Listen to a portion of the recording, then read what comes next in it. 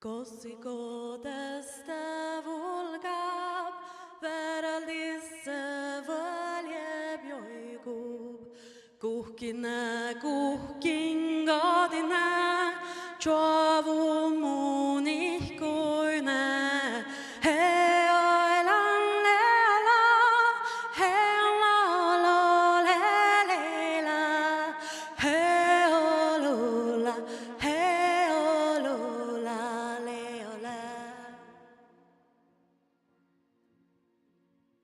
Challabaguide plarine, jichane mugirjene, ushadub kaikellerme, urruksi rahpa minje,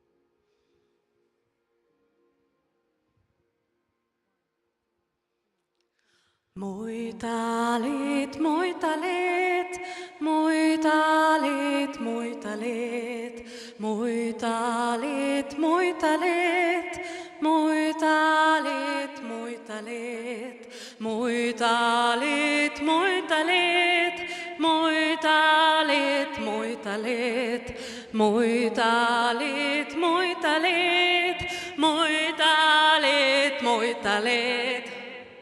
Hey,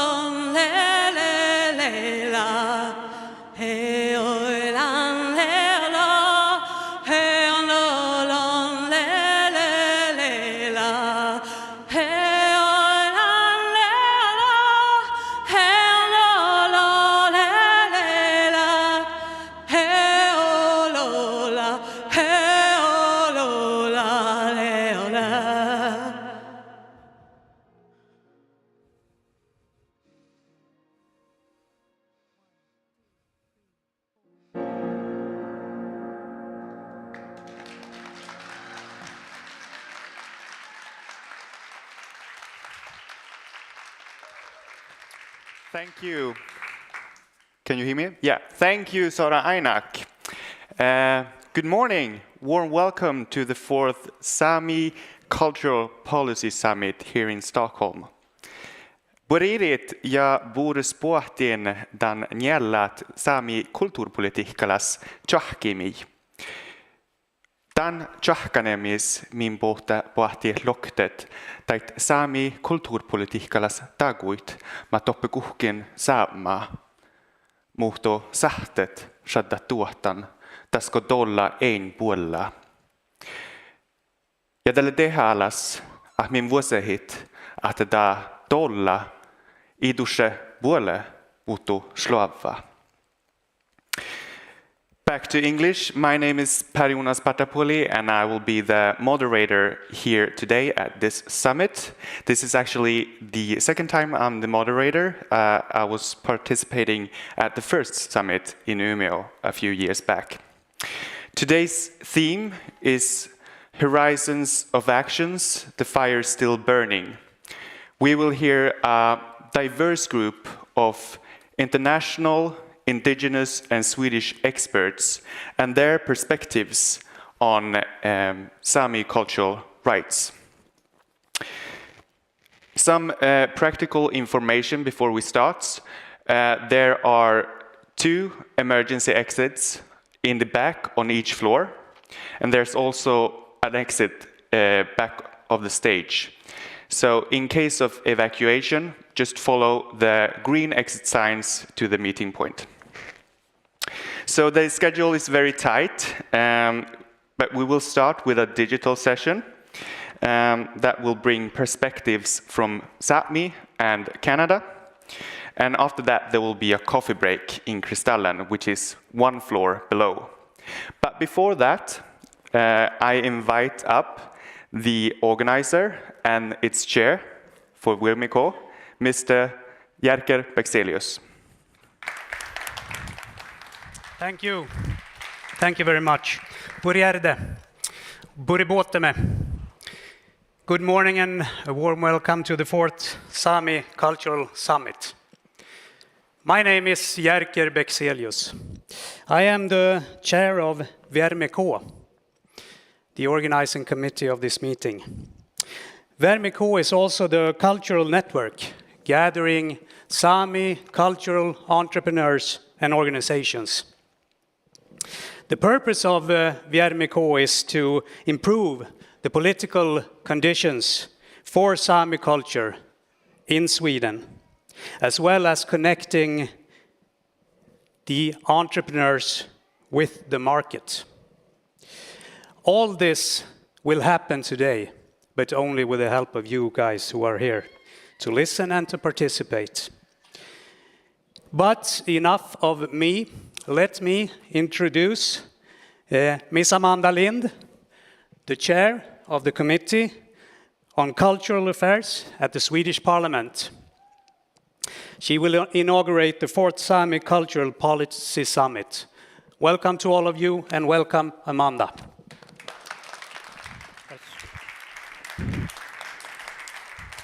Thank you very much, and I'm so glad to be here at this 4th meeting, the Sami Cultural Policy Summit. The name of this conference, of this meeting, is Horizons of Action. The fire is still burning. And I have been thinking a little bit about this fire that is still burning. I know that a lot of you in this room has a fire for Sami rights. And I know that parts of this fire is contented by anger, by sorrow, by wrath, and also by pain. And we know that a lot of things to do based on this fire is to reclaim rights that should be clear. And this is, of course, one aspect of the fight for Sami rights and for the Sami culture. But I would say that today, the burning fire that we are here today to discuss and to take forward primarily is a fire of pride, of beauty, and of hope. Today we can, and also take part of magnificent Sami cultural expressions, magnificent Sami artists. Horizon viewing discussions is something that I'm looking forward to, and I especially appreciate the international perspective that we are going to take part of today. I am convinced that through different experiences, through different horizons, we can inspire each other to change. I want to quote the Sami artist Nils Aslak Valkeapää. He, in a good way, describes the Sami art and culture as a part that are unable to separate from each other. Art is as an isolated phenomena, is an unaccustomed idea for the Sami. As a result, artists, as a professional group, are also a product of modern society, a result of the mad rush of our time. Through the Sami lifestyle, each moment in life becomes an artistic experience. And This is something that we must understand when we discuss to strengthen Sami culture and art. We cannot talk about strengthening Sami culture and art and not talk about strengthen Sami rights. There has, of course, been taken steps, but we know that they are still too small. We have to strengthen Sami cultural infrastructure, and we have to strengthen Sami rights. And this is our responsibility as a state, based on our constitution and based on the international conventions we are standing behind. We, the public Sweden, shall support the opportunities for Sami to sustain and develop their culture. And the Sami hold the right to influence in issues that concerns them. And this is guidelines that we must follow in our work in forward. And this is not just something that we, the official Sweden, must do for the Sami people. This is something that we have to do for all of us. Because for a sustainable society, we need to respect the indigenous people. And because for a rich and for a vivid cultural life, a rich and vivid Sami culture is a necessity. I want to thank the Viermekei and the Kultur i Norr for arranging this important meeting. I'm looking forward to an important day and important discussions to actually improve the Sami cultural infrastructure together. And with these words, I declare the 4th Sami Cultural Policy Summit inaugurated. Thank you. Thank you. Thank you, Amanda. It's good to know that there's at least one person in the Swedish Parliament who will make sure that the Sami cultural policy issues will be on top of the agenda. So now let's start with the digital session. And Mr. Dale Turner, who is a professor of political science of the Center of Indigenous Studies at the University of Toronto. Mr. Turner is Anishinaabe on his father's side and a citizen of the Temagami First Nation. Listening to indigenous peoples in and on their own terms. A warm welcome to Dale. The floor is yours. Thank you very much. Oh my gosh, how's my hair? My head looks rather big on that stage. First of all, thank you very much for this kind invitation, and to my friend Michael Lindblad for the invitation. I realize I have just 25 minutes and 45 seconds, and I did a practice run yesterday, and it took me 2.5 hours. So I'm going to speed things up a little bit, but I do have a couple of, I think I have a couple of points to make about the Canadian experience, about the Anishinaabe experience, and how I see and understand contemporary Indigenous politics in Canada. So I'll have two parts. I think I'll say a little a very brief history of Canadian Indigenous politics. And then I will say something about the politics of Indigenous translation, which is, I think, where we have moved into in terms of our relationship with the Canadian state.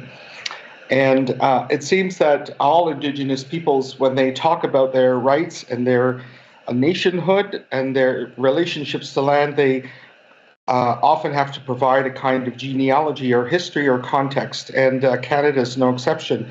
Where I choose to go back is to 1969, with the Canadian Liberal government. Pierre Elliott Trudeau was swept into power in 1968, and one of the things that he was set to do was to solve the Indian problem, as it's called over here, both in the US and in Canada, and in shopped around what's called a white paper, and in this white paper, the goal or proposal was to, in a sense, get out of the Indian business. That the idea was that Indians would no longer have any special form of legal or political recognition. They would do away with the Indian Act, they would do away with the treaties, and the idea is that they would, Indigenous peoples would become citizens of the state along with every other Canadian. So it's driven by this liberal view of politics founded on two assumptions. One is the supremacy of state sovereignty, the federal government, and the other is that when we talk about morality, when we talk about rights, the fundamental moral unit of this language of rights is the individual. And the response to that was quite vehement, was quite loud, especially from the chiefs of Alberta, and came up with their own response in the form of a red paper, where basically they said, no, the idea is not to subsume us within the general public, but for the Canadian state to step up and honor their responsibilities in the relationship, namely for them, the treaty relationship. So we have in Canada this history of the state acting, imposing, characterizing Indigenous rights and sovereignty and nationhood, and then there's always an Indigenous response to this. And in this case, the white paper and the red paper, I believe, set in motion a politics that we have inherited and has evolved to this day. And I'll provide a couple of points along the way to demonstrate this. So first of all, through the 1970s, Canada was in this period of constitutional evolution of our constitution, constitutional reform. In one sense, the most important issue was how to deal with Quebec and Quebec's form of distinctiveness.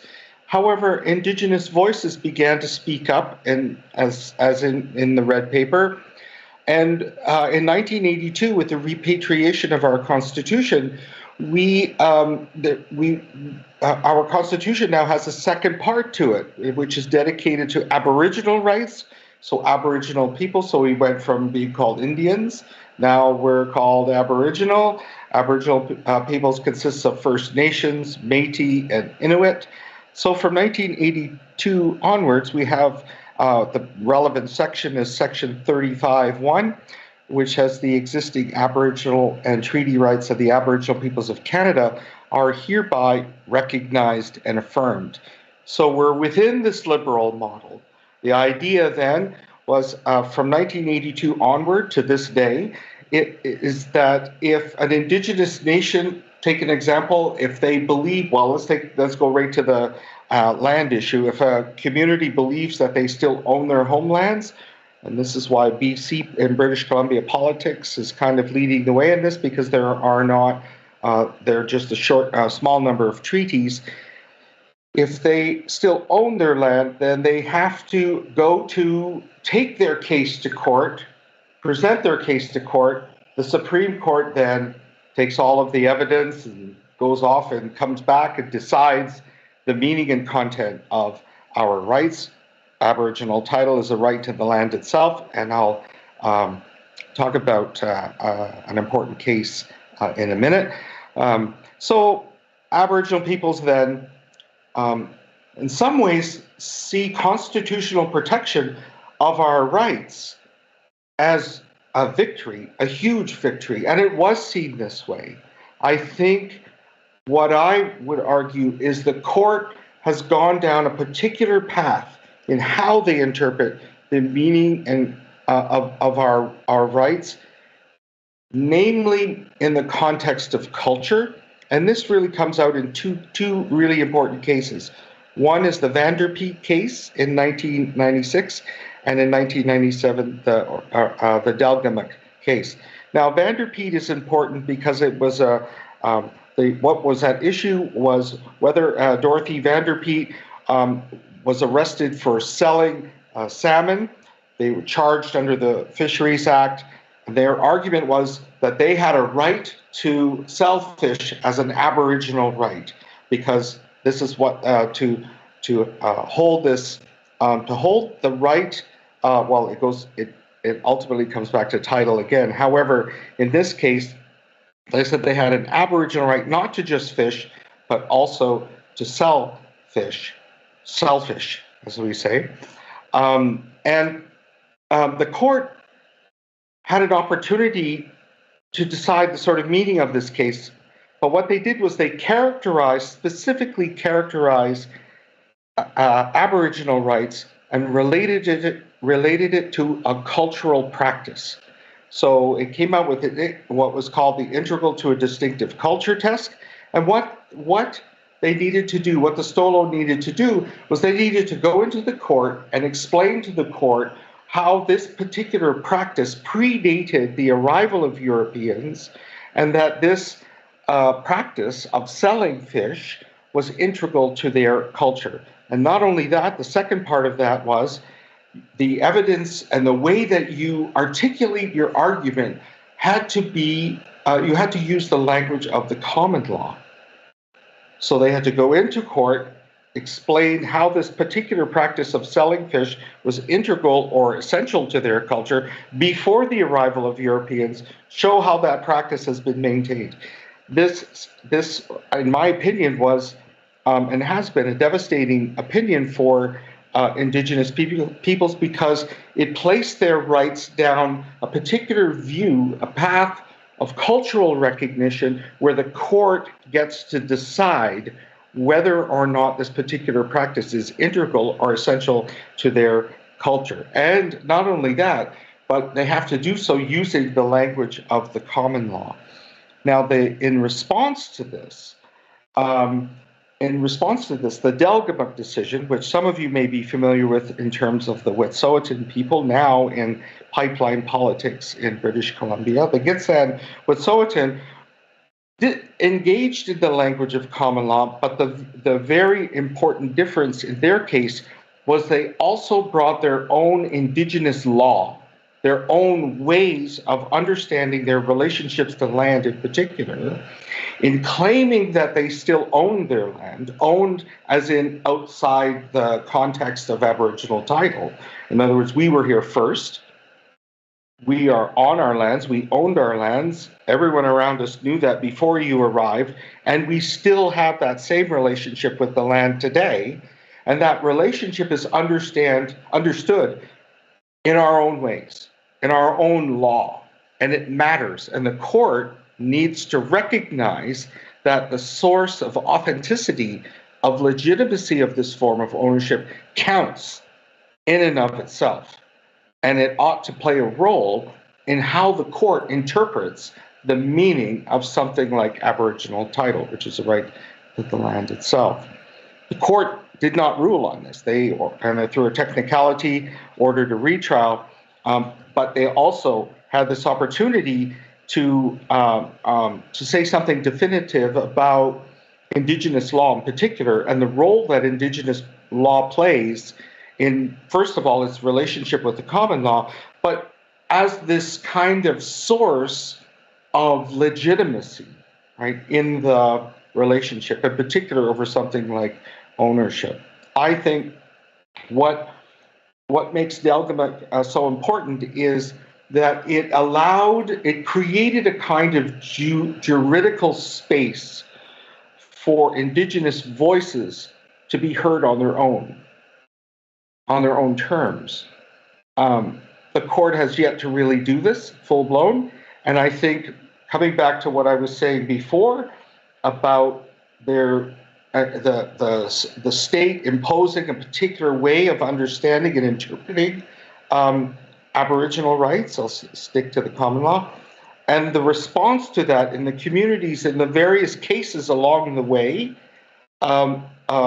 even up to the most recent cases, are in a sense to bring or to resist and make room for Indigenous law, their own ways of understanding their relationships to land as relevant to the way the court thinks about our rights. So the way to bring this to a kind of conclusion in this part is to say that there are two ways of characterizing Indigenous rights in Indigenous politics. One is what I call this delegated view. And this delegated view, as I said, with the white paper and with the Van der Peet decision, what it does is it places the sovereignty of the state as supreme. State sovereignty is supreme. We can interpret, the state can grant Aboriginal rights, even protect them in the Constitution. However, at the end of the day, the sovereignty of the state is supreme. And the other thing that came out of Van der Peet is that Aboriginal rights are characterized as a form of reconciliation between the laws and traditions and customs of Indigenous people with this, what I say is a unilateral assertion of state sovereignty. And the other thing that's key to this delegated view is that ultimately it's individuals that matter most in how we think about justice, individual rights. So once again, in the second part of the Constitution, Aboriginal rights are a form of group right, and this runs up against this certainly a dominant liberal view that only individuals are the possessor of rights. So to recognize a group right within that model just flies in the face sort of philosophically. However, the other view that's important here is what I call the inherent view.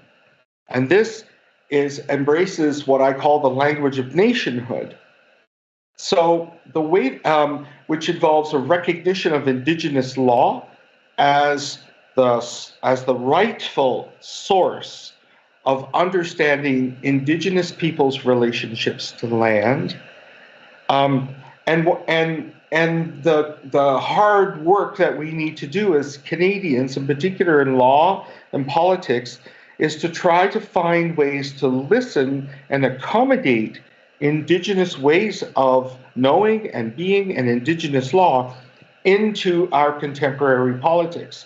Now, what I think confuses this is that within the kind of liberal model, within the delegated view, there is this recognition of the inherent right. There is this kind of push over the last couple of decades to recognize Indigenous understandings and Indigenous languages and Indigenous law as relevant to how we understand and interpret the meaning of our rights as they are, for example, applied to public policy. However, Indigenous peoples constantly run up to this wall of the sovereignty of the state, trumping Indigenous understandings of nationhood, and that, I think, is what has characterizes the relationship in a contemporary context. But what's happened now is Indigenous peoples along the way, in particular from the Idle No More movement in 2012, where there was this massive turn back to the land by Indigenous peoples, led by Indigenous women in particular, to work with our young people to resituate how we understand ourselves as nations, how our own ways of thinking, our own languages. So language revitalization has been really key since 2012. It's been key for a long time, but really took on a different sort of direction. And I think what's happened is a lot of Indigenous people see the failure of the Supreme Court and Section 35 and that whole liberal model of characterizing and accommodating our rights as failing, right, to accommodate who we are and how we understand ourselves as nations. In particular, our relationships to land is relevant to how we understand ourselves as Indigenous peoples. And I think the politics has shifted to a period of what I call the politics of Indigenous translation. And what Indigenous peoples are trying to do now is not so much trying to find the right explanations for entering into a court of law using the language of the common law, and here, this is a really important distinction, and I think it's something that is really evolving in Canada, is that the common law is not going to go away. That's our reality, right? The reality is the nation state is going to continue to assert and exercise its power over Indigenous peoples. However, what we realize now is that that turn back to the land itself and how we understand our relationships to self has, especially among our young people, created forms of empowerment that I think are not just simply making room in Canadian society for Indigenous cultural values, which of course is really an important part of this cultural recognition. But what goes along with that cultural recognition is a kind of epistemological politics. And what I mean by that is it's not so much the language that makes its difference. It's the language in relationship to the land and our ways of thinking that we need to make room for within Canadian society that comes up against the common law.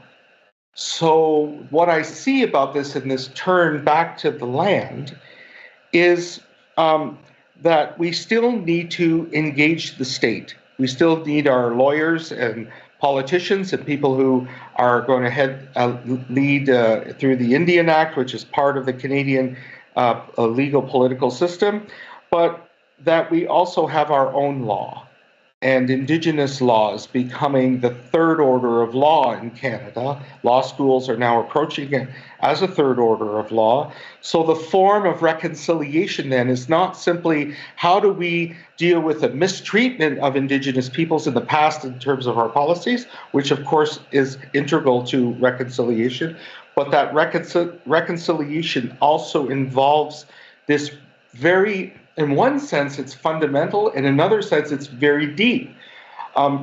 Recognition of a kind of resurgent Indigenous voice in Canadian politics, where our ways of understanding and explaining on our own terms is relevant to the well-being of Canada as a whole. And I think I might be getting close to being out of time. So a way that I see this then, the way to bring this together, is that Indigenous peoples' relationships to land remain at the heart of the forms of difference that Indigenous peoples want to bring into and have recognized it to be essential to how the Canadian state understands itself. So the common law then needs to evolve in ways that allows for the expression and the recognition of Indigenous law, our own ways, our own philosophies, our own relationships to land, to matter in how Canada is evolving as a nation state. So I'll stop there, and I thank you. I hope I made some sense anyway.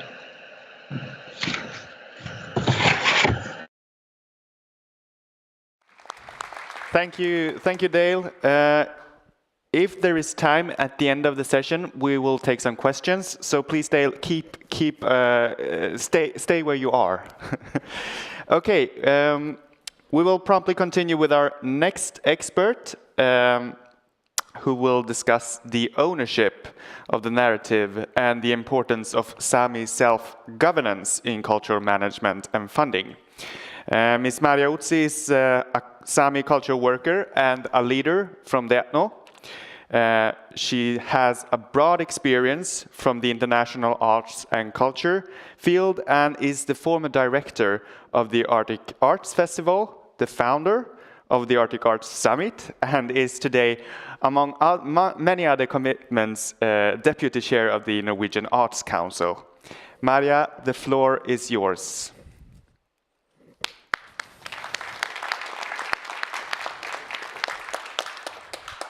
Thank you, Per Jonas. Dear all brothers and sisters of Sápmi, honored guests. As Per Jonas said, my name is Maria Utsi, and it's a great pleasure to be here today as part of this important event, even though I didn't have the chance to be with you in person in Stockholm. I come from Hjertno, Tana, on the Norwegian side of Sápmi, and I currently live in Tromsø. But I do work all over the Arctic as a consultant and project manager. In the last 15 years, I've held various leadership positions in Norwegian cultural life and work closely with the Sami cultural field also. And as Jonas said, for the last 7 years, I've also been appointed deputy chair of Norwegian Arts Council and been entangled in allocating broad funding to the independent art scene in Norway and Sápmi. And friends, let me tell you this. I am extremely concerned with power. The power of definition. Power to define what is important, what is right, what is relevant, what is good, and what is bad. And maybe most importantly, what is art and what is artistic freedom. This power can be both formal and informal. Sometimes it's difficult to detect, but always equally important. I therefore thought I would talk to you today about cultural management and funding from a power perspective and try to outline some structural challenges that today stand in the way of equality between the Sami and the majority population when it comes to the premises for arts and culture, funding and development, and therefore in the way of equal artistic freedom. Much of this will probably be known to you already. We know that the conditions are not the same and that the imbalance in funding between Sami and majority institutions is real and seemingly not changing. However, I would like to share some reflections with you from my 7 years as a member at the Norwegian Arts Council and from my experiences with both policymaking and strategic development of funding and support structures for the independent art scene in Norway. Let me start with stating what might come across as a bit harsh. I will argue that there is very limited understanding for the formal core premises for Sami societal and cultural development, which in a Norwegian context is Article 108 in our constitution. It says, the authorities of the state shall create conditions enabling the Sami people to preserve and develop its language, culture, and way of life. I do find that highly interesting. What are these conditions? Wouldn't it be fair to think that the conditions at least should be the same for both majority and Sami artists? Are the conditions equal today? I would argue not at all. And I do think that we more often should refer to the Constitution itself when arguing for changes. Funding and creating the right conditions is not a nice gesture. It is a commitment authorized by law. We must not forget that. The question is therefore, what conditions are necessary to enable the Sami arts field to develop equally and sustainably in the future? Today, the funding of the Sami arts field is essentially managed by the Sami parliament. As some of you probably know, the differences between the three parliaments' cultural budgets are striking. Yet they all manage budgets that are significantly smaller than the needs of the field they are set to serve. So not only is the funding insufficient, it also creates great differences within Sápmi and leads to the fact that the artists and institutions' room for action in no way can be seen as equal to the rest of the national arts field. It also limits the extremely important collaborations across the national state borders in our nation, our Pan-Sami community. The insufficiencies in Sami Parliament funding for culture therefore makes artists and organizations dependent on national funding. Funding allocated through systems that are not built for diverse realities, experiences, traditions, and practices. The Norwegian Arts Council was established in 1965 and has, through soon to be 60 years, been supporting and stimulating the independent professional art scene in Norway. The establishment can be said to be part of an extensive nation building after the Second World War, where one of the main motivations was to secure Norwegian literature and art in competition with an increasingly strong influence from the growing pop culture in America. I am truly proud of the Norwegian Arts Council and the system that facilitates peer assessment at an arm's length from political governance. However, the system is not built for diversity. It's built to identify artistic quality through the peers' own experiences and references. It is built for recognition and familiarity, and it will always seek what is known all over Scandinavia and European cultural management as high artistic quality, as if that is one specific and objective asset, intuitively identifiable for those with the right frame of reference and knowledge. This, my friends, is a very slippery slope. Intuition comes from our previous experiences, our education, and our professional training. The intuition is trained to recognize what is known to us. It is not a magical ability to identify objective and universal artistic quality, if I may say so. In a system based on intuitive recognition and the ability to identify what is already known and appreciated, Sami art will often come short. It is no one there to mirror and reflect the artistic perspectives, the realities, the urgencies, and motivation. And the projects will seem unknown, irrelevant, and incomprehensible.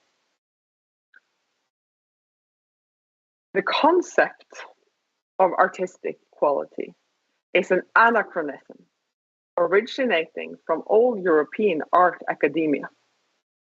It is a concept of power, which today serves no other purpose than to support the status quo. The art is truly a mosaic of different qualities in plural and context. It always has been. It just hasn't been recognized as that. This relentless pursuit of high artistic quality has also contributed to Sami artists experiencing balancing on a tightrope. The drop height is great, and the room for experimentation can feel smaller when the needle's eye for recognition is so small.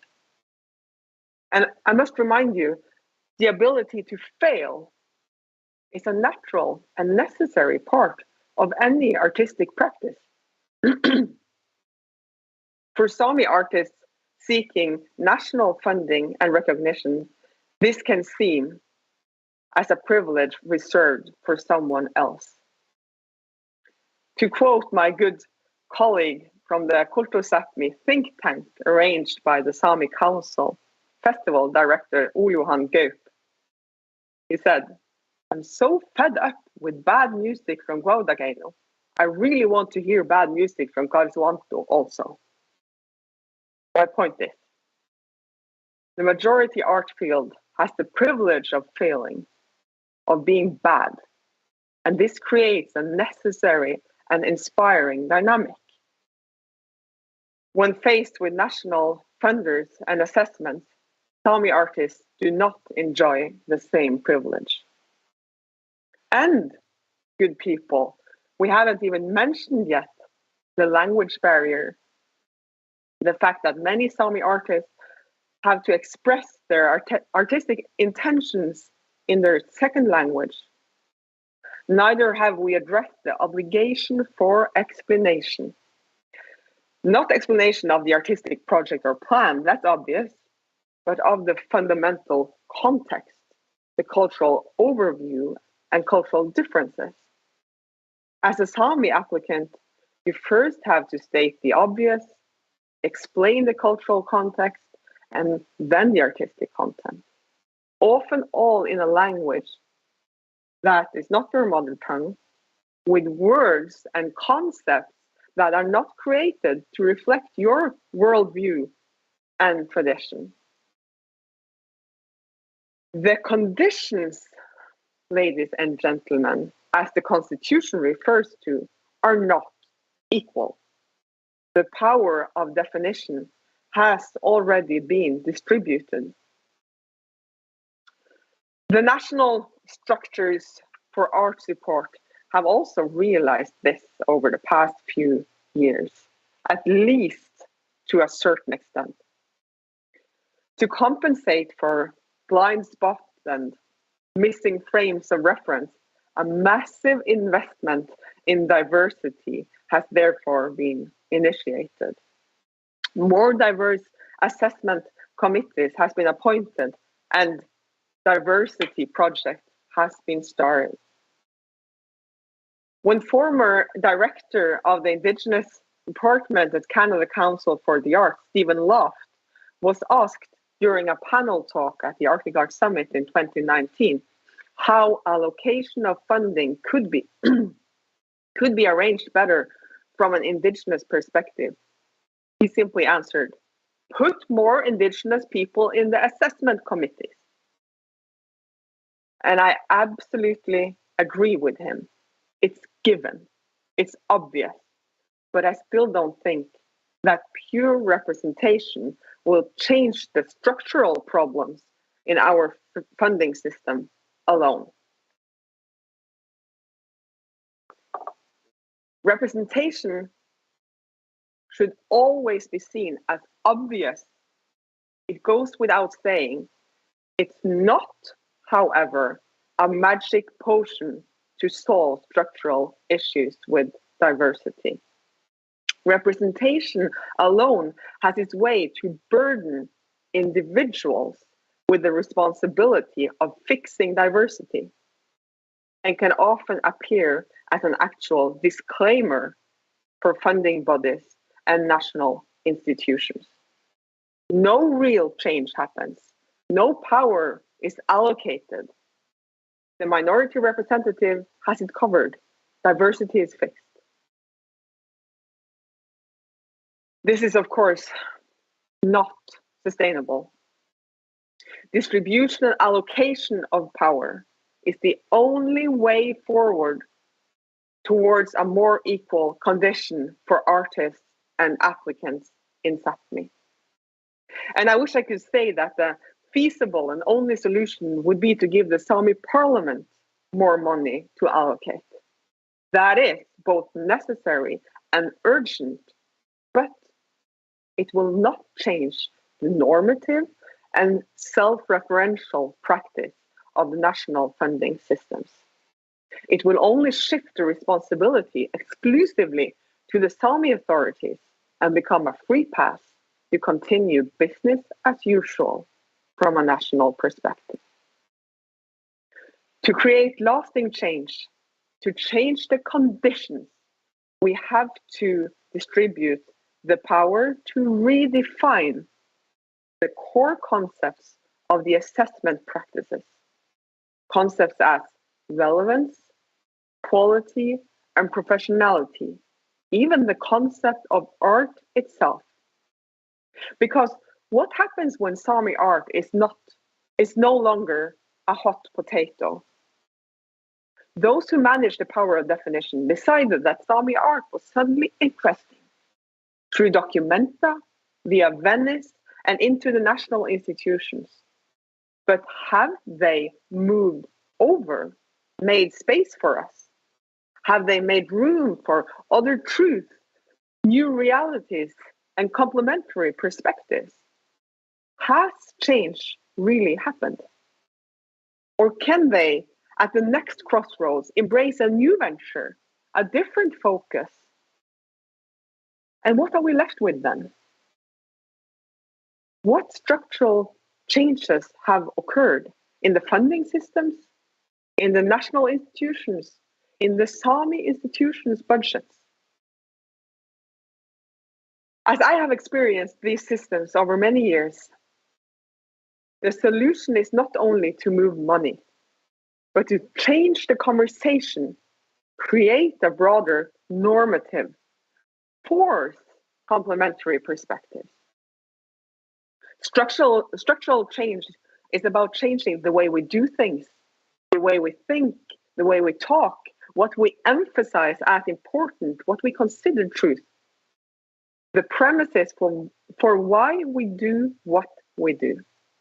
It's about picking apart, one by one, the defining terms, the hinges that create an inside and an outside, the proper art on one side and then everything else. The diversity projects pop up in every governmental body these days, and I love it. It's imperative, it's critically timely, and it's an absolute necessity.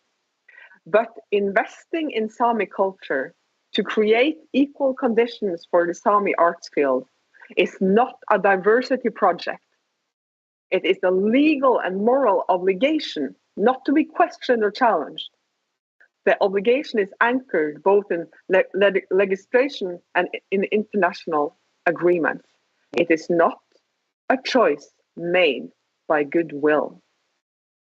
Hardly controversial, but still, with this in mind, from my side of the border, it is difficult to understand how the Swedish government can think or calculate that the Sami parliament's budget should cover their lawful obligation to facilitate the Sami people's ability to develop their culture, language, and society. The way forward will be winding.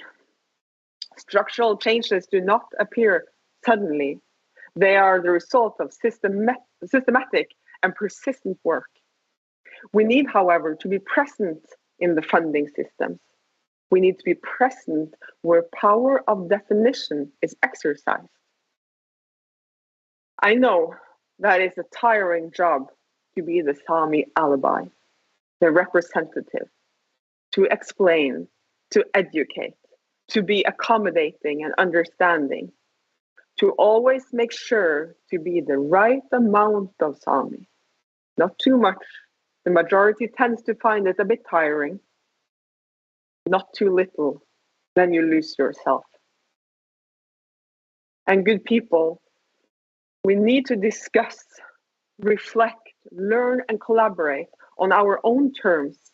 We need to define for ourselves what do we need to thrive and strengthen our artistic communities and institutions. How can systems be arranged and managed in a way that reflects our realities and our artists' needs?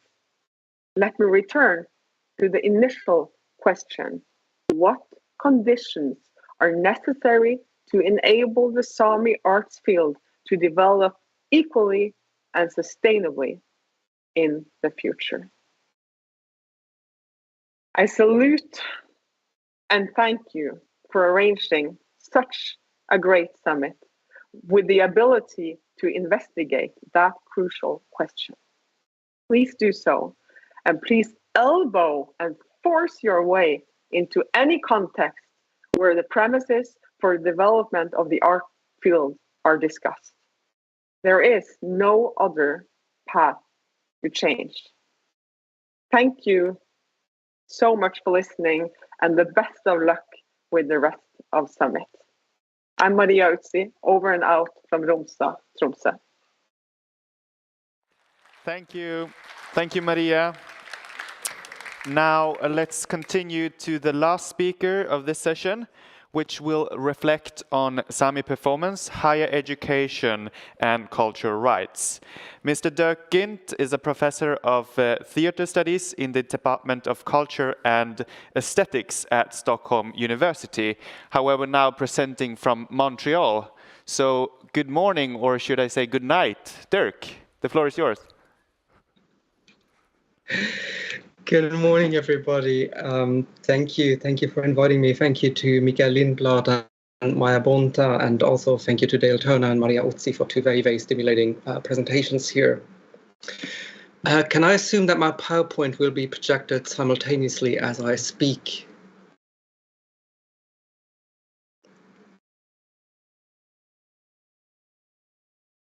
Hello? The presenter, yeah, now. Yeah. Now. Okay, good. Good. Thank you. So I'd like to start off with two acknowledgements. First, I'm zooming in from the city of Montreal, or Utbudsdag, which is located on the unceded indigenous lands of the Kanien'kehá:ka Nation, who are the custodians of the lands and waters on which I find myself today. Second, I'm very honored to have been invited to this fourth Sami Cultural Summit, and I come to the table in a humble and respectful way. I do so as a settler theatre scholar who is critically analyzing the history of Kiron Sami Teater in dialogue and consultation with the ensemble, staff, board of directors, and artistic director. My objective here today is to make a claim for the importance of higher education and the performing arts for the strengthening of Sami cultural rights, and I will do so with selected references to a Canadian and a Swedish contexts. Next slide, please. Published in 2015, the final report of Canada's Truth and Reconciliation Commission, or TRC, included a list of 94 calls to action with concrete recommendations to increase the rights of First Nations, Inuit, and Métis peoples, promote their welfare, and implement compensations for the colonial crimes committed. An entire section of these 94 calls is devoted to the topic of language and culture, and highlights, among others, the necessity to preserve and strengthen indigenous languages, the need to create culturally appropriate high school and university curricula, and the importance of granting indigenous peoples and communities the right to be in charge of bolstering their own cultures, an endeavor that should be appropriately funded. The reason I ground my presentation in the Canadian TRC is to underline the significance of culture, language, and education in the reconciliation processes that are unfolding across the circumpolar region. Next slide, please. When the Sami Parliament of Sweden in 2020 published its report to argue for a National Truth Commission, the document emphasized the need to educate on forced displacements, anthropometric observations, and assimilation processes in the nomad schools, and insisted on the Sami people's rights to their lands since times immemorial. In addition, the report demanded better language programs, argued for increased financial support and autonomy for Sami culture, and suggested placing more emphasis on Sami topics, as well as Swedish and Nordic colonial history in high school and university curricula. Next slide.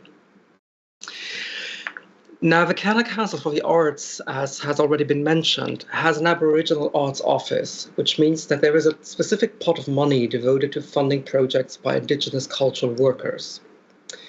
In the 2020-21 season, the Council awarded a total of 23.7 million Canadian dollars, which is almost 17 million euro, to Indigenous-led cultural projects, surpassing its own goal of $18.9 million.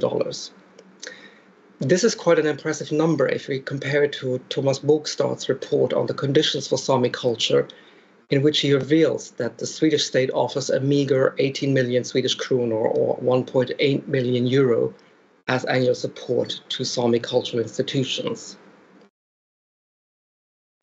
Now, I know that Stephen Loft, who's also already been mentioned and who is the former director of the Aboriginal Arts Office of the Canada Council, has been a speaker at a previous Sami Cultural Summit, so I will not dwell on this issue, but I simply wish to remind us all of the staggering differences of financial support to Indigenous culture in various circumpolar countries.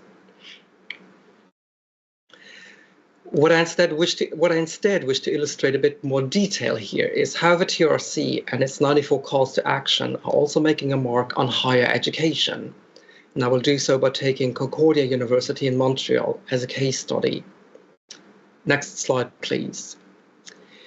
In 2019, Concordia hit the national news when it revealed its Indigenous Directions Action Plan, which is an explicit attempt to decolonize and indigenize the university. The action plan is a direct response to the TRC, but also references the UN Declaration on the Rights of Indigenous Peoples.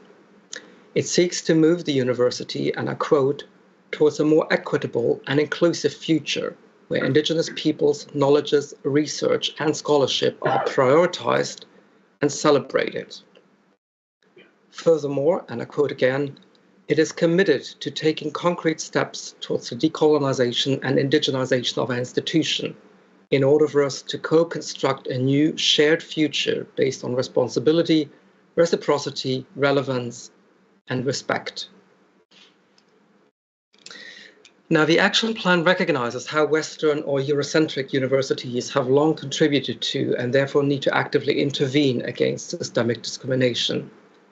More than paying lip service to this fact, the action plan stakes out a roadmap to a more equitable, diverse, and inclusive university that welcomes Indigenous knowledges and offers a safe space for Indigenous students, faculty, and staff. It affects all levels of the university organization, from senior administration to the classroom and beyond. Initiatives that have already been implemented range from community engagement and sensitivity training to curricular modifications and the implementation of language programs. Furthermore, there are ongoing special hiring initiatives to recruit Indigenous as well as Black and people of color researchers and instructors, in addition to concrete reforms to attract and retain Indigenous students. Crucially, an annual budget to support Indigenous-led projects and events has also been established. The reason I am highlighting Concordia is because I speak from the position of a university professor and settler scholar. The Indigenous Directions Action Plan shows the impact that a well-designed and well-implemented TRC can have on higher education, and thereby also on language and culture. Now, I do not wish to bite the hand that feeds me, but I believe that if Stockholm University were asked to produce a similar document at this current moment, many people's heads would pop off. And yet, it is my hope that once the Swedish Truth Commission has conducted and concluded its work, my home academic institution will take it upon itself to also engage in the simultaneous processes of decolonizing and indigenizing the university. Next slide, please. And let's say a few words about the term decolonization here. In the inaugural issue of the journal Decolonization, Indigeneity, Education and Society, Eve Tuck and Kei Wayne Yang famously posit that decolonization is not a metaphor. Decolonization, they argue, must not be misconstrued as the latest fancy academic theory that is confined to the seminar room. Neither must it be deployed as what Tuck and Yang identify as settler moves to innocence, that is, and I quote, strategies or positionings that attempt to relieve the settler of feelings of guilt or responsibility without giving up land or power or privilege, end quote. So the heart of the matter is that decolonization is about Indigenous people's rights to their lands, waters, and resources, and Indigenous people's rights to compensation for stolen lands, waters, and resources. Decolonization, according to Tuck and Yang, is a hard and painful process that will not necessarily lead to a satisfactory outcome, let alone reconciliation for all parts involved. Importantly, though, they do admit that this should not preclude the necessity of solidarity and education. Next slide, please. Now, while I do not disagree with this statement, I also wish to credit the important work of Maori Indigenous education scholar Linda Tuiwai Smith. In her seminal book, Indigenous Methodologies, Smith reminds us that decolonial labor must offer what she calls a language of possibility, which is where the power of the imagination plays an important role. Smith writes, and I quote, "Imagining a different world, or reimagining the world, is a way into theorizing the reasons why the world we experience is unjust, and posing alternatives to such a world from within our own worldviews." The transformative agency and contributions of cultural representations and live performances must not be underestimated here. And now I tend to make a passionate claim for the importance of performance here, so bear with me, please. As a theatre scholar, I'm particularly interested in the dialectical relationship between the performing arts and society. Theatre is not a passive mirror of contemporary social norms, political concerns, or power structures, but an active participant in these, and thus helps shape social reality. Moreover, there's a strong educational dimension to performance, as it exposes us to stories and characters whose experiences allow us to discover a world beyond our own. The very act of coming together and celebrate community for the duration of a performance creates intellectual and emotional bonds between audiences and performers that can outlast the duration of the actual performance and form the seed for critical thinking and maybe even activist intervention. After all, as the Brazilian theatre director Augusto Boal famously posits in his book Theatre of the Oppressed, and I quote, "Perhaps the theatre is not revolutionary in itself, but have no doubts, it is a rehearsal of revolution." Next slide, please. The Algonquian playwright, director, and actor Yvette Nolan has suggested that Indigenous performance works as metaphorical medicine to extract the poison and damage caused by settler colonialism. Nolan states, and I quote, "Indigenous theatre artists make medicine by reconnecting through ceremony, through the act of remembering, through community building, and by negotiating solidarities across communities. The stage, as Sami cultural historian Veli-Pekka Lehtola argues, offers the means to take control of self-representation, promote languages, negotiate cultural identities, and foster positive self-identification." In personal interviews that I have conducted with Åsa Simma, she emphasizes the power of storytelling and the power of a narrative in which audiences can recognize themselves as a means to stimulate social change. Next slide, please. As many of you know, Åsa Simma is the artistic and managing director of Giron Sami Teater, and I will now proceed to a short description of my research about the company, which is Sweden's oldest and largest professional Sami ensemble. My project seeks to chart the history of Giron Sami Teater by analyzing processes of production and reception of selected historical and contemporary plays and performances. It also studies the company's long fight to become anointed a fully state-financed Sami National Theatre. As a second aim, the project highlights the decolonial labor of Sami performance, which represents, stages, embodies, and challenges the manifold abuses committed against the Sami by Swedish and Nordic settler colonialism. As previously mentioned, the work is conducted in consultation and dialogue with the artists and staff at Giron Sami Teater, to whom I wish to emphasize my gratitude and respect here. Next slide. My scholarly and ethical approach is indebted to Rauno Kokkanen's rich work on Sami self-determination, which prescribes the social, moral, and academic responsibility of Western scholars to help implement the necessary changes for a broader and genuinely diverse university. According to Kokkanen, and I quote, It is up to the Academy to do its own homework and address its own ignorance so that it will be able to recognize and give an unconditional welcome to indigenous peoples' worldviews and philosophies." End quote. Doing one's homework, in turn, requires a recognition of the narrow understanding of what constitutes knowledge upon which Western universities base their curricula and research programs. To oppose the epistemic ignorance that has also left its trace on my own discipline, namely theatre and performance studies, I rely on Kuokkanen's notion of the gift, which she suggests as a means to highlight indigenous knowledges and encourage relationships that are characterized by respect, responsibility, and reciprocity. Following Kuokkanen, I propose approaching Sami performance as a gift to embrace the relationships and responsibilities that this denotes. Performance, maybe more than any other art form, is about mutual relationships, respect, trust, and communication, which I believe makes it particularly suitable as a means to decolonize and indigenize culture, education, and society. I wish to round off my presentation by briefly illustrating this statement with an example from one of Giron Sami Teater's more recent productions, Colonial Nation, a theatrical truth and reconciliation commission, which opened in February 2017.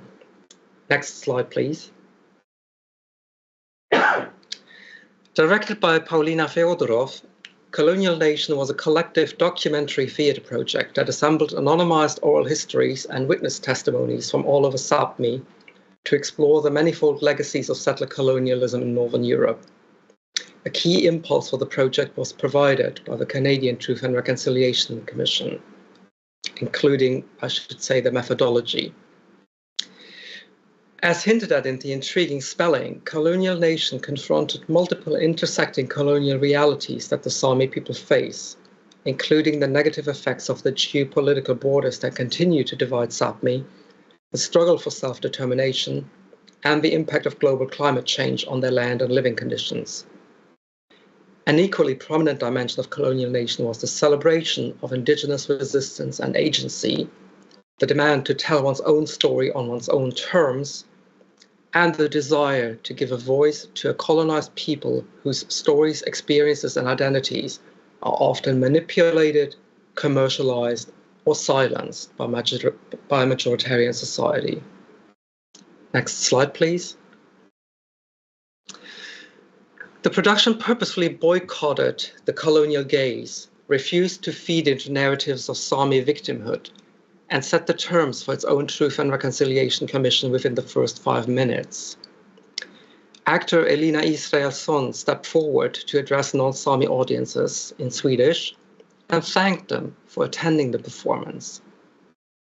The ritualistic act of welcoming audiences into a shared performance space was an act of generosity. Colonial Nation was offered as a gift. Accepting this gift also meant honoring the responsibilities that came with it. Israelsson asked non-Sami audiences to maintain a respectful distance and realized that catering to them was not the primary concern of the production. Next slide, please. Here a quote from Israelsson's opening speech. "Colonization is not a shared experience between the one who is colonizing and the one who is subjected to it. We have two entirely different roles in this story, in this history." Israelsson further explained the lack of Sami visibility in mainstream culture and discourse, which is why the performance marked an intervention. I continue quoting, "We're talking about our shared experience as a people, as Sami, and you are welcome to share our shared experience with us, to witness. And maybe this can become a shared experience, the fact that we are sharing."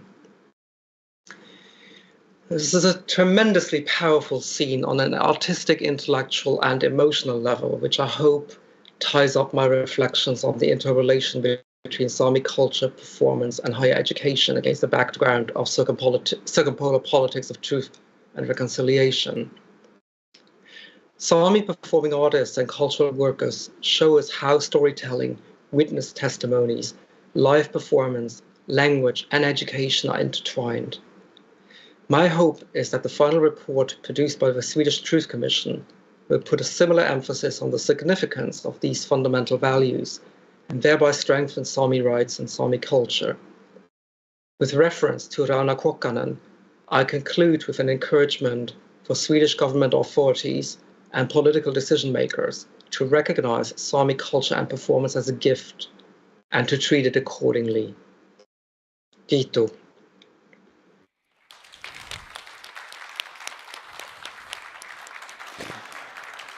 Thank you, Dirk. Unfortunately, we do not have time for questions. We are behind schedule. But I encourage you all to seek contact with the presenters directly and send in your questions afterward. Yeah, thank you, Dale. Thank you, Maria. Thank you, Dirk. A special thanks for those who got up in the middle of the night to present. I hope you will get some sleep now.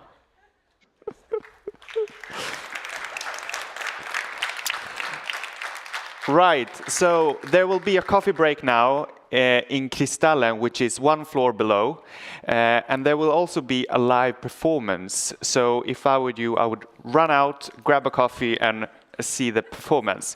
We will start here 10:15 sharp, and we will start sharp 10:15. So please be back then.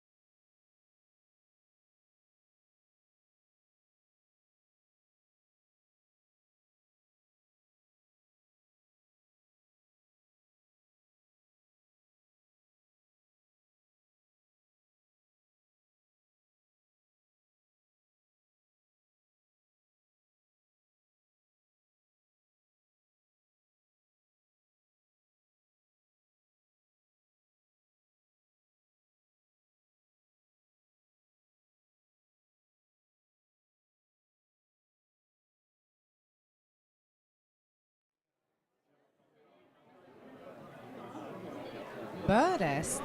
Jag börest båtime. Hej och hjärtligt välkomna hit till Kristallen där jag står idag.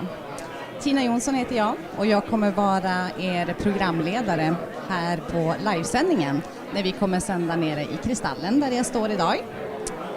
Här kommer det ske mingel under dagen bland kulturutövare som står här av olika slag. Det kommer även ske intressanta framträdanden på Kristallenscenen här som kommer pågå också under mingeltiden. Så ni kommer få hänga med mig idag när vi minglar runt bland kulturutövare och även kika lite grann på scenen. Så jag tänker vi kör igång direkt. Så jag lämnar över till Victoria som står på Kristallenscenen. Varsågod Victoria. Hallå, hej publiken i Kristallen. Jag heter Victoria Harnesk och jag är koordinator på VMK. Jag vill hälsa er välkommen till utställardelen. Det som kommer att hända här i pauserna idag, det är att vi kör live-koner. Man får gärna komma och titta och lyssna. Om man får intressanta samtal kan man titta sen på nätet. För ni ska känna er helt fri att fortsätta mingla och nätverka med våra utställare vid borden. Och jag kommer att lämna över direkt till Anna-Maria Persson och podden Samesystrar som kör igång under 10 minuter. Tack så jättemycket.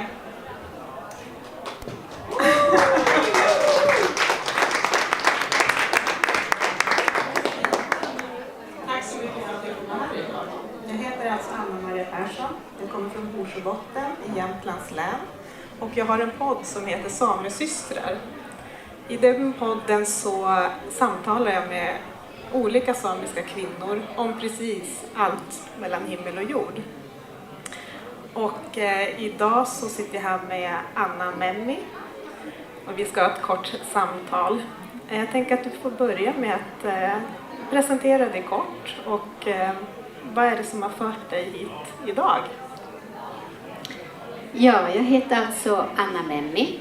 Och jag är samtalsterapeut och yogalärare i mitt eget företag Annas livskraft.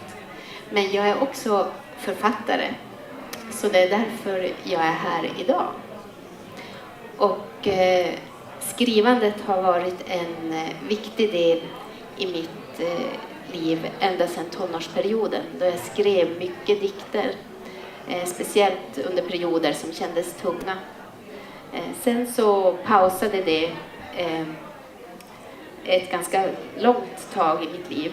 Men sen när jag var på väg in i väggen igen så återupptog jag det här med att skriva dikter just när det kändes som allra tyngst. Så, men när jag väl hade kommit in i väggen och började ta mig ut ur väggen igen, då tog jag tag i skrivandet på riktigt. För då insåg jag att jag måste välja en helt annan väg i livet. Och då blev skrivandet en viktig del. Just det. Vad betyder skrivandet för dig? Vill du utveckla lite mer? Alltså vad gör det med dig? Det som är så fantastiskt med att skriva, det är ju att du och jag verkligen får skriva vår egen berättelse. Vi får skapa vår egen verklighet där vad som helst är möjligt.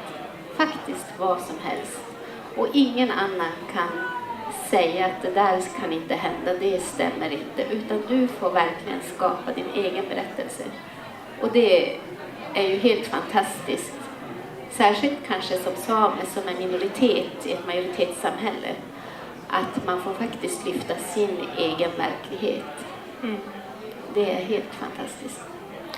Du sa att du har skrivit i hela ditt liv egentligen och så haft en paus. Och vad var startskottet egentligen att börja igen? Vad var det som skedde? Ja, dels så var det ju det att jag behövde en livlina när jag höll på att braka ihop totalt. Så då skrev jag av mig i korta dikter för att liksom lämna det tunga bagaget någonstans. Men det som verkligen fick mig att ta tag i skrivandet, det var när Källegåte hade skrivarkurser. Och så hade de en skrivarkurs i Kiruna som jag valde att gå. Och då blev jag ju påmind om det här manuset som hade legat på en USB-sticka i 20 år och bidat sin tid. Som sen blev då barnboken Maria och Nordanvinden, som är en bok för 6-9-åringar. Och den kom till tack vare Källegåtes skrivarkurs. Just det, och den finns väl här också? Den finns här idag till försäljning också. Just det. Jajamän. Mm. Men när du skriver, vad inspirerar dig? Varifrån hämtar du inspiration? Dels så hämtar jag både inspiration och läkande kraft från naturen. Naturen är en oerhört viktig del för mig, både i mitt skrivande och i yogan som jag utövar, för jag älskar att göra yoga utomhus i alla väder. Jag har något som jag kallar yoga i väder och vind, så det gör jag även i smällkalla vintern. Så naturen är en viktig inspirationskälla, men till skrivandet är också de muntliga berättelserna som jag hörde som barn. Jag minns så tydligt hur jag sitter i min mormors kök i Parkalombolo på det stora blommiga golvet, i ett här plastgolv, ni vet, med stora blåa blommor. Där sitter jag och leker på golvet och känner den här doften av kokkaffe när mormor står vid spisen och kokar kaffe. Och släkten sitter kring köksbordet och berättar historier från förr. Och de där berättelserna tog ju mig till platser där jag aldrig har varit. Jag fick lära känna släktingar som har gått bort före jag föddes. Och fantasin satt ju igång, eftersom jag inte hade hela bilden av varken människorna eller platserna, men fick höra glimtar av berättelser om händelser. Så det är en oerhört stor inspirationskälla, det muntliga berättandet. Mm. Och det är ju en del av det samiska, att vi har mycket muntliga berättelser och berättande i olika former. Absolut, och att något som jag reflekterar över, att elden, när vi sitter kring elden, då kommer berättelser, då öppnar människor upp sig. Min pappa var en väldigt fåordig man, men varje år under älgjakten, när vi hamnade kring elden, då kom berättelserna. Mm. Ja, men det där känner jag igen. Det är något magiskt att titta in i en eld och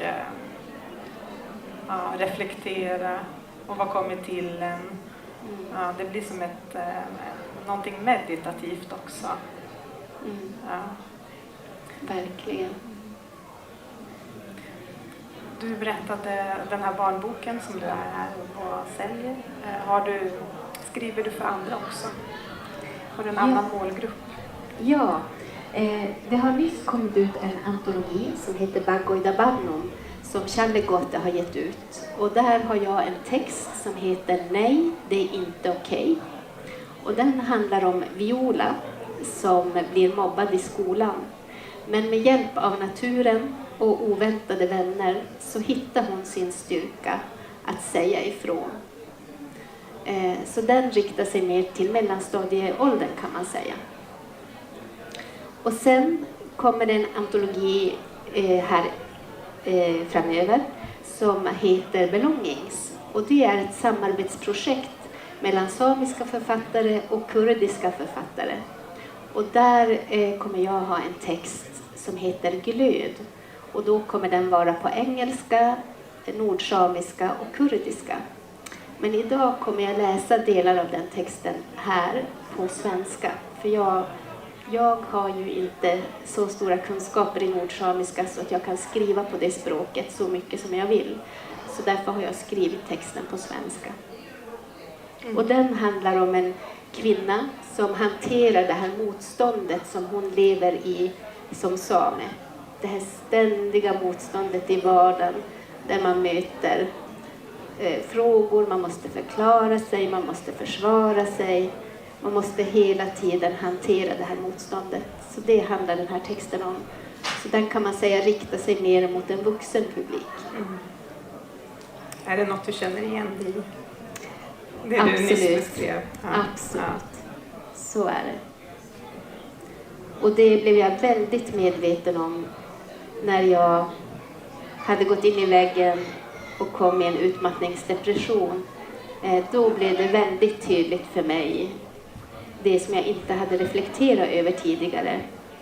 För jag jobbade som kulturhandläggare på Sametinget i 10 år. Och kom tillbaka till arbetsplatsen när arbetsmiljön hade blivit bättre. Så då handlade det inte om arbetsmiljön. Men då kände jag verkligen av det här ständiga motståndet. Att man är hela tiden som en aktivist som måste förklara och förklara och förklara. Och människor vill inte förstå. Och det motståndet orkade inte jag jobba i längre. Så då insåg jag efter jag hade gått in i väggen andra gången att nu måste jag välja en annan bana i livet. Jag måste göra något helt annat. Så det var då jag utbildade mig till yogalärare och samtalsterapeut och tog tag i skrivandet på riktigt. Just det. Det är fint. Jag tycker om berättelsen när man gör ett karriärskifte totalt och liksom vad är bakgrunden till det och vad driver den fram till det, och sen oftast upplever jag att människor kommer ut liksom på andra sidan som en helt ny människa. Och det lilla vi har pratat tidigare så känns det som att du har hittat någonting hållbart och ett fantastiskt liv. Att leva liksom med naturen som inspiration, skrivande, yoga, samtals terapeut. Jag brukar säga att, för man brukar säga att man kommer nog aldrig bli densamma som man var innan, och på något vis med något sorgset i det, att man inte blir densamma som man var innan. Men jag brukar tänka, vilken tur att man inte blir samma person, för då skulle man ju göra samma misstag om och om igen. Och tänk om det är så att man inte blir svagare eller känsligare av att gå in i väggen. Tänk om man bara blir tydligare. Om kroppen bara ger tydligare signaler om vad det är man inte vill och vad det är man vill. Tänk om det är därför man upplever ett så väldigt stort obehag när man är på väg att välja något som inte känns bra för en. Mm. Och med de orden, det var ett litet fint avslut, men vi behöver sluta. Det är andra saker på schemat. Men du kommer läsa din text senare idag här på scenen. Så att, jag får tacka för det här korta, fina samtalet med dig. Tack själv.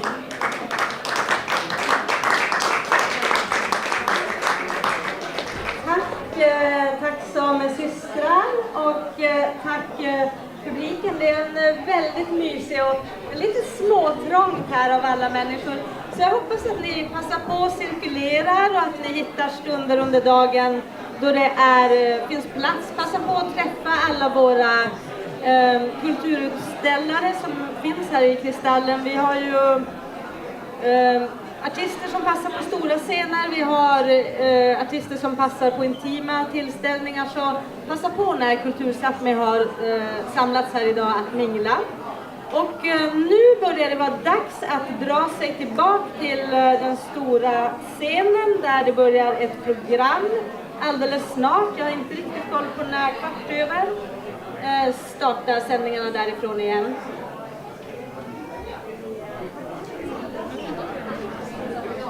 Hallå igen! Vad trevligt att vi fick lyssna på samesystrar från livescenen. Jag hoppas att ni har njutit av den stunden. Och jag har er nu några minuter till innan ni fortsätter där uppe på summiten. Så jag tänkte att vi ska passa på och gå runt här lite grann i Kristallen och se om det är någon som vi kan prata med lite snabbt. Så häng med!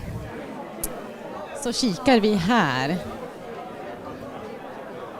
Vi ska se om... Hallå! Hej Ola! Hej! Vad trevligt att du är här idag. Tack själv, jättekul att få vara här. Ja, jag tänkte jag ska låna några ord av dig här innan de kör igång uppe på stora scenen. Och jag känner ju till dig Ola, men jag har ju med mig ett helt gäng här på livesändning. Hallå, hallå! Kan inte du berätta lite kort vem du är och vad du gör för någonting? Ja, jag heter Ola Stinnebom. Jag är orgesämje, jag är sydsame och jag är samisk scenkonstartist och mångkonstnär. Jag jobbar inom väldigt många fält, så om jag ska gå igenom allt jag jobbar med så tar det nog större delen av sändningen.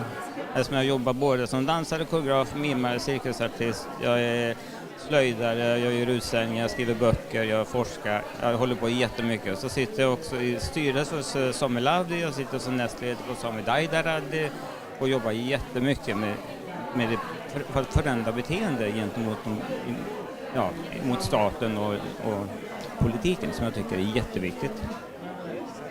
Gud, vilket CV, höll jag på att säga. Wow, vad mycket grejer du gör. Och jag tänker här idag, vad är det som du vill få fram främst idag av allt det du gör? Jag är här för att representera Sami Lavdi, den samiska scenkonstorganisationen som har sitt fäste i Norge, men vi jobbar ju liksom över hela Sápmi, så vi har ju medlemmar på svenska sidan också. Och då pratar jag också om Sami Daidaradi eftersom jag sitter också i den styrelsen som är hela den paraplyorganisationen. För det är först när vi samarbetar tillsammans som vi blir starka. För det är ju det som är liksom det samiska. Vi lärde oss tidigt där att enda sättet att nå ut är ju genom att organisera sig.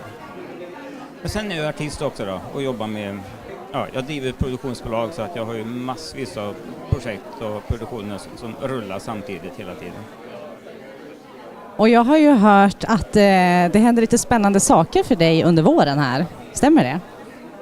Ja, jag har ju fått en inbjudan att ska åka över till The Big Apple till New York. Och jag jobbar ju med att stå på händer och tycker det är helt fantastiskt. Det är ju en gammal samisk tradition att nojden vill ha kontakt med den andra världen, den upp- och nedvända världen. Jag brukar säga det, don't try this at home, för det kan vara väldigt farligt. Det är lätt att spränga blodåder i hjärnan och då hamnar man på sjukhus. Kommer vi få se någonting av det idag? Ja, det vet man aldrig. Jag har inte bestämt vad jag ska göra ändå. Så att det är precis när jag går på så jag får se. Tack så jättemycket Ola. Tusen tack. Och då ska vi lämna över tillbaka till stora scenen där summiten fortsätter. Så över till dig Per-Jonas och tack.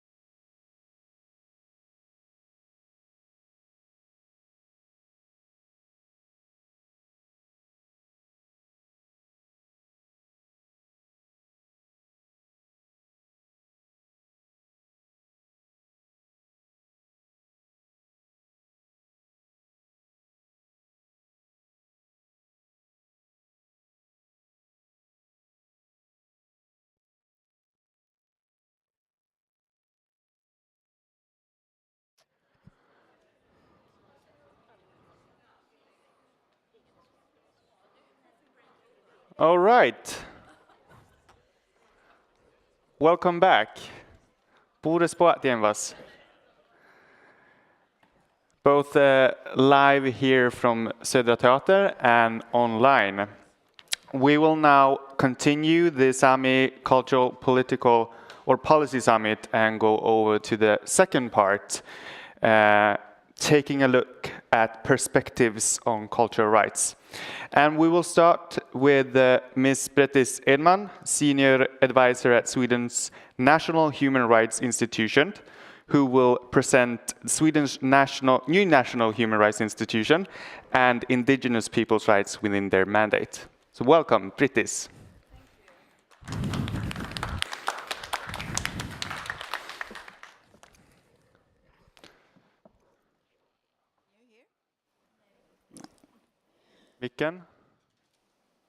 Can you help me? Yeah, now. Great. Thank you so much for giving me the opportunity to be here today at the impressive event of the 4th Sami Cultural Policy Summit. Many thanks to the organizers and also to the previous speakers we just heard. Such in-depth knowledge and perspectives are invaluable for a new human rights institutions such as the one I represent. I represent Sweden's new independent national human rights institution, Institutet för mänskliga rättigheter. Since September, I'm a senior advisor and the focal point for Sami human rights, climate, and the Convention on the Elimination of All Forms of Racial Discrimination. For many of you, the relevant question isn't whether input to us as an institute is invaluable, but whether the institute will be valuable for you, for human rights of Sami people in Sweden. And my response is yes, it has to be. Let me give a brief presentation about the Institute, its mandate and its role. And I will say a few words about the Institute in relation with Sami rights. The UN recommends that all states have a national human rights institution to strengthen the protection and the promotion of human rights within their jurisdictions. All human rights within their jurisdictions, I should emphasize. Following years of specific recommendations from various UN treaty bodies and that monitor and assess how Sweden lives up to its human rights obligations, and pressure from civil society organizations, and I believe some of those who've been part of that pressure are in the room today. Following all those years, the Institute is now a reality, if under construction.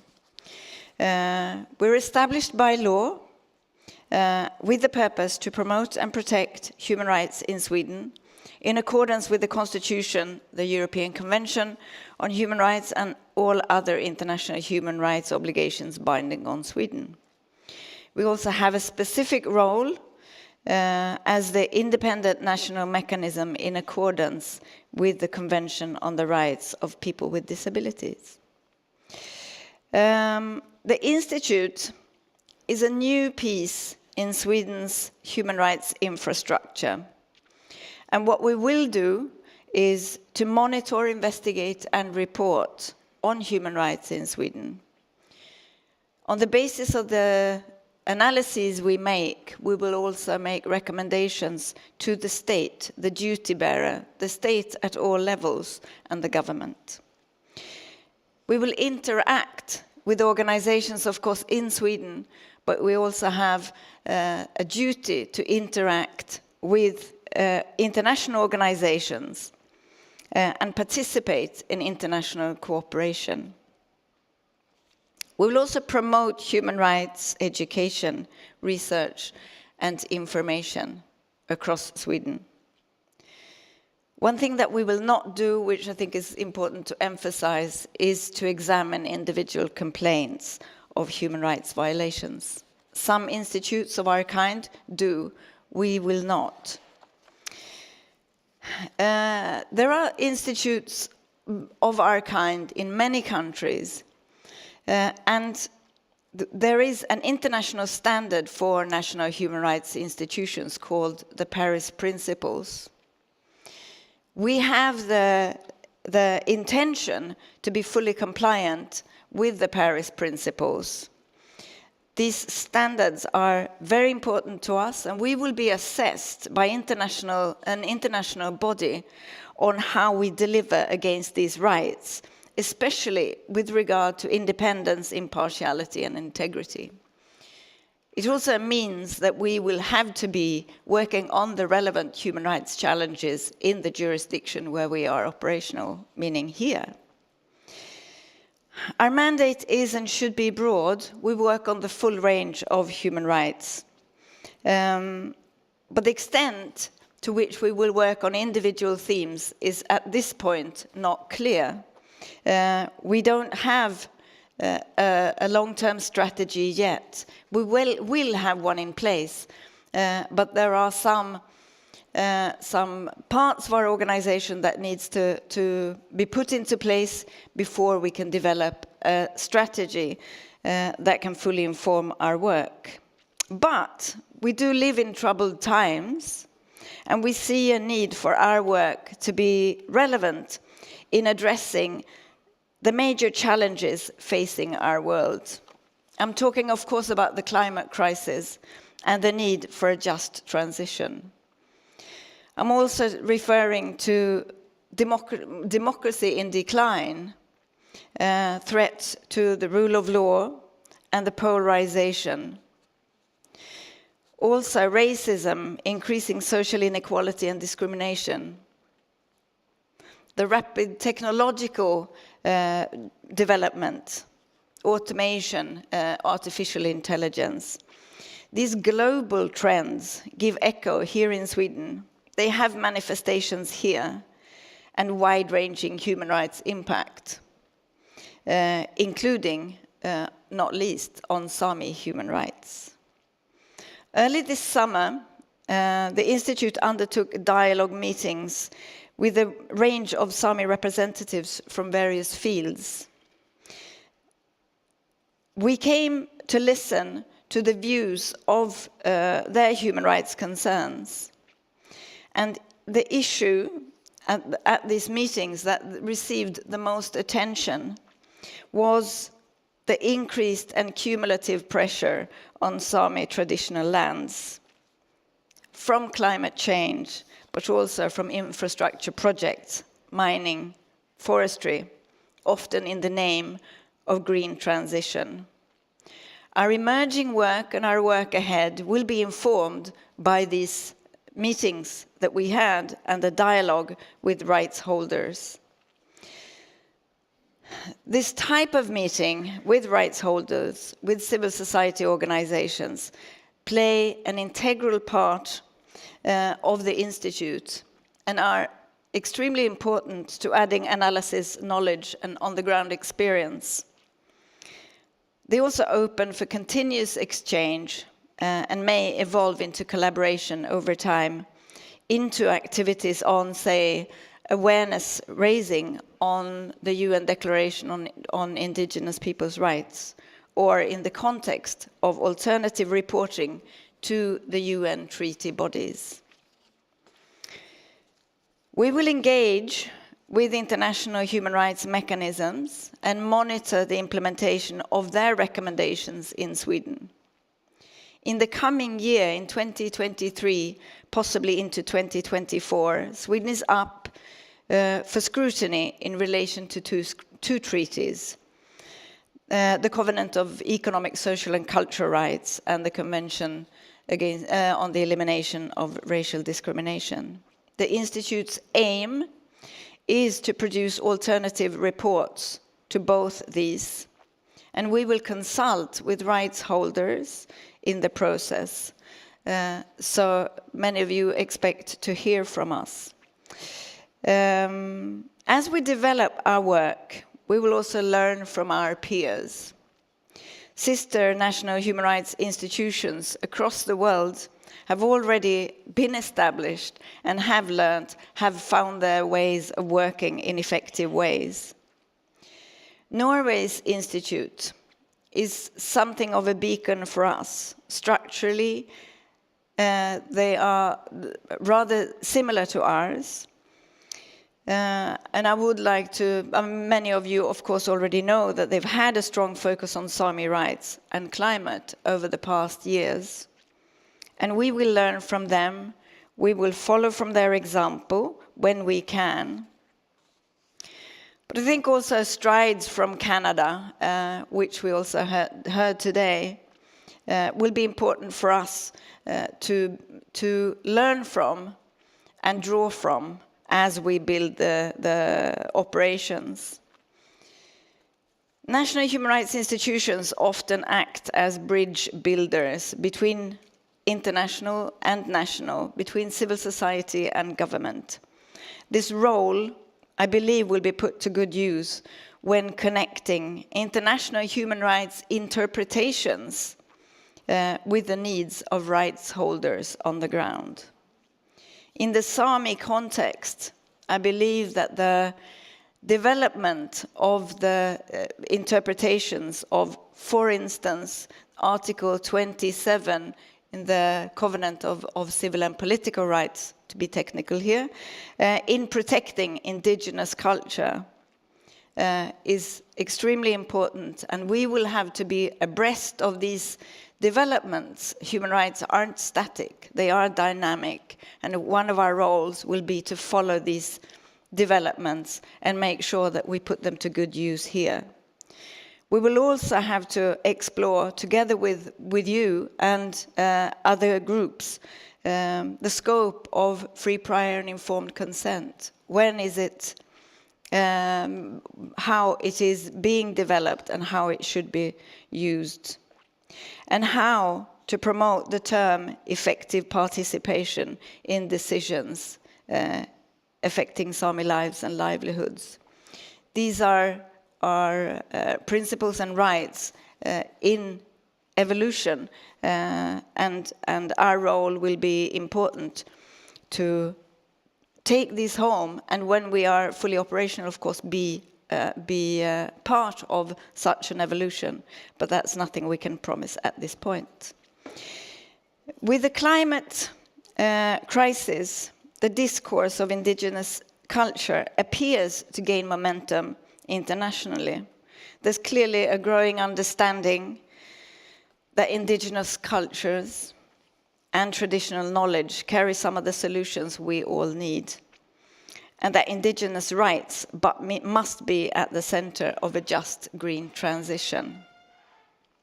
As a human rights institution, a national human rights institution, we may be well placed to amplify this discourse in the national context here in Sweden. The Institute is new, our learning curve is steep, and your contribution to where we are going is invaluable. It helps to shape us. And I also would like, in conclusion, to say our doors are open, so please be in touch. Thank you.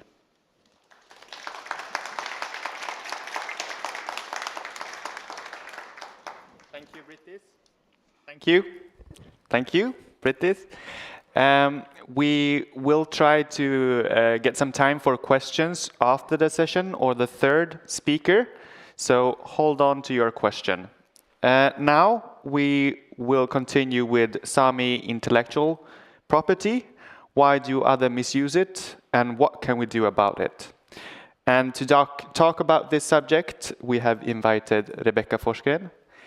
She's consulted within national and international laws regarding indigenous rights. Welcome.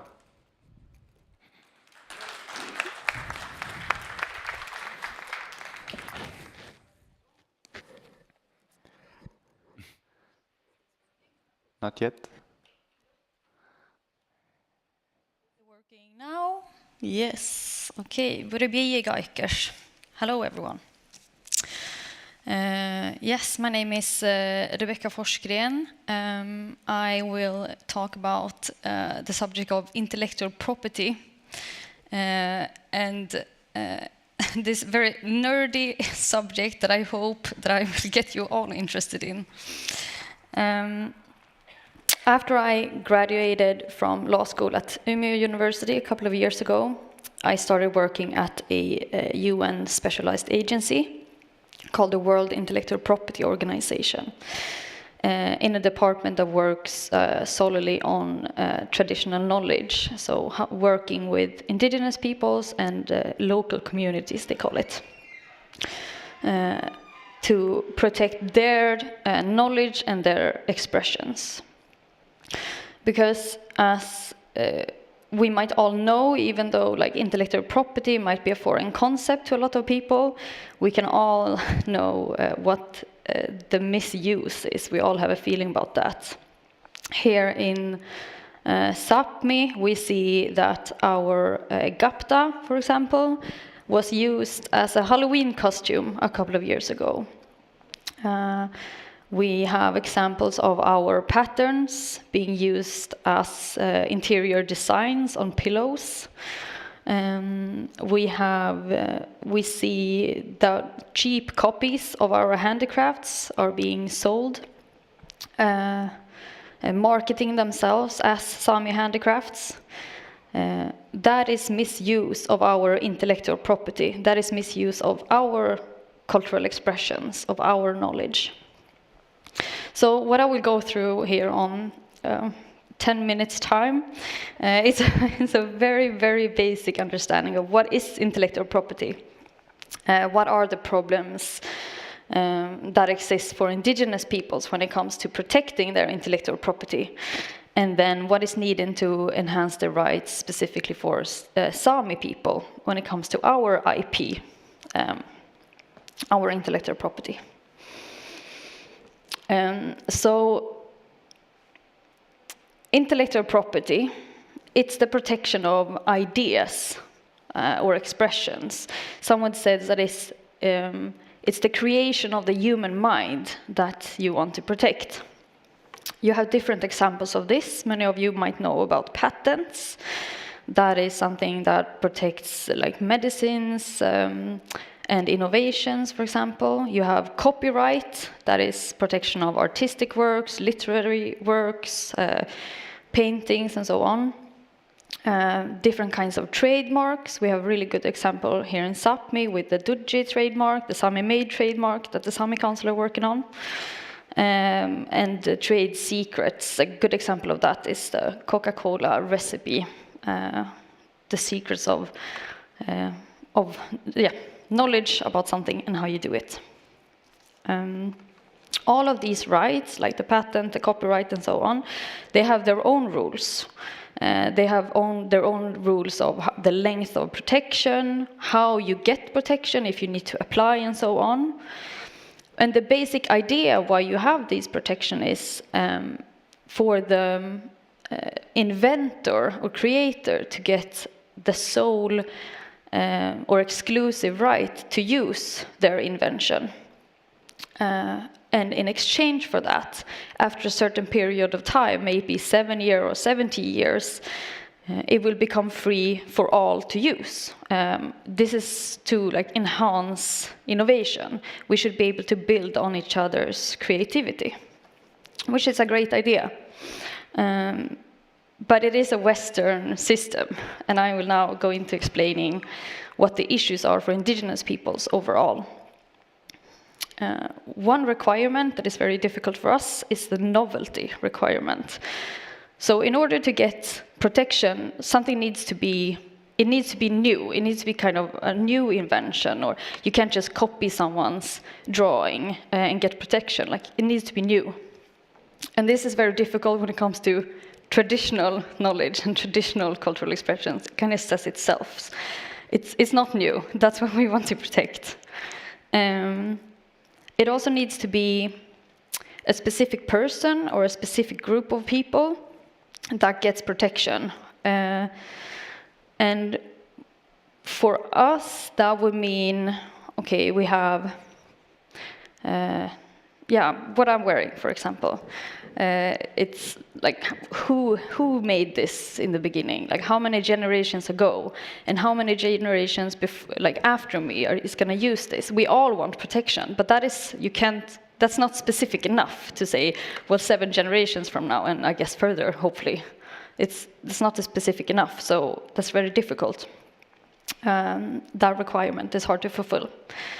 Another difficulty that many indigenous peoples face is that we are divided by different countries because of colonization.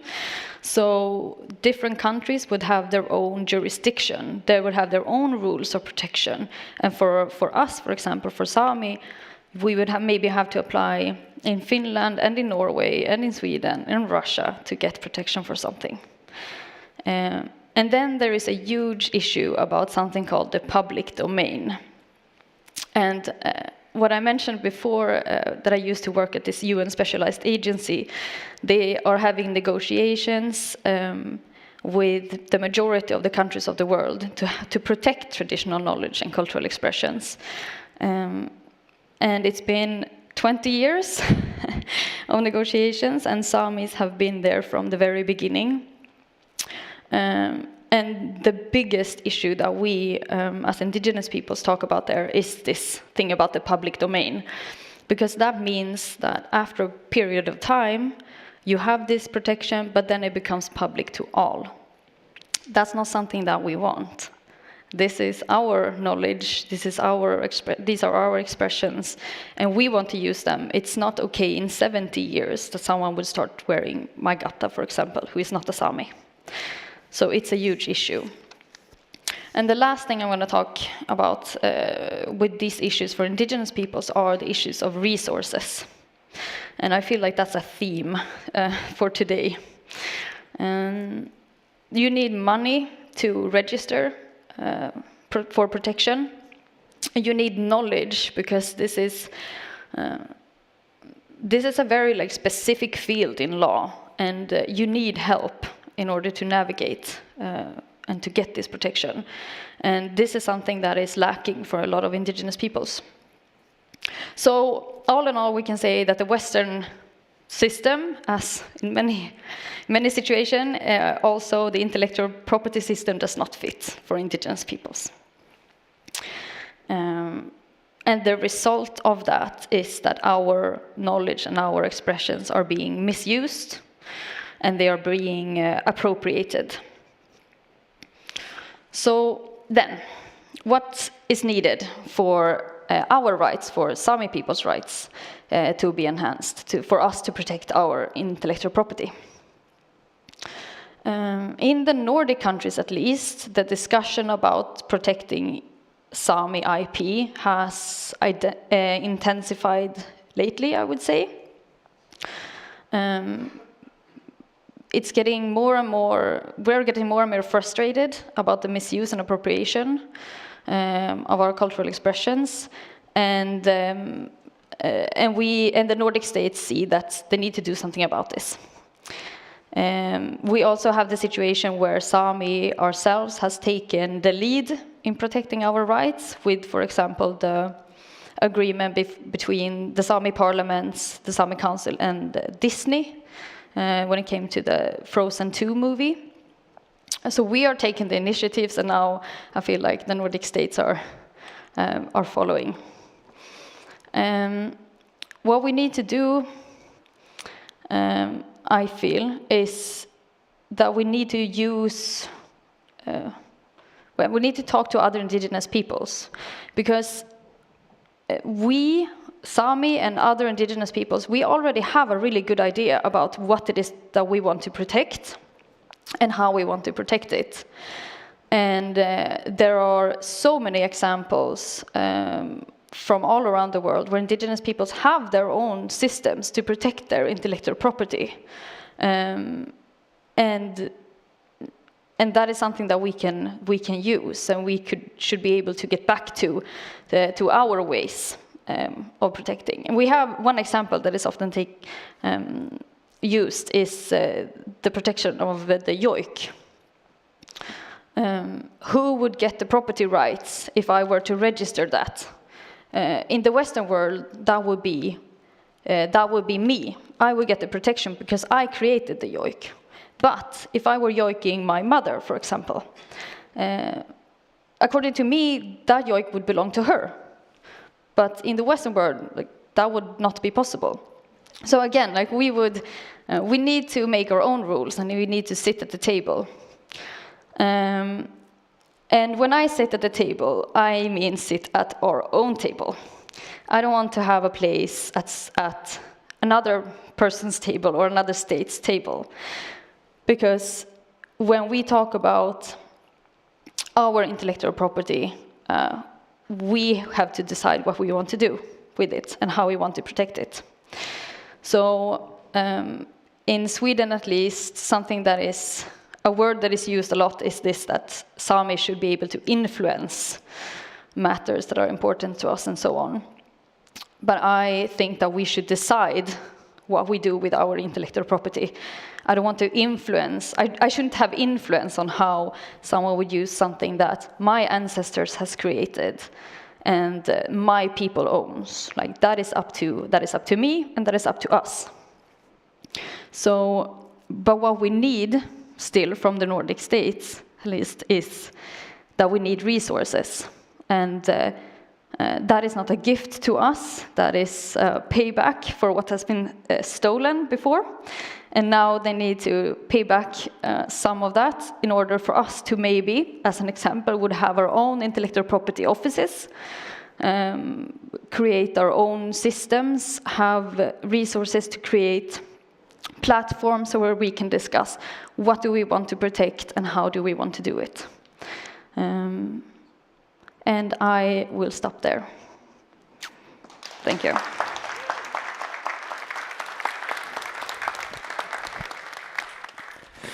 Thank you, Rebecca.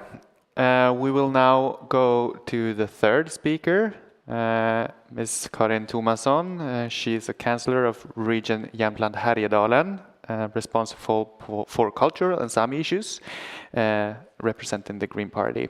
And she will talk about Kultur i norr, culture in the north of Sweden, regional work to strengthen the Sami culture.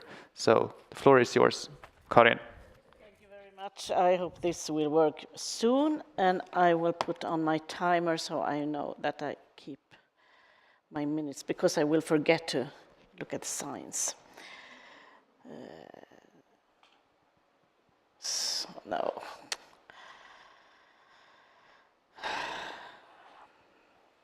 This was more complicated than so.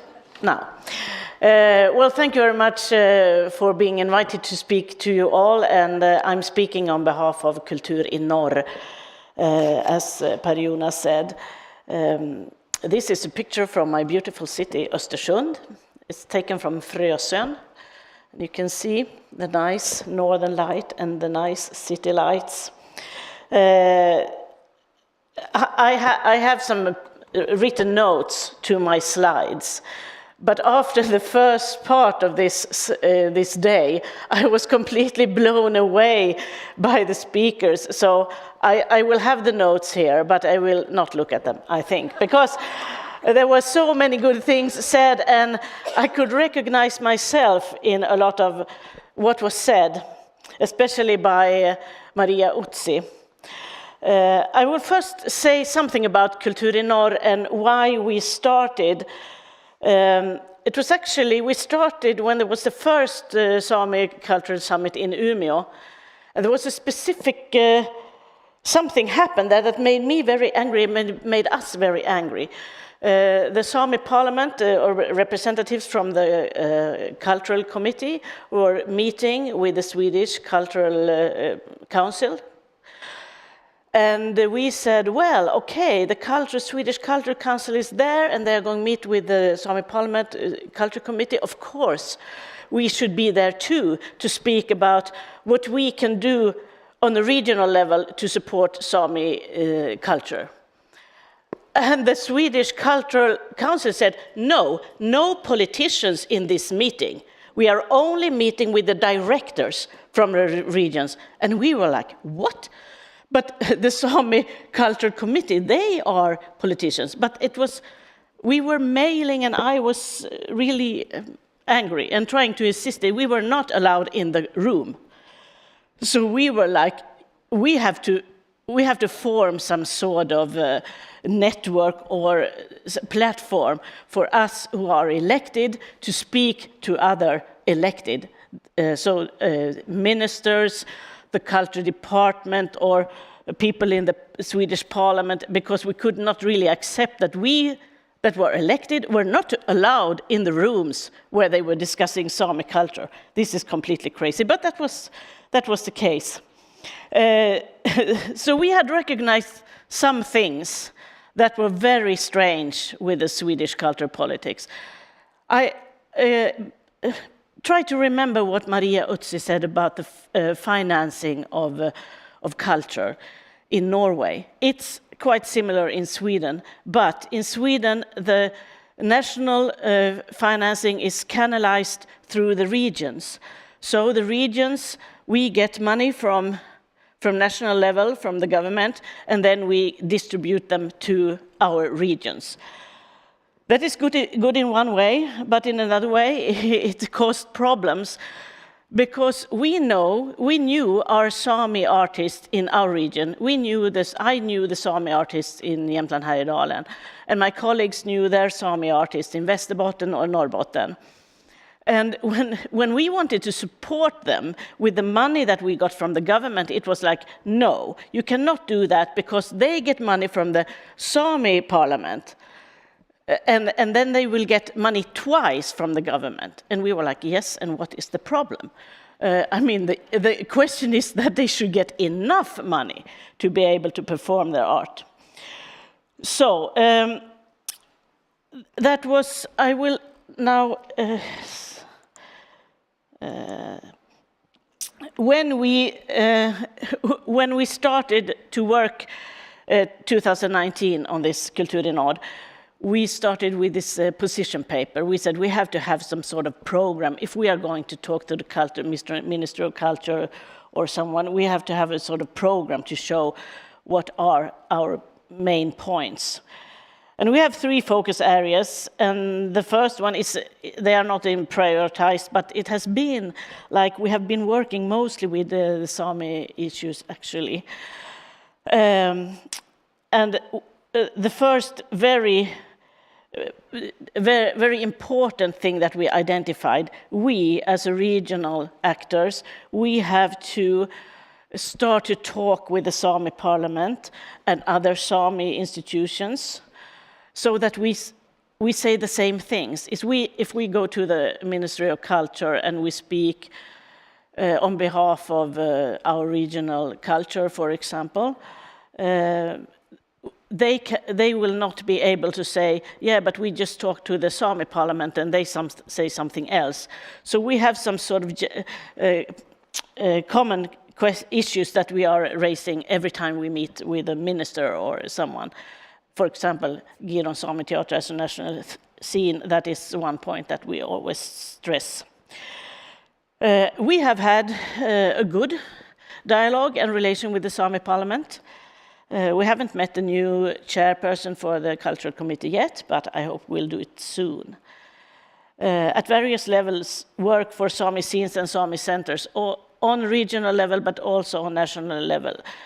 What we say when we meet with the Minister of Culture is, of course, okay, the institution is physically in the region of Jämtland Härjedalen or Västerbotten or Norrbotten, but the Sami culture, question of Sami culture is a national question. It's not a regional question. It's not we in the regions that should support, be responsible to support the Sami culture. It's a national question. So the government has to put in more money to the Sami parliament. So the Sami parliament has more money to distribute to the artists.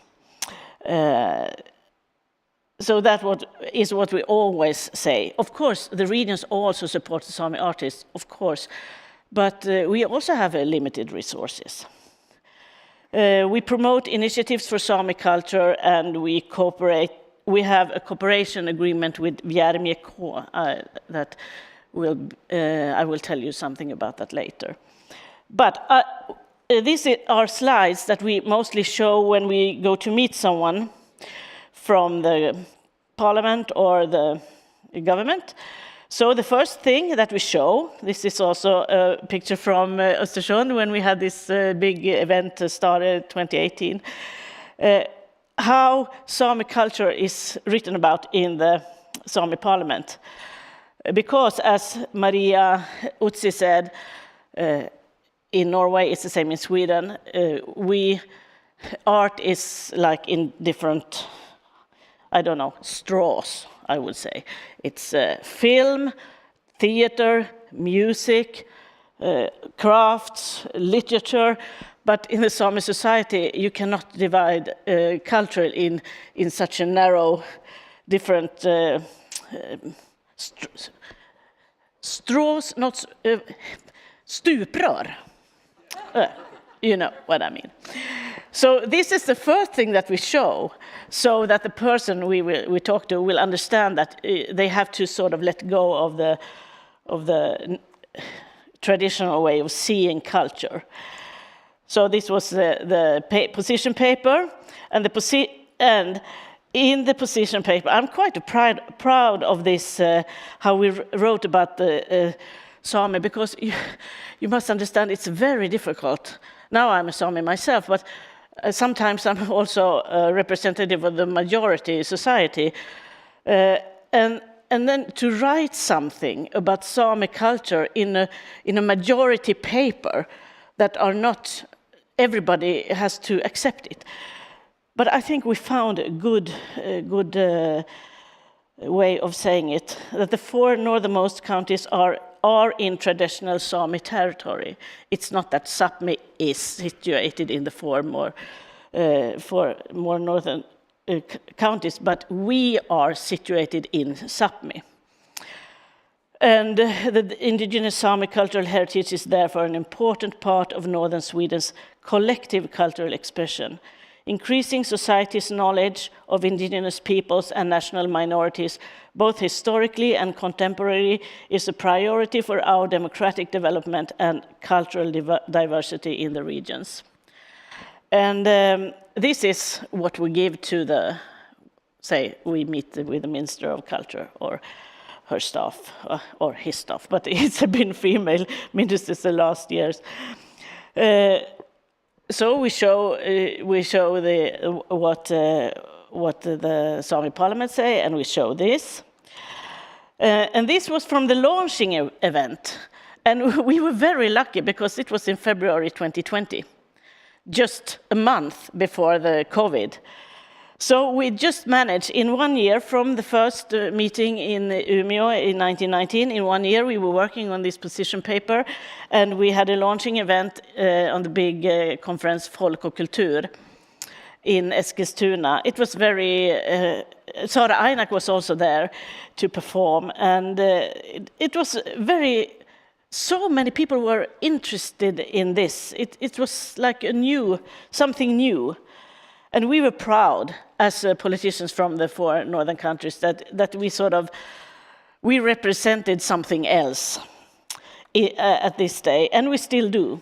I will not read all the text, but it says that we have an agreement with Värmekå, and Thomas will tell you something more about what we have been working on with Värmekå. But we also understand that, okay, we don't have the staff and we don't have the knowledge within our own organizations to deal with this in a good way. But then Värmekå was there, and we realized that, okay, if we support them, then they can do some work for us. So they wrote this report, for example. But of course, it's not only the 4 regions together that are doing things, but every region in itself. I think just the fact that we are working in Kultur i Norr with Sami culture has also raised an awareness in our own regions. So this is from papers in Jämtland Härjedalen, the cultural plan, and also the regional development plan. I will not read all of this. This is in Norrbotten, how they are working with the consultation with the Sami Parliament and Sami organizations, with the young Samis. They are working with literature and language, and also, of course, supporting important institutions like Giron Sami Teater, Aite, Silver Museum, Sami Norra, and the Sami Education Center in Jokkmokk. This is from Region Västerbotten. They are focusing on cultural heritage, and that's very exciting because I met people from Västerbotten, from Sundsvall and around the areas. They had no idea there had been Sami people there back in the days. So this is a very important work. And this is again a region of Jämtland Härjedalen that's working mainly with the Galtje, because Galtje is the institution that has the contacts and means to work with Sami culture. And this is Västerbotten, working mainly with ILS. And this is the report that I think Thomas will tell you something about, that we asked Värmekå to produce this report for us, to be able to show, when we go to the minister, for example, to show how the difference between financing Sami cultural or financing traditional Swedish culture, if I may say, or majority culture. And that was the last one. Thanks.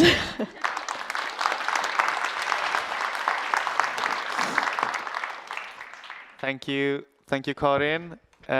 Before I hand over to Thomas, we will take some questions before we actually have time for questions now. So, does the audience have any questions? We have a microphone here.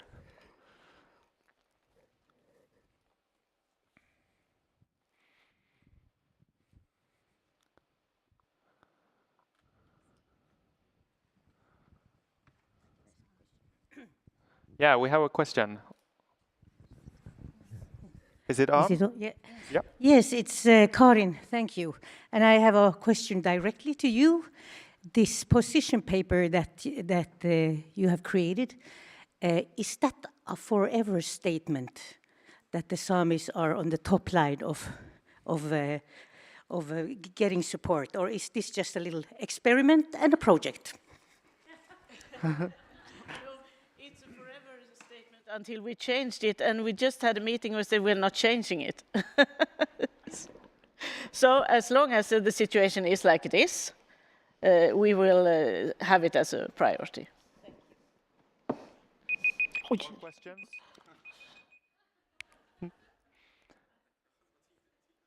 Questions? Over there? I don't have really a question, but I have some worries that I need to express, because after Karen's presentation, it seems very worrying that there is two different systems. One is the state and one is the region, and that those two does not communicate with each other, even if they are on the same place in Stockholm, and that they are using this unsynchronized matters to not to give money to Sami culture. That who is responsible for that? Would you like to comment that, Karin? Well, I think that it's a problem that they was suddenly realized when the questions were raised. So it was not something that they were planning from the beginning when they implemented this kultursamverkansmodellen, or the way of financing regional culture. But it's something that we raise every time. And we also had a meeting. They are now doing some sort of looking over this model. And I know that several people, including myself, have raised this problem to the ones that are writing, vad heter utredning? Investigation. National or parliamentary investigation about this, over this system. And I think that the investigators themselves didn't realize there was a problem, but now they know. So I hope there will be a result of this, will be that there will be some adjustments. Yeah, we have time for one more.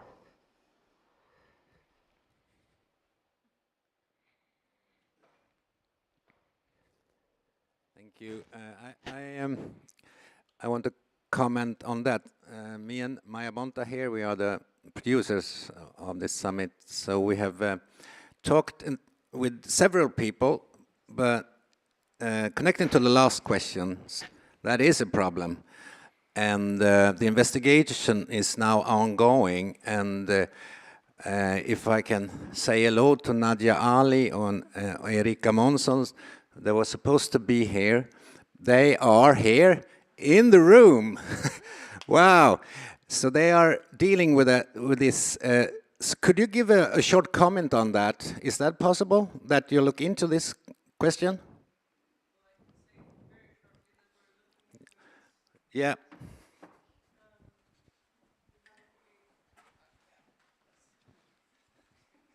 Now you're a public person. Apparently so. Thank you. Well, I can only say on behalf of our investigations that we're looking into this matter right now, and that we're visiting Norrbotten next week, actually, to start looking into this more specifically. But I can't give you any direct answers right now, unfortunately. No promises as usual. But the question is on the table, that you have recognized this problem that is pointed at by Cecilia and others. Okay, thank you. So, yes, thank you for the questions. We will continue now with Mr. Thomas Bogstad, who will present the 5 proposals to action balancing inequality from the report Conditions for Sami Culture. Please, Thomas.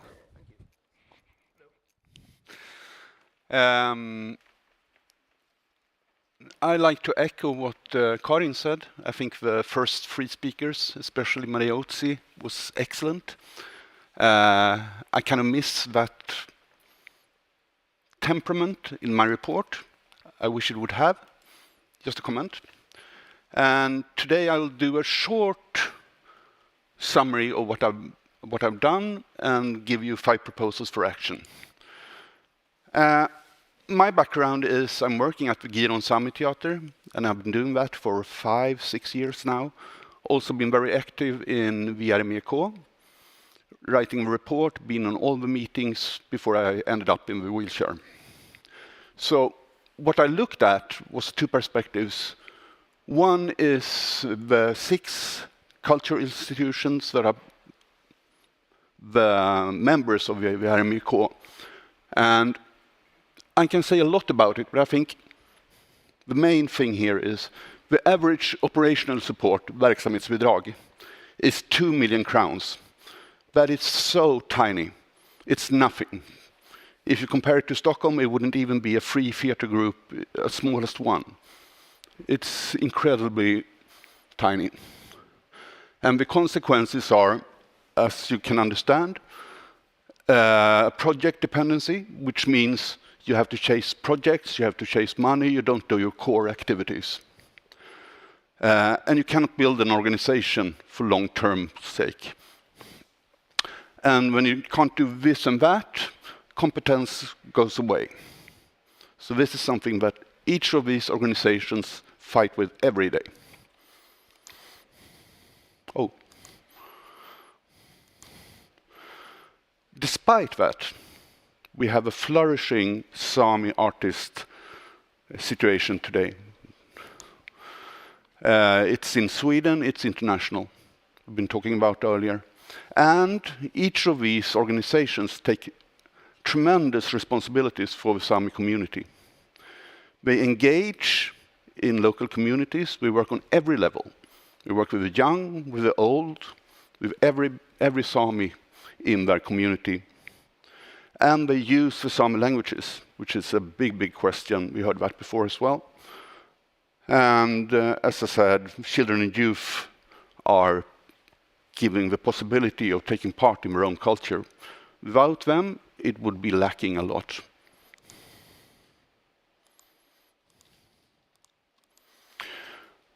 There's a lot of challenges being a Sami cultural institution, but I want to highlight 3 of them.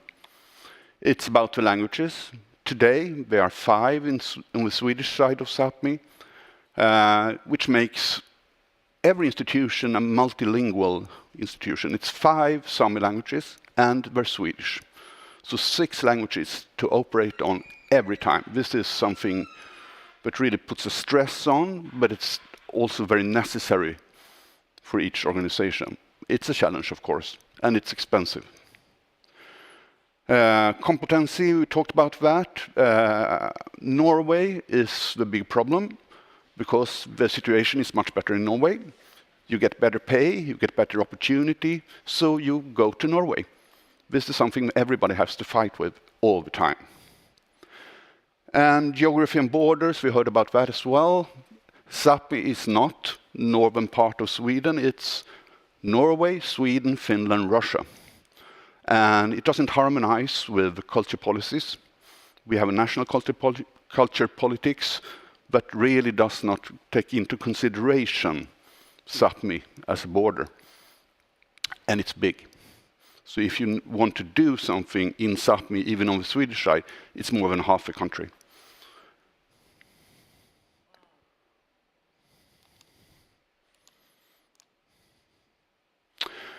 And as Karin said, I think you gave a good background to why VRMK was started and how we collaborate with the Kultur i Norr.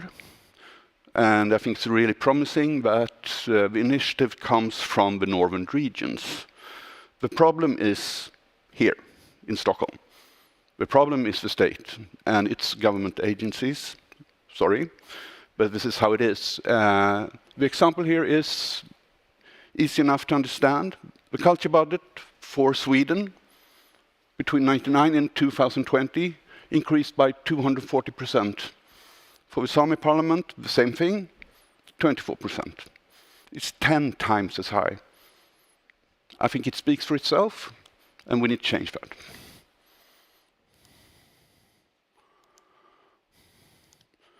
So, I take all 5 at the same time. So these are the 5 proposals. The first one is about resources. We need to strengthen the whole Sami cultural life with money. And you need to start now. And you need to do a substantial increase. And this is the responsibility of the state, I think, the Swedish state. The other 4 proposals are dealing with the challenges and how to solve them. So they are a way of addressing the challenges and trying to solve them. At the moment, this is what I'm doing is I'm trying to write up how it should be done. These are only small suggestions at the moment. It will soon be more. But it's about how to share competencies, training, learning, and exchanges. It's about how to work with languages from a cultural context. How do we find translators? What kind of coaching do we need? How do we work together on this? And it's about arrangörer, the Sami organizers, who are very spread out. They don't talk to each other, and they don't really have a network to learn and be better. So this is also an issue. And also the thing that you cannot actually find very easily information about Sami artists of any kind. So this is something that we're also trying to achieve. And the final one is about establishing a nomadic meeting place. This is also a response to the lack of meeting places all over in Sápmi. And this is about borders and geography. We need to change that. So one way of doing that is by moving the meeting around in Sápmi. And finally, I would like to say that this is the reality. The opportunity and the responsibility is on my side and on the Sami side as well. I'm in between. But I think it's shared, and I think the discussions we have today and in other days is really necessary. Otherwise, nothing. Thank you.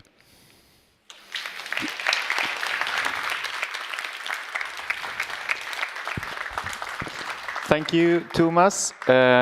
Do we have any questions for Thomas? Yeah, down here. Mikael.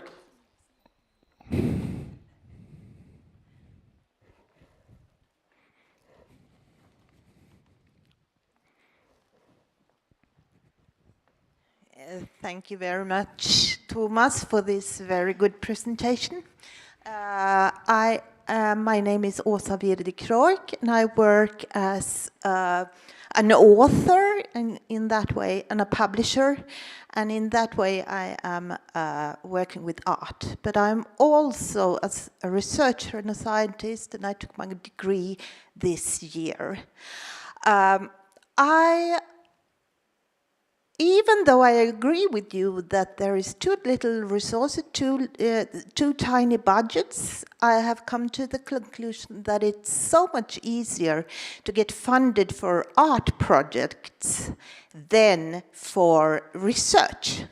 And the reason for that is that as a Sami researcher, there's no way to go unless you have very good connections with certain researchers and between the universities and the civil society, Sami society, I think there is a gap.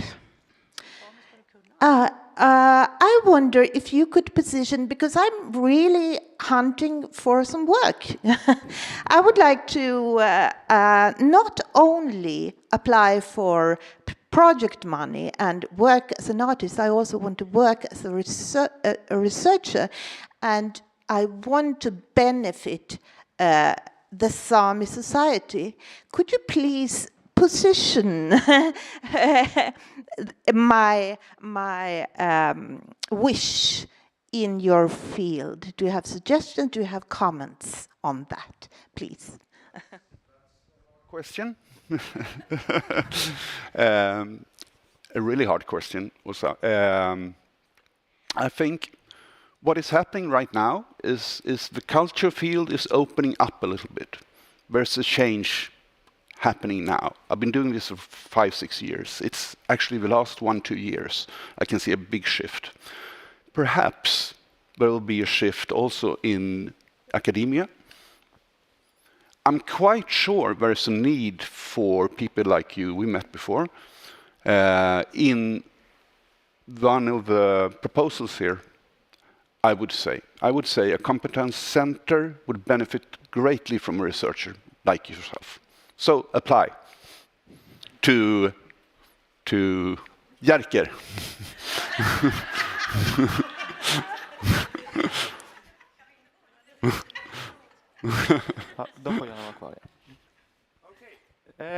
Thank you, Thomas, and thanks also to our presenters, Brittis, Rebecca, and Karin. Right, so we will now go over to the panel discussion, which will be based on the 5 proposals that Thomas have presented. And Karin and Rebecca will stay on stage, and we will have some more participants taking a seat. And we will actually put some more chairs and put you more into the center, because you are the point of center now. Finns det mer stolar? Can I sit on the Sami side?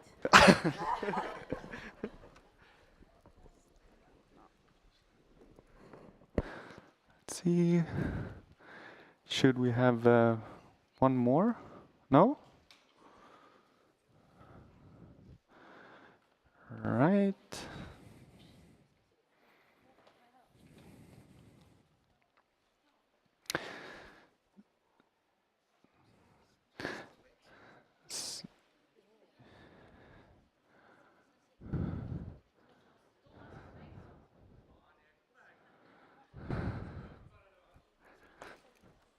Ja, en till stol.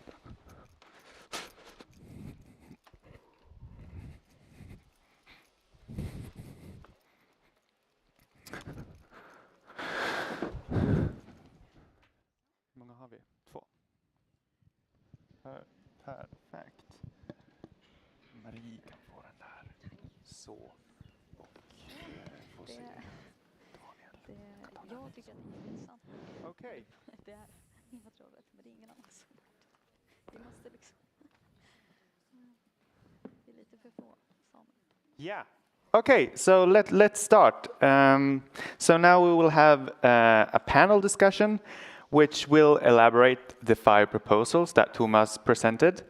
And we will try to answer the question, how should we strengthen the Sami cultural rights?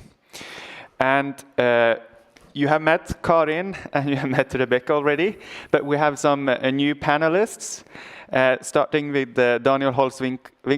He's the Sagadwali, president of the Sami Parliament Assembly, Plenary Assembly. And we have Osasima Huauda, head of Giron Sami Teater. And then we have Marie Hagsgård. She's a minority and Sami law expert. And then we have Lotta Björnstad. She's a representative of the Swedish Art Cultural Council. Yes, and then Rebecca, and then we have Thomas Kolbengtsson as well, Sami artist. Welcome everyone. Okay, so the game rules for the panel discussion is such that you will have about 2 minutes each to elaborate a little bit on these 5 proposals.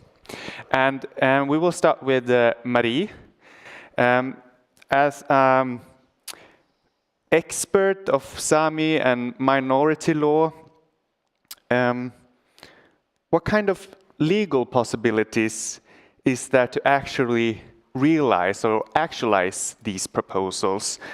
That is, what kind of legal grounds may turn the inequality highlighted in the report such that we actually get some equality?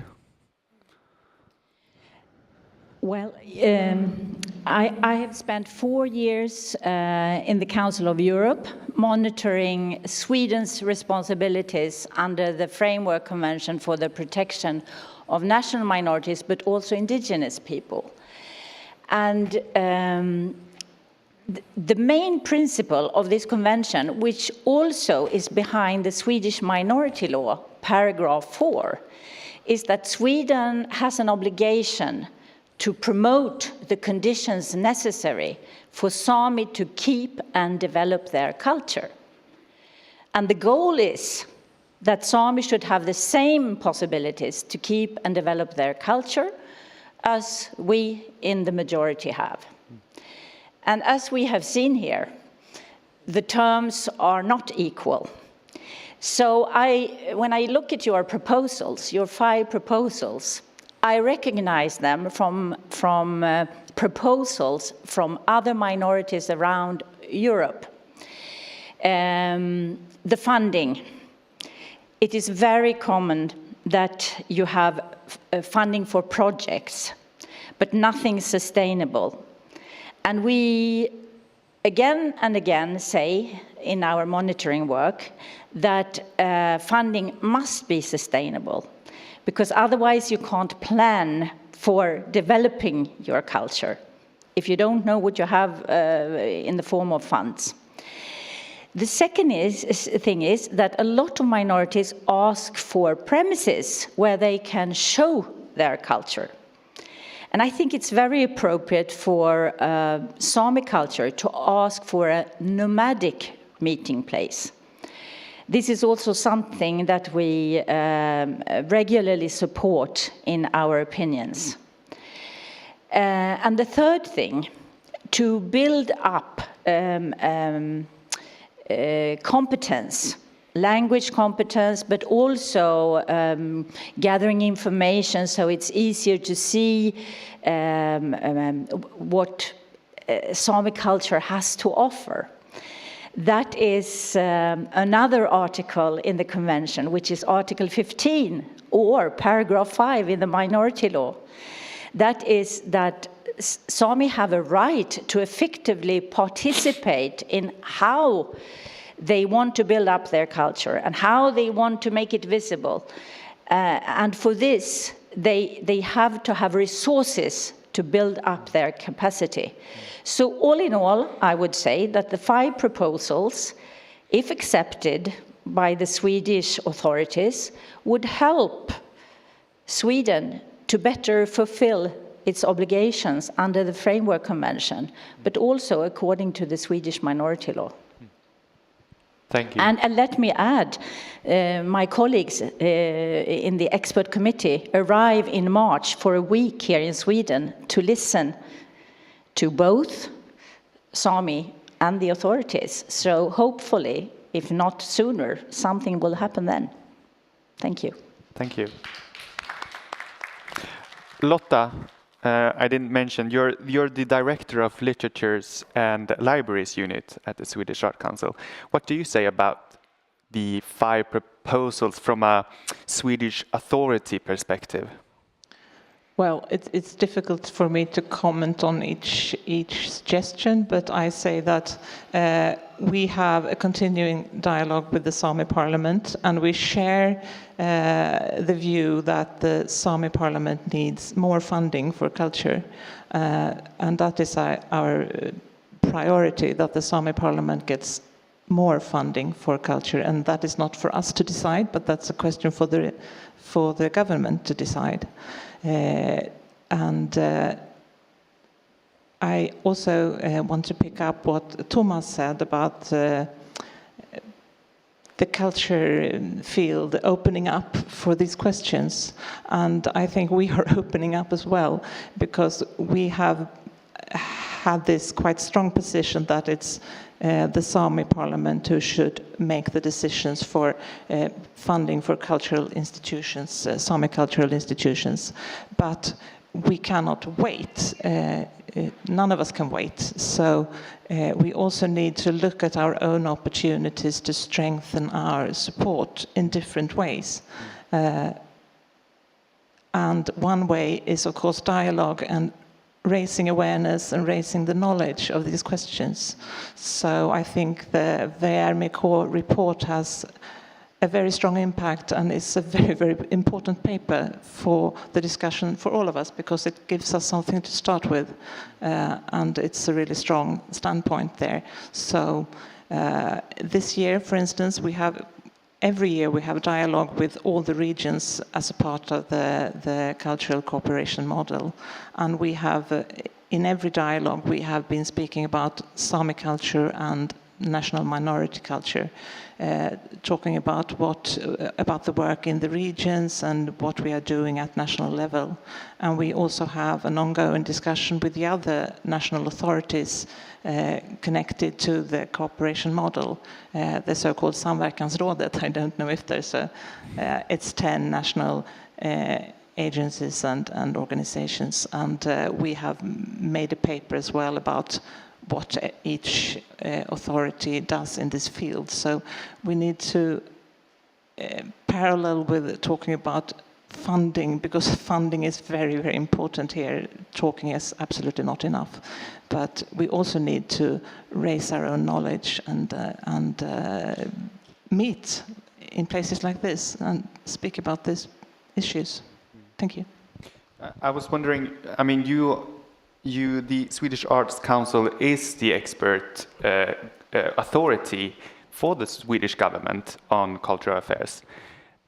Would you say that your expertise and your analysis of the Sami cultural policy is, or the situation for it, is reflected in this report that VRMK has brought forward, and the conditions, the proposals that it needed? Now, I'm not quite sure that I understood your question. Yeah, I just suspect that you do your own analysis on the situation. Yes. Okay. Yes, I mean, we agree about, we do. I think perhaps it's worse than we thought. Mm-hmm. Okay. Now I'm just being very frank. But I think we need to see these figures on paper to really understand the differences, like the figures about how much the culture budget has risen and how much the budget for the Sami Parliament has risen. I don't think that we have done that counting operation for ourselves. It's very important to show that and to have that as a ground for discussion. And we have pointed out to the government in our own annual report that the funding needs to rise. Yeah. Also at the Arts Council, because we want to be part of the funding as well, of course. Yeah. Daniel, what kind of reflections do you have on these 5 proposals? Well, it's just okay, and I can hear myself. So the 5 points actually don't want to comment about, because I think they're lovely, but I had some other things in this report which I felt more that it should be brought up, especially one point regarding the compensatory nature of the Sami institutions in Sweden, that alongside with exercising the cultural field, these organizations also fill the gap where the Swedish state and the Swedish school especially is failing on most counts regarding teaching and knowledgeable things about some people. And I think that is the main takeaway from this, and besides the point where the whole field is underfunded. Thank you. Åsa, I mean, you have been working with this report, basically. What kind of more color can you put on the proposals? Well, one of the issues that I would like to discuss is the Sami Competence Center, and what does that mean from a Sami perspective? Most Samis here in the room, we have been under the Swedish school system, so not being taught anything about our cultural practices. So I would say that to rise the competence among Sami people, we have to de-learn ourselves from the school system. Mm-hmm. And then we have to relearn about our traditional knowledge. And one of the latest things we have done in the theater, that we have created a circle of knowledgeable people that will work with the traditional thinking within our theater, what we are doing, but also with our employees, and also with our negotiations that we're doing with the government for becoming a national scene.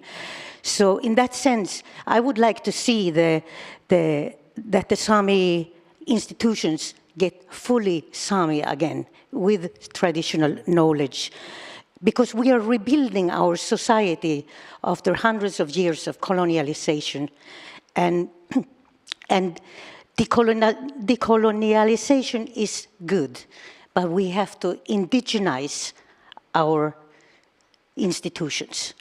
We have to become more Sami, and we still have those skills. And but it's another story. It's not like sending a bunch of artists to a Swedish theater school. So we have put in work at the theater that we do educate learning by doing. It's a Sami way of learning. You didn't learn reindeer herding in a school. I didn't learn yoiking in a yoik school. I learned it by doing with a master beside me, just like you did reindeer herding. So that I want to bring back to our societies. Thank you.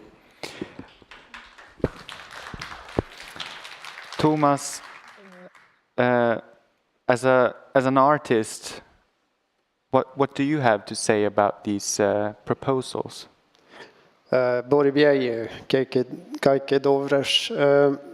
Yes, I agree with Åsa Simma that we need to, so to say, go back to year 0 to start again. And the way we did with the artist residence, it was to meet other fellow indigenous people in Japan and Alaska, Greenland, and Ainu and Sami people to strengthen and build network.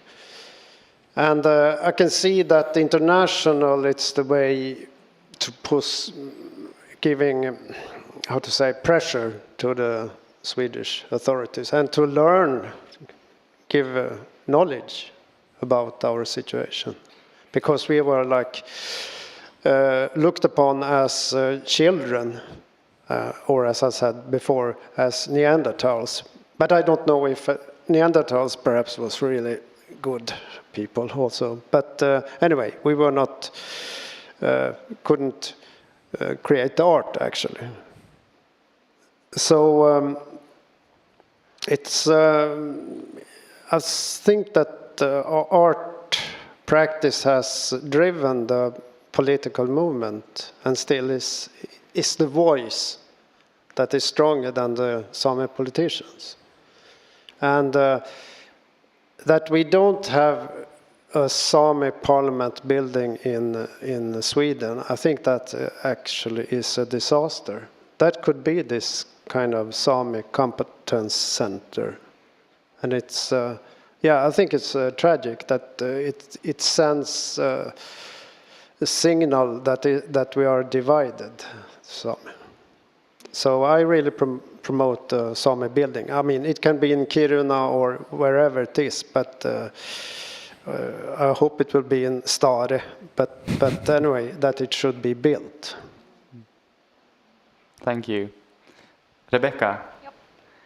From you, yeah, I think you can use that one, that mic. Yeah. From your perspective, looking at these proposals and strengthening the Sami cultural policy, what do you say about that? Yeah, so I see all of these suggestions as maybe something that Maria talked about earlier today, that we might see a change in power if we manage to go through with all of this. That we are taking back the power over our knowledge and our expressions and our culture. Because as it is now, we are supported by the Swedish state if our culture is like within the framework or the world view of the Swedes. So if it fits, that someone said like, oh, not to be too much of a Sami, but be enough. So it kind of when it suits them. So I think these suggestions are great in order for us to be like, okay, what do we want to do? How do we want to build, to work on our culture? What do we want to protect and so on? So that's what I see in these suggestions. Like the practical things, yes, but for me, I'm seeing like a power change, and it's very welcomed. Yeah. Thank you. Karin, from your perspective as councillor in the region, how can this help you in your work? I try this microphone. Yes, it works. Yeah, well, I am, of course, I know this report quite well, and I've been thinking about it a lot. And if we talk about the first, number one, is to strengthen the entire Sami cultural life. One thing that we are stressing from the Kultur i Norr is also that we have to strengthen the Sami cultural infrastructure. Now, if someone comes to me in Stare and ask, well, I want to go to a Sami museum, what can I say? Yeah, go to Jokkmokk. There is a Sami museum. I mean, we have to have museums, we have to have libraries, we have to have whatever, all over Sápmi. And someone can say, yeah, but it's just a building. But it's not just a building. I think Thomas was said something very good. It's also a symbol. And a building can, people are drawn to this building or to this place. And if you also involve the schools and the university, higher education, you can create these competence centers. And the Sami culture take the place that it should have. It's a long way to go, but of course, one step at a time. And now we are working very much with the museums infrastructure. I think also that there are some processes going on in Sweden now. It's the Truth Commission, for example, that will create a need to be able to meet Sami culture, to understand maybe not only from the Sami population, but also from the majority population. So this is not only important for the Sami people, but for the whole, to understand the role of the majority people in the society today. And I'm very worried about the political situation, that the political situation in the government and in not only in Sweden, but in the Western world, it's sort of a dividing and politics that are dividing, and you are miscrediting your opponent, and that will be negative for the Sami society if we are not strong and stay together. And the last thing I want to say is also representation. I think that the Sami parliament should be a part of samverkansrådet without being a part of kultursamverkansmodellen. Because I think that representation matters. You have to be in the rooms where the decisions are made. Thank you. Marie, Karin mentioned about the Truth Commission, and you're a part of that work. What can you say from that perspective then? From the bottom of my heart, I agree with what you said. The majority population need to learn about Sami history, what has happened, how the policies that the state and also local authorities has affected Sami identity, Sami self-esteem. And I think if we can spread that knowledge, because I'm a majority person and I knew nothing 25 years ago about Sami culture, Sami identity, Sami history. And if you know nothing, how can you have a good dialogue, a respectful dialogue with people who have totally different experiences? When I started to discover what had happened between majority population and the Sami population in Sweden, it was really tough, because I realized that some really bad things had happened. And we all need that knowledge to be able to start a good dialogue with a will to create a good society for all, for persons belonging to the majority, but also for Sami people. And we need this in the schools, as you said. We have had it in the curriculum for 22 years. But I met teachers and headmasters in Dorotea 2 weeks ago, and they were so frustrated because they said, we want to teach about Sami history and culture, but we know nothing ourselves. How can we do it?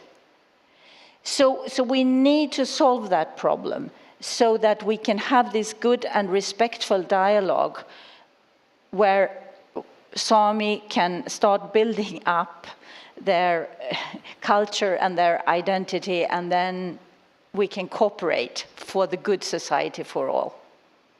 So this is a big vision that I hope to contribute to, as much as I can, but we all need to cooperate to make this Truth Commission a good step forward. We need Sami to tell us their stories, and the majority society need to learn. And then we need to take the good steps to make the situation better for the Sami people. Åsa? Marie, thank you, because in the beginning of the journey, when we started to work with VRMK, these six organizations who are VRMK now, we located I would say a stress that we all carry, and it's the fact that we are often contacted as experts. It can be somebody that's going to the university, writing a paper, needs a Sami person to read it and brand it, like kravmärkt, you know. and then on top of that, all kinds of calls. Where can I find this? Where can I find that? Can you help me to find this kind of a person? And it's a very big distress. And I have had to make a deal with myself to say no to these questions, which is very sad. But this shows the lack in the Swedish society. I only help one group of people, and it's children and young people who are trying to write something, a special thing at school about Sami people. Then I say yes. But the others, I have no time. We have all filled up with asking for project money, so if you're going to do that, and being experts, free experts, no payment, that would kill us all. Lotta? Yeah. Could I just add that, to make a comparison, on New Zealand, the Maori population is around 20% of the population. In Sweden, the Sami population is around 0.3% of the population. So this explains why it's so hard to get all these questions from the majority population who want you to explain. I mean, it's much a higher burden for the Sami than, for instance, for the Maori. Yeah. Lotta? Yeah, I just want to give a positive example, but it's not really connected to what Åsa says. But I think as a national authority, we also have a responsibility to raise the knowledge about Sami culture and Sami languages. And we have a special assignment for 3 years now to support Sami and minority languages through literature and reading promotion. And we need to include that perspective in all the material that we do. So this fall we have made a brochure about the importance of reading aloud to your children, and it's really addressed to the preschools, and it's been produced in 10,000. We've sent it to 10,000 preschools, and it's about reading, but in this brochure, we also have a chapter about minority languages and Sami language, so that every preschool teacher,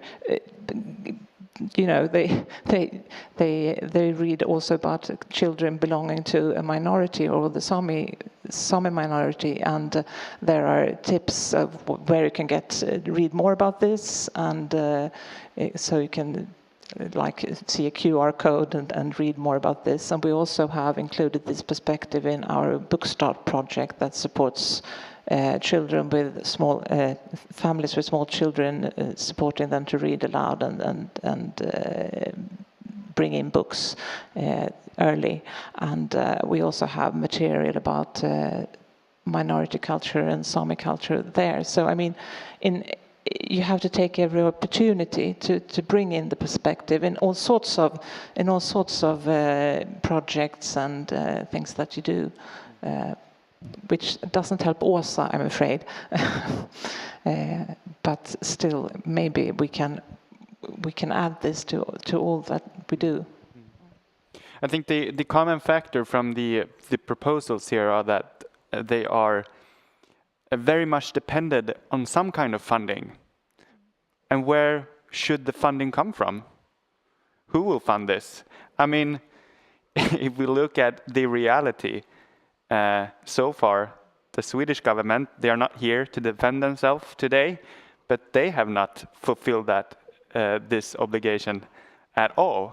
I mean, the increase to Sami parliament is non-existent. And everything that is connected to Sami culture is dependent on project money. Thomas? Yes, it's Norway who are going to fund us, because Sami Artist Union and filmmakers and writers support Sami artists I mean, would say like 99%. They even produce books for, you know, language, Sami language, and so we are, in fact, one of the reasons that we're sitting here, that we have been able to sit here, is due to the Alta riot, so to say, or Alta fight to their land. So, sorry to say that we need to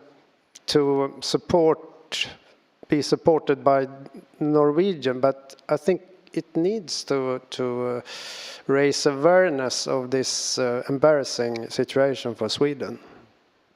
And as you said, they are not here. So. Yeah. Yeah, I was thinking about the Sami Parliament in this sense and the funding. I mean, you have been asking for more funds for the Sami culture for decades since was established, but you haven't succeeded. What does the Sami Parliament wrong? Why do you fail?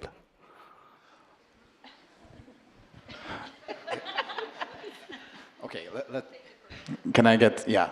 Okay, so let's fix this very quickly. Yeah. So there is, like, in this essence, an issue regarding, like, what's a right to self-governance? How do we handle this self-governance? And do we have any self-governance to this date in regards to the cultural activities? Are we able to govern ourselves on this point? I would say we haven't been, and we aren't in the current situation. Right now, we are dependent on the state, defining the Sami culture, Sami culture budget, and defining what's supposed to be spent. So what is the room for self-governance in this case? And I would argue that there's very little or almost coming close to an operational level of self-governance that I would argue isn't proper self-governance.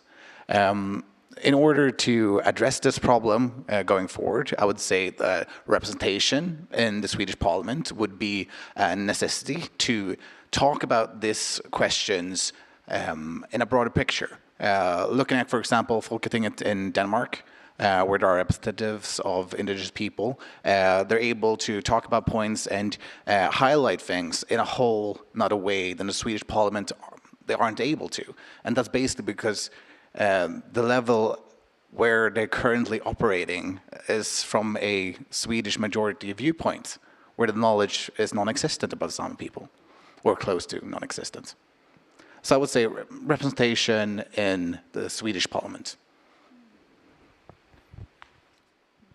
Åsa, I think, was first. Yes, I can say I've been in Norway for a long time working, and when I decided to come back to Girun Sami Theatre, it was because I saw how lousy it is here.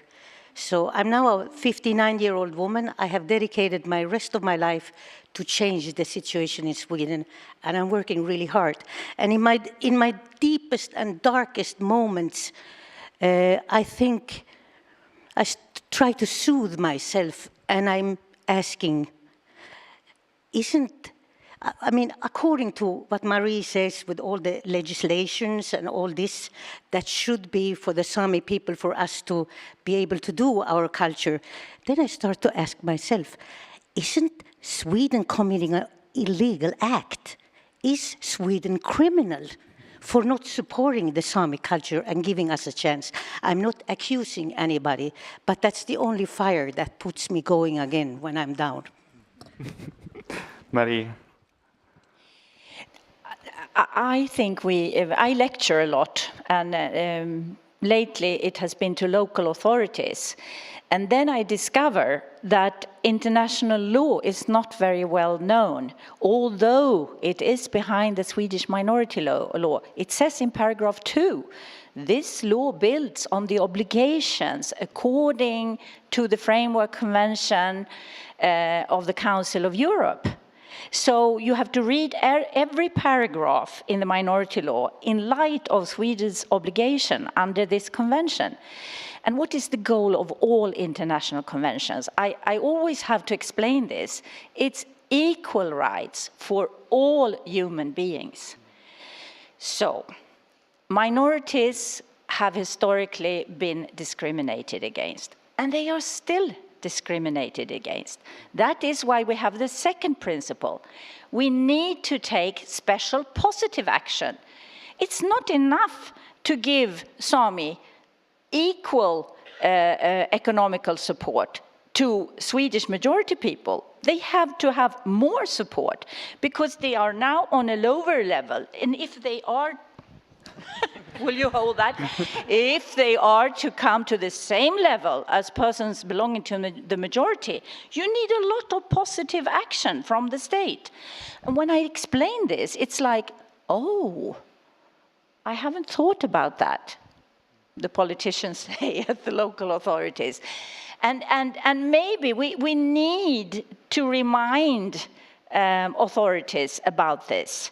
I think so, because in Sweden we have a long tradition of equality, and we don't have equality. So let us join in reminding everybody about the obligations we as a state have made and how that has to be practically implemented on the ground. Thomas.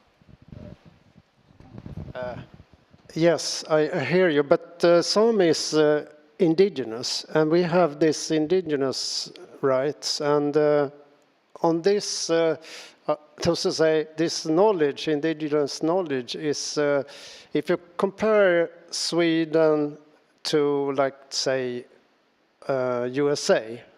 I mean, USA have been awful. They've been killing all the indigenous, but they still are aware of the culture. They are still, they are living amongst them, and they are represented even in at Senate. Or how come that Sweden has this blind spot for Sami indigenous rights? It's not minority. Rebecca. Yeah. Yeah. So a comment on that also is, I feel like, well, Sweden gets a lot of critique internationally. They do. They are like heavily criticized for many things, and especially when it comes to Sami rights. They have no shame. I don't see that there's a situation where they have been like, yeah, maybe in some cases, of course, where they have taken to heart that kind of critique, but in many cases, they just ignore it. They really do. So I'm not saying that we shouldn't keep shaming them through those like international mechanisms and so on. We definitely should. But I kind of like your idea of Alta Revolution again. Better, no. But like to remind ourselves that we are extremely competent. We are an extremely organized people. We do a lot of things that other indigenous peoples like look up to. So just that we remind ourselves that we are not, like, we are victims, but now comes the times where we're kind of like, through this, for example, we take the power back to us and see that, okay, we can shame them internationally, but we need to continue working on our organizations, I think, and to organize ourselves and to take that power back, because to rely on Sweden's shame, if they would have felt shame, we would not still be colonized. So, yeah. But is the shame enough? I mean, no, it's not enough. They don't, because they don't feel shame. Yeah. That's the thing. Do we need to sue them? I mean, it seems like we have all the rights on our side, but no one is really following, or the Swedish state is not following it. Should we sue them? The audience said yes. It's agreed. Thank you very much. Thank you. That will be the last from this panel. Thank to all the panelists and for the fruitful discussion. It's been very fun to arrange it. A question. Okay. Yeah, well, one question. Yeah, I have one comment and a digital question. My comment is that we try to have this as a meeting place, and we do it in English because we know that the people out, the Europeans, EU, and UN listen to us and give critic. So vi skrämmer skiten ur regeringen helt enkelt, men jag tar det på engelska. Ni fattar. Och we have had it in different Sami languages, but we haven't afforded to do it now. But this is the most lucky way to do it for us. But the money isn't here, so we do it in English, and you know why. And the question from a digital question is from Chris Torch. He says, what format do you imagine for a nomadic meeting place? It's a good way to end. It's a good way to take it with us on. This is Södra teatern, Stockholm. Where do we want to meet in the end? In the future, not the end. Is there someone? Well, we have our indigenous nomadic art resident, and it's actually based on this thing that indigenous are everywhere, and we can learn and by a meeting place. But that means that we have to migrate, that we have to move different locations, and that puts big demand on art residents. It might sound easier not to have a house, but still you need accommodation and ways of traveling and visiting and, everything like that. So, but we build upon this nomadic idea. Thank you. Okay, we need to wrap up the panel discussion. Thanks to everyone. I have now with me Jerker Bexelius, chair of VRMK. And so Jerker, what has been said today, what answers have you gotten in the future work with the proposals? Well, let me start by saying that at the end of a meeting, as always, this is where the important discussion starts. I think we should have had much more time to discuss these issues further. But we'll find another place for that and another time. I think that my interpretation of what you said is that there is a common will. We see this, and all of you guys seem to have a common will that these are good measures. I also see that there's a common view on the problems that we have. And in some instances, there's a common view on the solutions that we can work on. I also think that the interpretation of the needs is there. We all agree on that, I think. I hope the audience do too.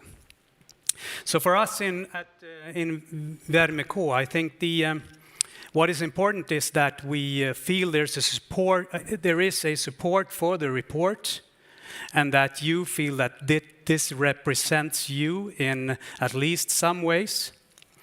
We understand that there is a need for much further discussions.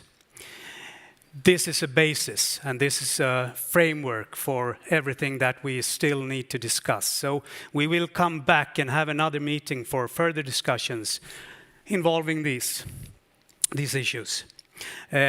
We will, as an organization, certainly adapt our further measures to the discussion that we've had now. We will start from this, but we are very much eager to hear your views on how we should work in the future. So I think that this has given us a lot, and we will definitely take that into consideration when we continue working. Thank you, Jerker, and thanks to everyone who have participated here at the summit, both here at Södra teatern, but also those online. We cannot forget everyone who has been watching from their homes. I hope that the discussions have provided more fuel to add to this burning fire, and also motivation and inspiration on how to continue the fight to improve the Sami cultural conditions. So, thank you. Kiitos ja mannette arvan.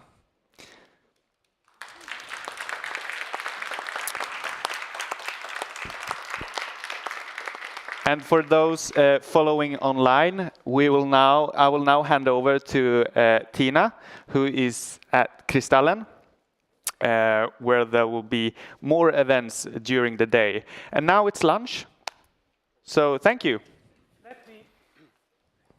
Could you put this on?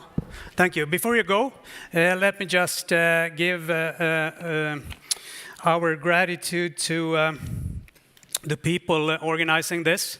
I understand that you have been involved in very sophisticated thinking and talking and planning for some time now, so you need to get back to the basics. So from VRMK, we would like to first of all give Maja an opportunity to get back to childhood, because with children, change starts. Thank you very much. Mikael, I know you have special need for that. Thank you very much. And also to Per-Jonas. Thank you very much. Thank you.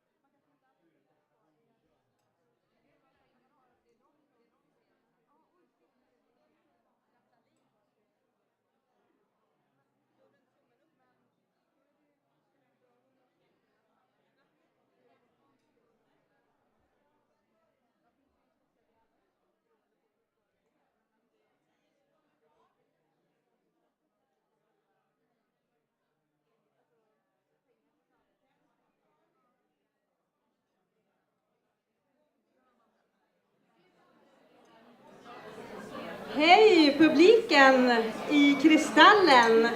Jag hoppas att ni har fått någonting att äta, att ni har hunnit sträcka på benen och att ni har riktigt goda samtal. Klockan 13 så fortsätter programmet på stora scenen. Det blir ett fantastiskt kulturprogram med Augustprisade, med Sveriges bästa artister, med spännande samtal. Så jag hoppas att många av er har möjlighet att stanna på det. Men fram till dess kommer vi att köra live-corner här i Kristallen. Och det är några av våra fina kulturarbetare som kommer att visa vad de kan. Ni får gärna komma hit och titta på scenen. Men ni ska också känna er fri att fortsätta era samtal och ert nätverkande. Och känner ni att ni kommer missa något så ligger allting kvar på YouTube. Så att det finns all möjlighet att titta igen. Med de orden så ska jag hälsa Ylva Gustafsson som är skådespelare, scenkonstnär, välkommen till det första framträdandet.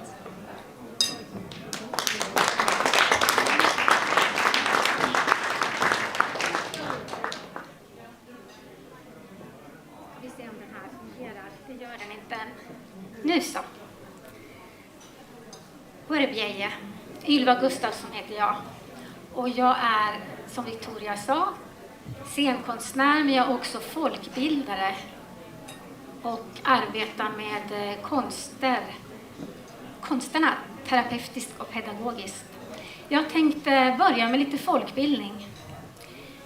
Vi finns här alldeles bredvid Mälaren och följer man den upp över hela Mälardalen så kan man finna en massa öar. Den mest kända ön ligger kanske i Siljan, Sollerön. Men det finns också små sjöar med små öar som heter Lillsollen, Storsollen, Solön. Och så kommer vi ner hit så har vi Sollentuna och Solna. Vad heter ö på samiska? Sole. Jag ska börja med en vuelje, en sydsamisk jojk, som jag kallar Solesne. En vuelje till ön.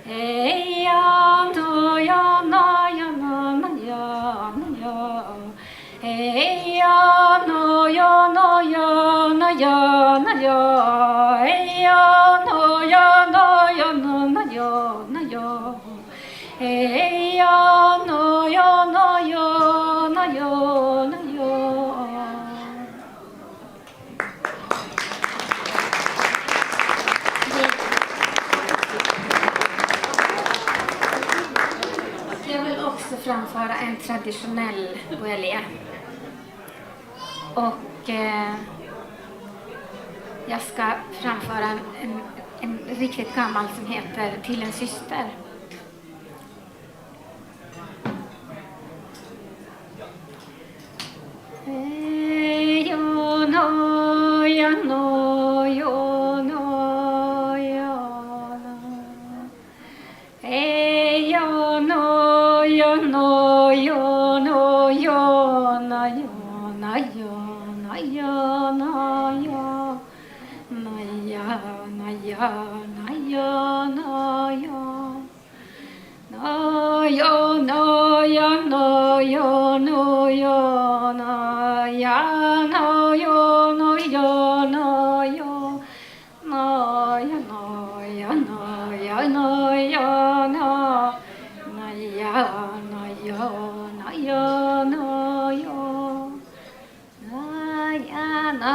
yana yana yana yana yana yana ya na yana yana na yana ya na yana yana yana ya. Hej.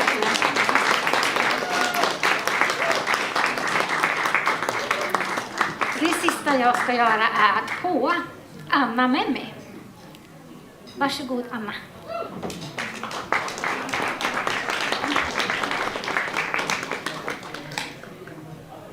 Jag ska läsa en bit ur min text Glöd som kommer att finnas med i den kommande antologin Belongings.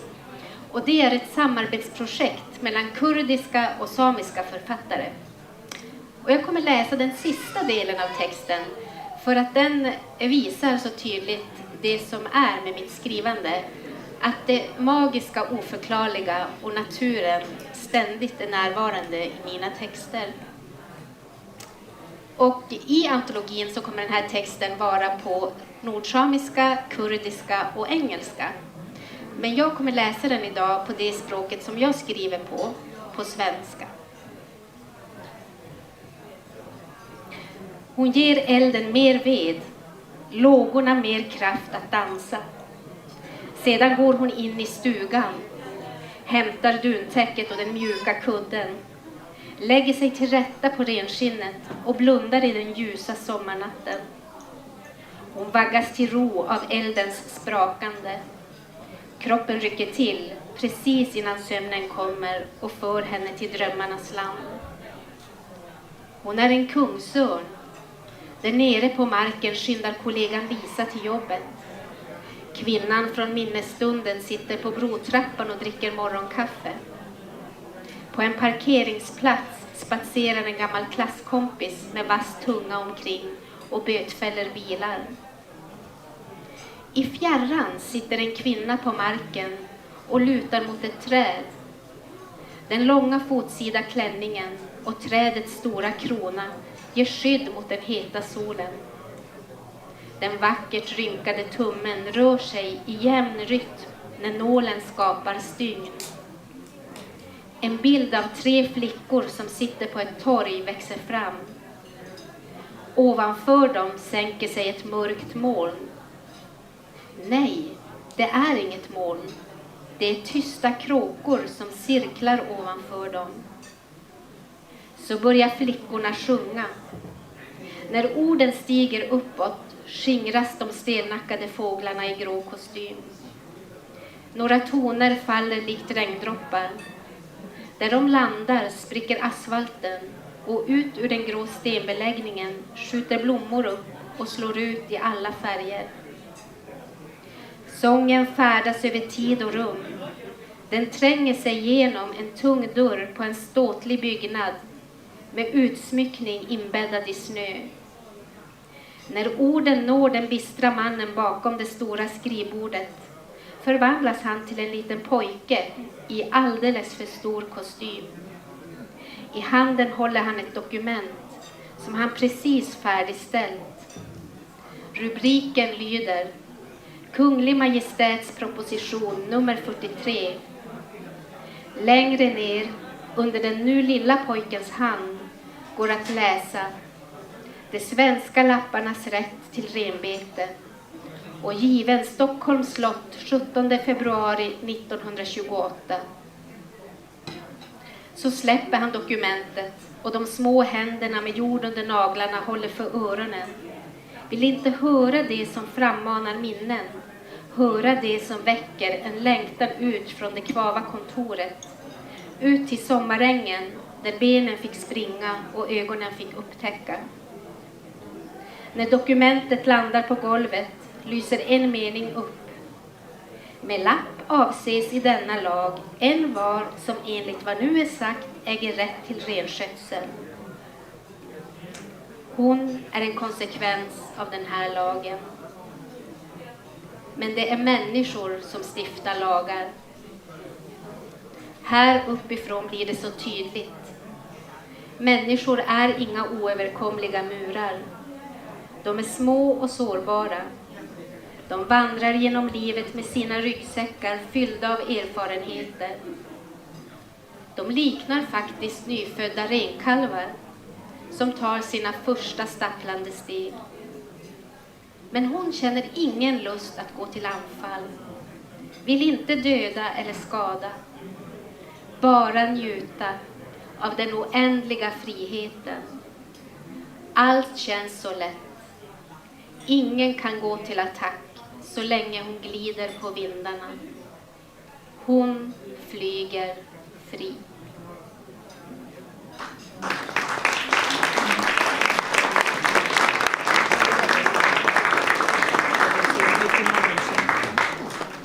Gihto. Och nu ska jag presentera Ola Stinnerbom.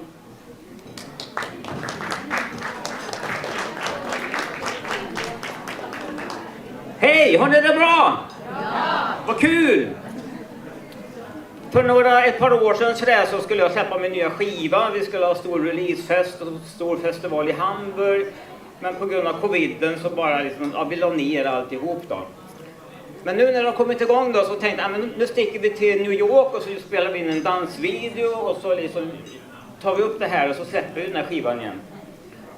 För att det här är ju inte så här lugn och lite vacker samisk musik utan nu snackar vi hiphop. Så jag tänkte bjuda upp Sebastian Björkman som ska joina mig här. Så ska vi ha en liten trevlig stund tillsammans. Så, varsågod!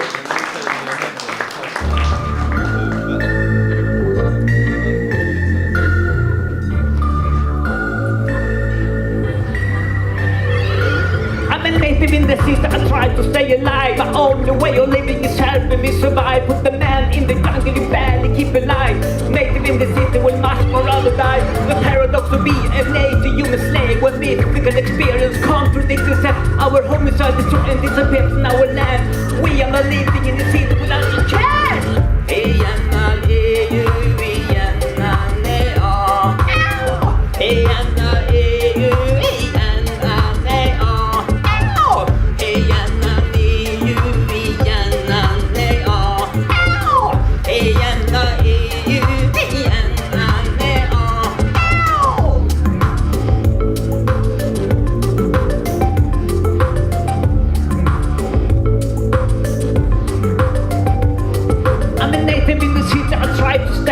My only way of living is helping me survive. Put the man in the jungle, he barely keep alive. Native in the city will much more rather die. The end is time to struggle to fight to stay alive. Always we are lost in old and edgy time. Even if we maybe have the right to be alive, the strongest takes its toll and forcing us to go.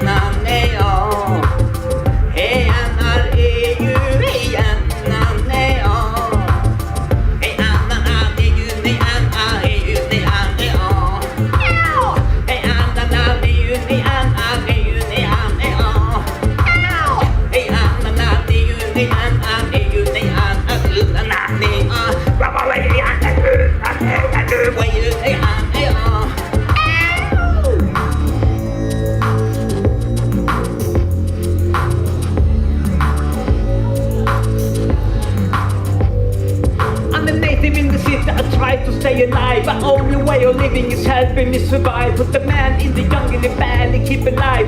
Native in the city will much more rather die. The paradox of being a native human slave. When mythical experience contradicts itself. Our homicide destroys disappear from our land. We are not living in the city without a chance. I'm a native in the city, I try to stay alive. My only way of living is helping me survive. Put the man in the jungle, he barely keep alive. Native in the city will much more rather die.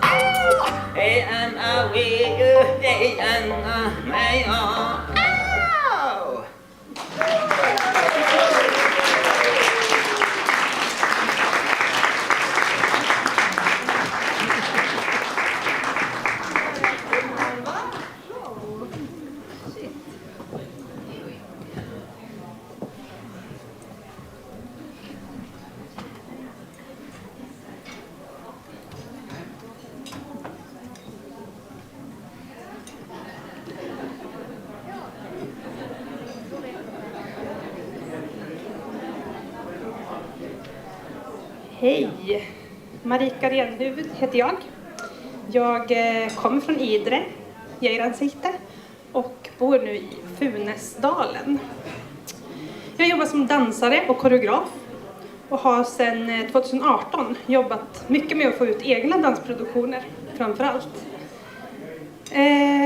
Jag har inte så mycket tid, så vill man veta mer om mig, vem jag är, vad jag gör, vad jag är aktuell med och så vidare, så står jag i ett bord i det här bakom rummet. För det jag tänkte prata lite om nu är framför allt det att jag har haft som ett hjärteprojekt senaste året framför allt. Det är en vandringsutställning som heter Erpie, som betyder arv på sydsamiska. Den här utställningen har jag gjort tillsammans med min mor, Madeleine Renhuvud, som är konstnär. Och hela den här idén till det här projektet startade då min aja, min morfar Jon Arthur, gick bort. Han har hela sitt liv slöjdat traditionell samisk slöjd och främst i trä och horn med traditionellt sydsamiskt mönster. Vi kände att vi ville ställa ut hans konst och med det tog det form en idé om att min mor då, Madeleine, skulle skapa konst utifrån hans slöjd och jag skulle göra dansfilmer utifrån hennes konst. Så det blev som en trestegs generation genom 3 olika konstarter helt enkelt. Så den här utställningen, RP, den innehåller 11 slöjdalster, 10 konstverk och 2 dansfilmer. Och vi har hittills varit i Röros museum. Den har stått på Galtia i Östersund. Den har också stått på Falu stadsbibliotek och i Svegs bibliotek.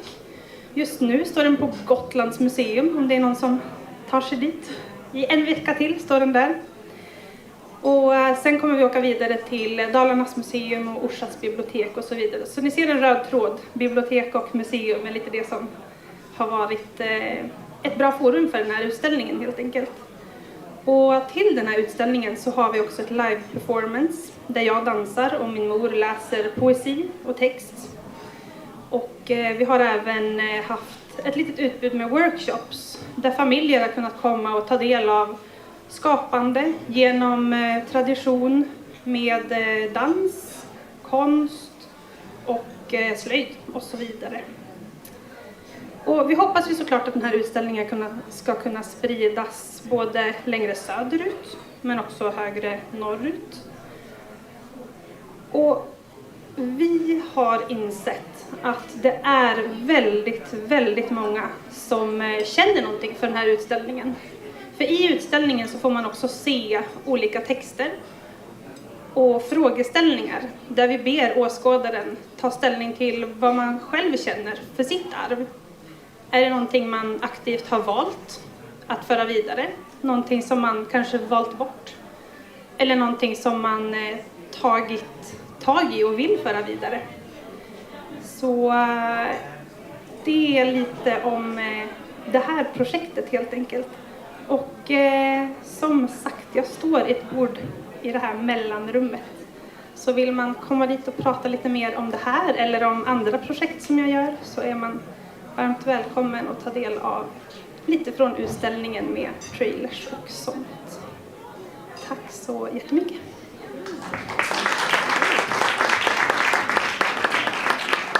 Tack Marika Renhuvud, och vi ska ta och tacka från Livecorner för att vi vill att ni också ska ha lite tid att mingla och lära känna varandra här under lunchen. Och klockan 13.00 så börjar ett jättefint program på stora scenen med dansuppvisning, med textläsning av Linnea Axelsson. Vi kommer att få se Aitega och träffa många som är med här i rummet. Så att vi ses helt enkelt på stora scenen klockan 13.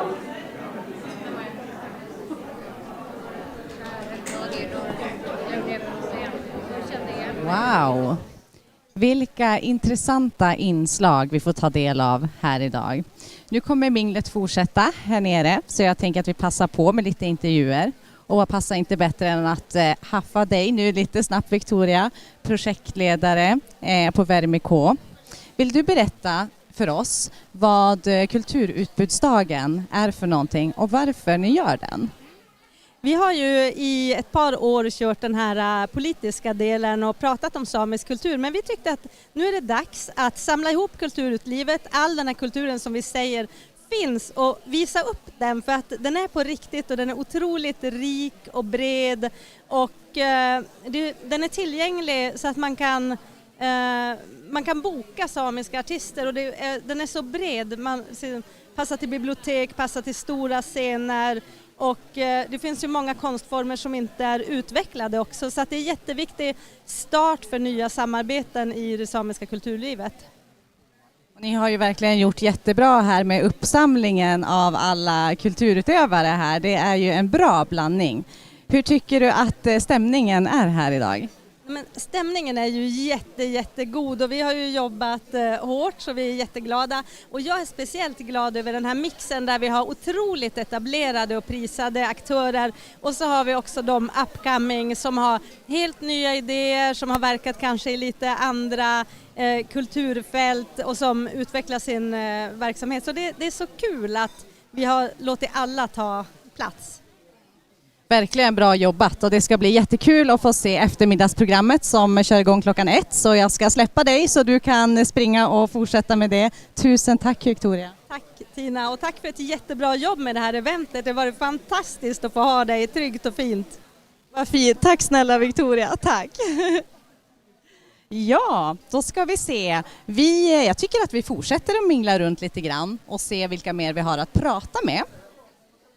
Vi kan börja här och kolla om Elin Tailius har tid att prata med mig. Hej Elin! Hej! Börjest. Är det bra med dig idag? Det är väldigt bra med mig idag. Ja, väldigt härligt att vara här. Ja. Vad fint, vad fint. Jag känner ju till dig sedan tidigare, men kan inte du berätta lite kort vem du är och vad du gör för någonting? Jag är artist och sångerska och jojkare och skådespelare ibland i min barnteater. Och så kommer jag ifrån Utbudsdag, ett skogssamiskt område nära Jokkmokk. Så ja. Vad kul. Hur tycker du att det är här idag? Tycker du att det är en härlig stämning eller hur känns det? Ja, jag tycker att det är en härlig stämning, och det som jag känner är den här väven som vävs. Att vi kanske också kan skapa nya berättelser här tillsammans. Och det är en kraft att komma samman. Lite som att samlas kring elden, och ja, för mig blir det inspirerande, och jag känner det har redan liksom inspirerat mig redan innan nästan, och nu när vi får mötas så ja, men vi skapar någonting tillsammans, så jag tycker det är härligt. Ja. Vad fint, vad fint.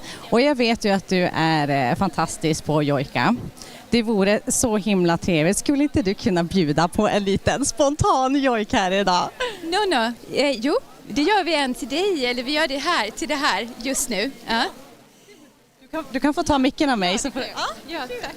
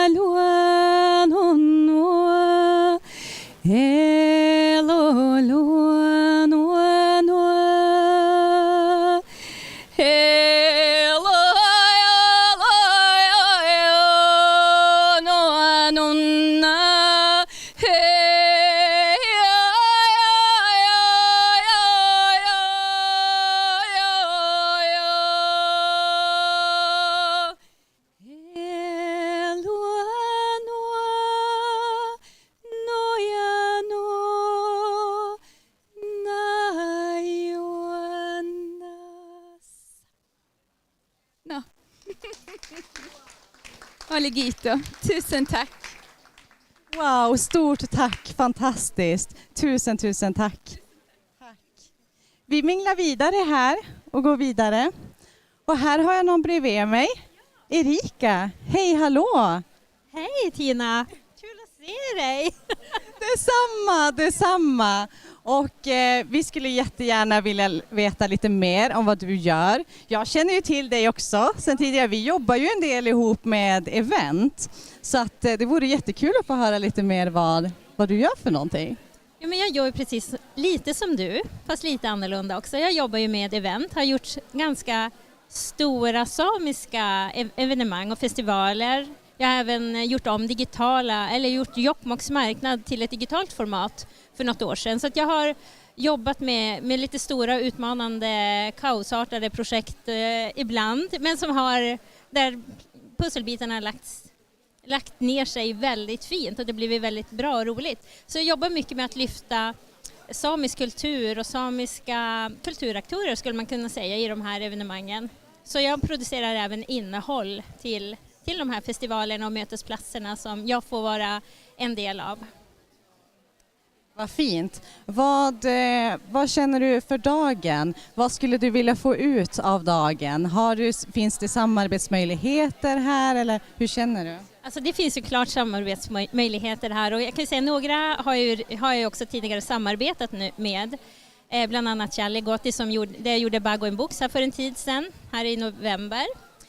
Men jag tycker det är så himla kul att se så många samiska kulturaktörer och många är ju så mångfacetterade. Jag gör ju inte bara en sak utan kan ju göra många olika saker. Jojkar, dansar, skriver och det gör det så himla roligt att jobba med de här människorna och lyfta fram dem i olika evenemang.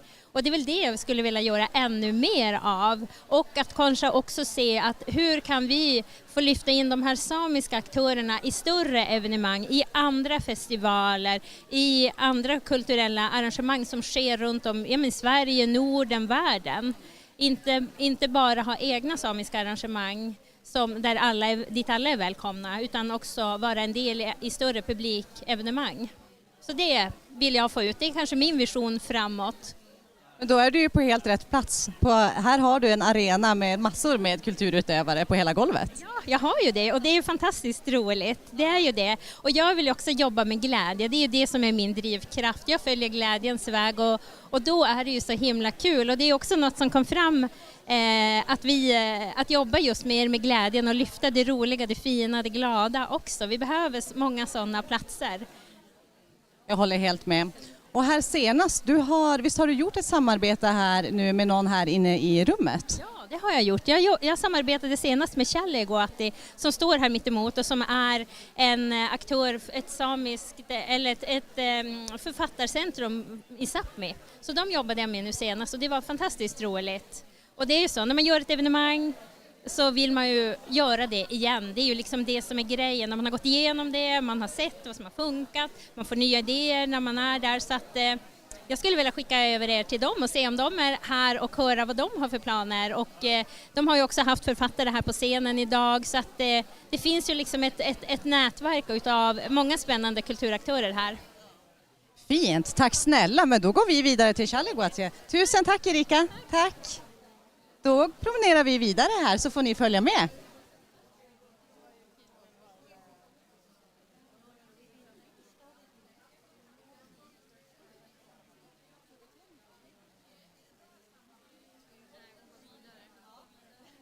Vi har inte hela ligan här så att jag tror vi går vidare här. Vi har ju utställare över hela salen. Så ska vi kolla hur det är här. Vi har Neidas här, eller hur? Ja, det stämmer. Min lilla hälft. Fick du följa med Chiche på jobbet idag? Ja. Vad tycker du om dagen då? Hon gillar jojken och dansen. Ja. Det gör hon. Men få höra Kristin, berätta, vem är du och vad gör du här idag?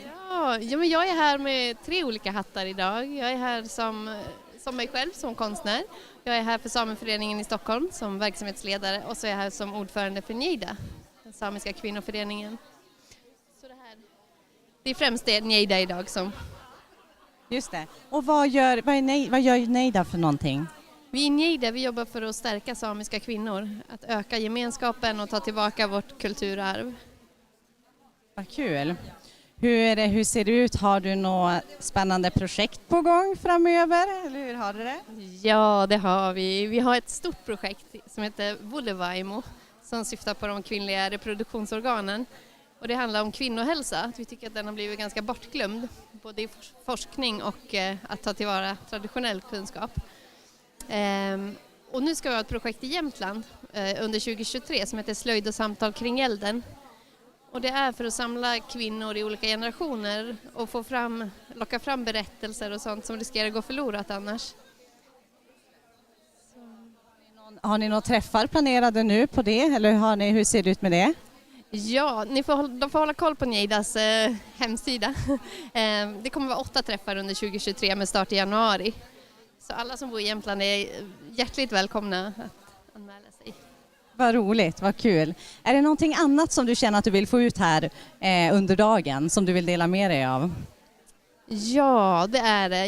Jag skapar skulpturer och främst ganska stora skulpturer i snö. Och nu har jag skapat skulpturer av födande kvinnor som föder med stöd av naturen på olika sätt. Så min dröm just nu är jag skulle vilja ställa ut de här så att människor blir påminda om vårt ursprung och vår urkraft.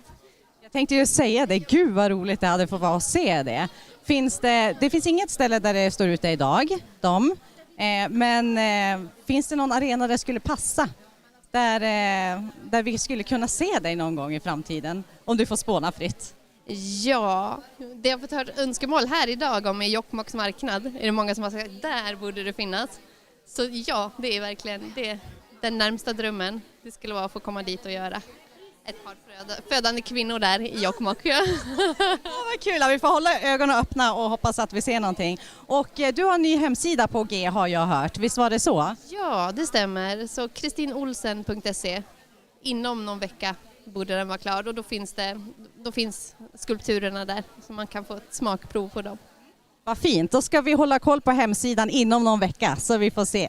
Tusen tack Kristina och ha en fortsatt trevlig dag. Ja, men tack ska du ha, jättekul att vara här. Tack.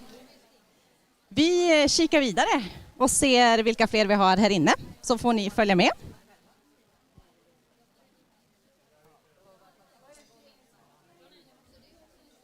Om vi tar oss vidare här ska vi se. Hallå Sebastian! Det kan du få göra, vad trevligt. Hej! Börest. Vi fick se ett himla intressant inslag på Kristallen-scenen. Ja. Låt höra, vem är du och vad gör du? Jo, jag heter Sebastian Björkman, mitt släktnamn är Partapoli. Och jag är en del av de familjerna som blev tvångsförflyttade. Eller min familj, som blev tvångsförflyttade till Ammarnäs. Så jag har mitt samiska hem i Ammarnäs. Men de flyttade på 50-talet till Stockholm. Så jag är same från Stockholm och jobbar sedan 5 år tillbaka med mitt samiska arv och samiska identitet och dans. Och jag kommer från och tränat streetdance, hiphop, popping och locking framförallt. Vad fint, ja, vi fick se ett himla häftigt framträdande på scenen där med din dans. Hur brukar du göra? Knyter du in det kulturella där med det samiska i din dans eller hur fungerar det? Ja, så jag har i de dans... Det här var ju en improviserad grej som jag gjorde nu, bara 20 minuter innan.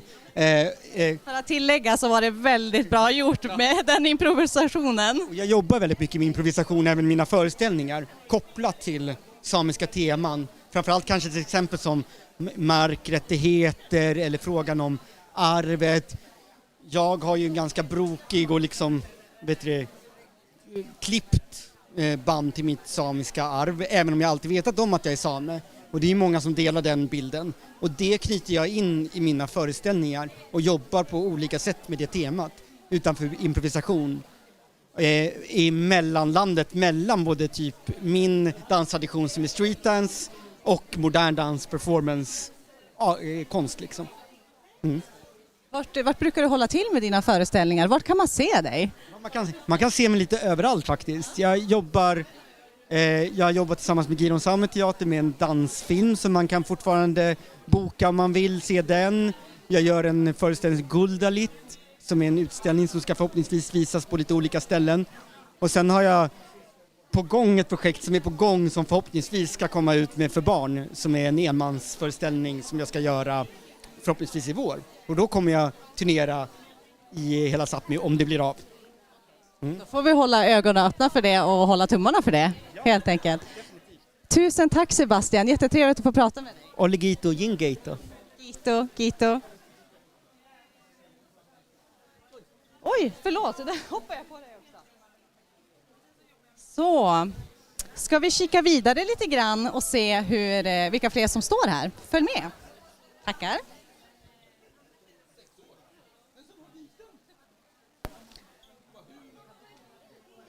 Hallå!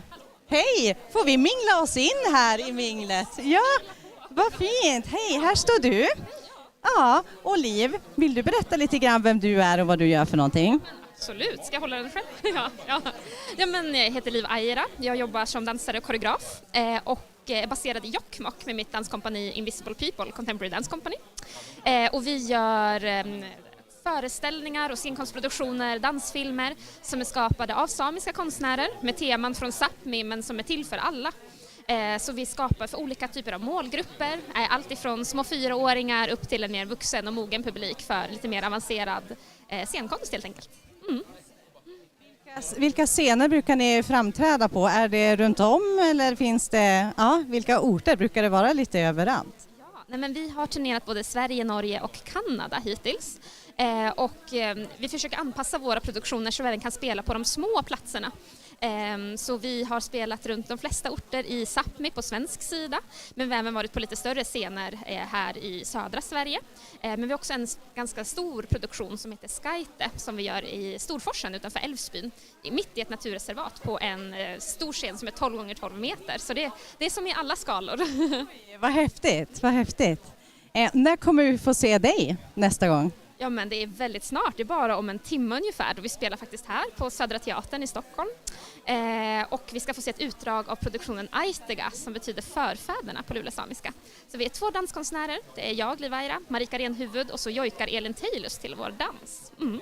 Det ser vi mycket fram emot och det ska även livesändningen få följa med på. Jag tackar så mycket och så ses vi lite senare. Ja, men det gör vi, tack. Tack.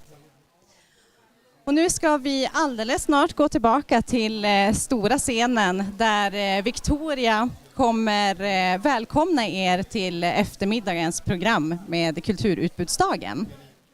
Och innan dess så skulle jag faktiskt vilja passa på att visa. Vi är i en fantastiskt fin lokal just nu.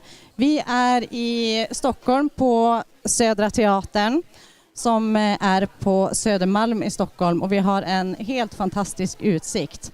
Så medan alla går runt och minglar med utställare så kan man njuta av den här utsikten. Så passa på och gör det en liten stund så kommer alldeles strax Victoria hälsa välkommen från scenen.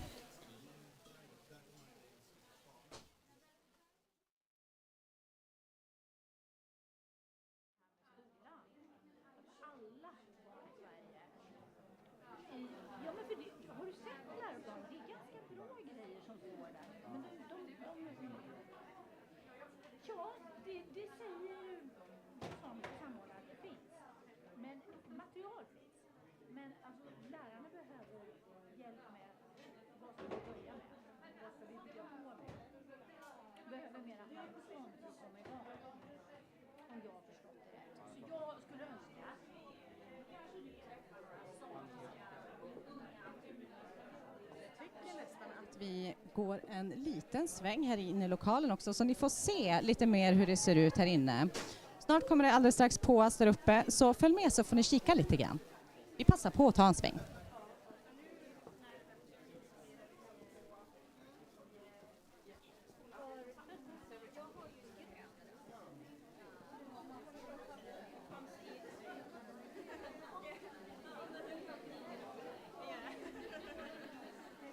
Det är ju som lite roligt för er att ni som sitter där bakom skärmen, att ni ändå får vara med oss idag.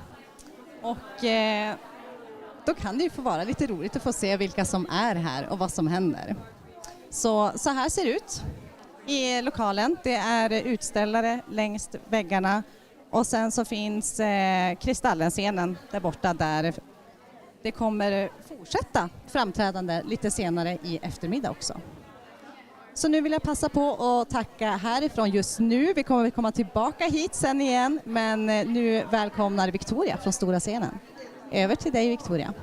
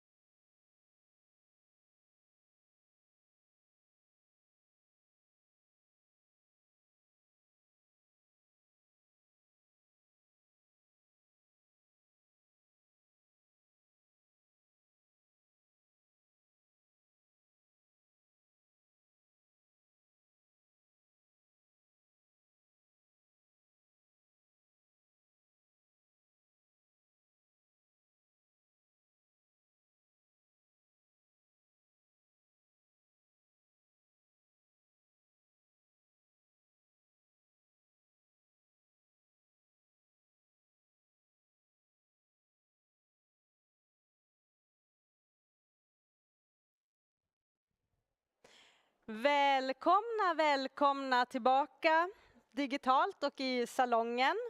Vi ska strax köra igång här på stora scenen. Men en sån förmiddag vi har haft, Jerker. Otroligt bra. Ja, jag är glad att jag fick vara med.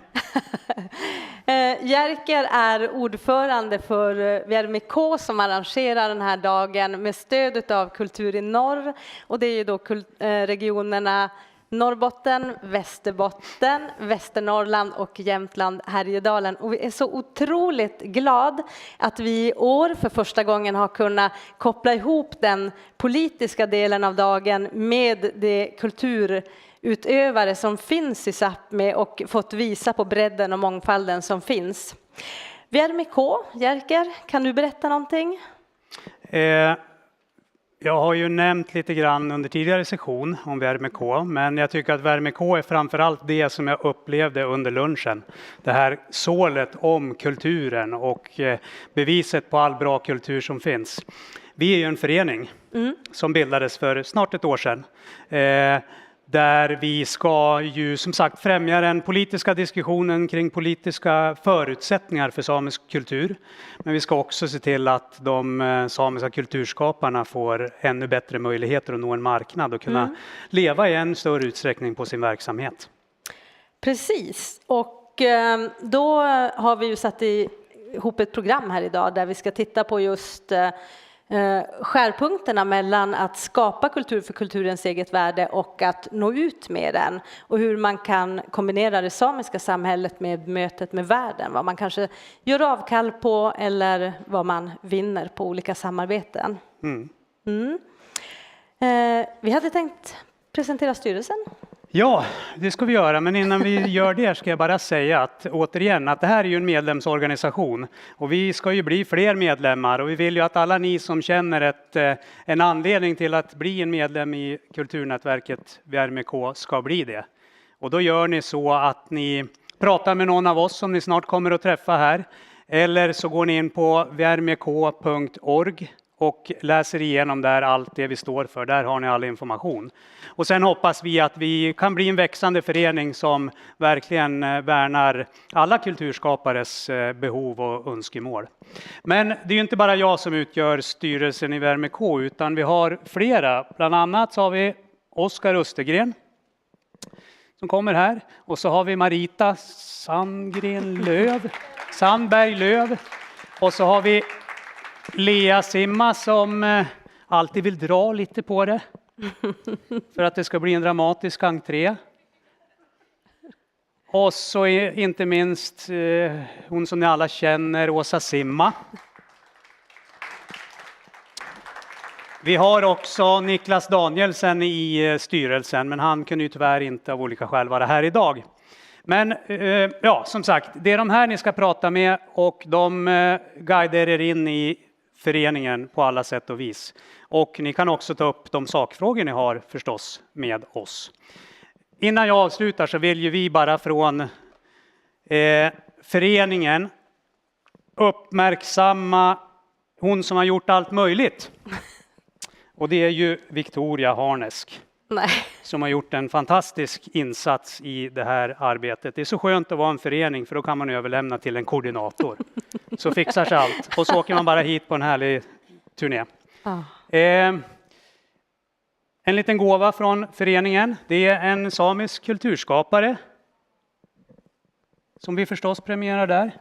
Tusen tack, och också en liten bok som nyligen har kommit ut om samiska spår i Dalarna, Gävleborg, Västmanland. Den där har jag faktiskt tyckt verkat jätteintressant. Jag har ett stort bibliotek hemma, jag älskar böcker. Bra jobb. Tack snälla och tack styrelsen för förtroendet. Men nu tycker jag att vi kastar oss över kulturprogrammet. Och den allra första som vi har här på scenen, det är våran Augustprisade författare Linnea Axelsson. Och Linnea, hon kommer läsa en text. Och sen kommer vi ha ett panelsamtal tillsammans med Oskar Östergren som producerar film och Hilda som arbetar med alltså som säljer scenkonst. Men Linnea, välkommen.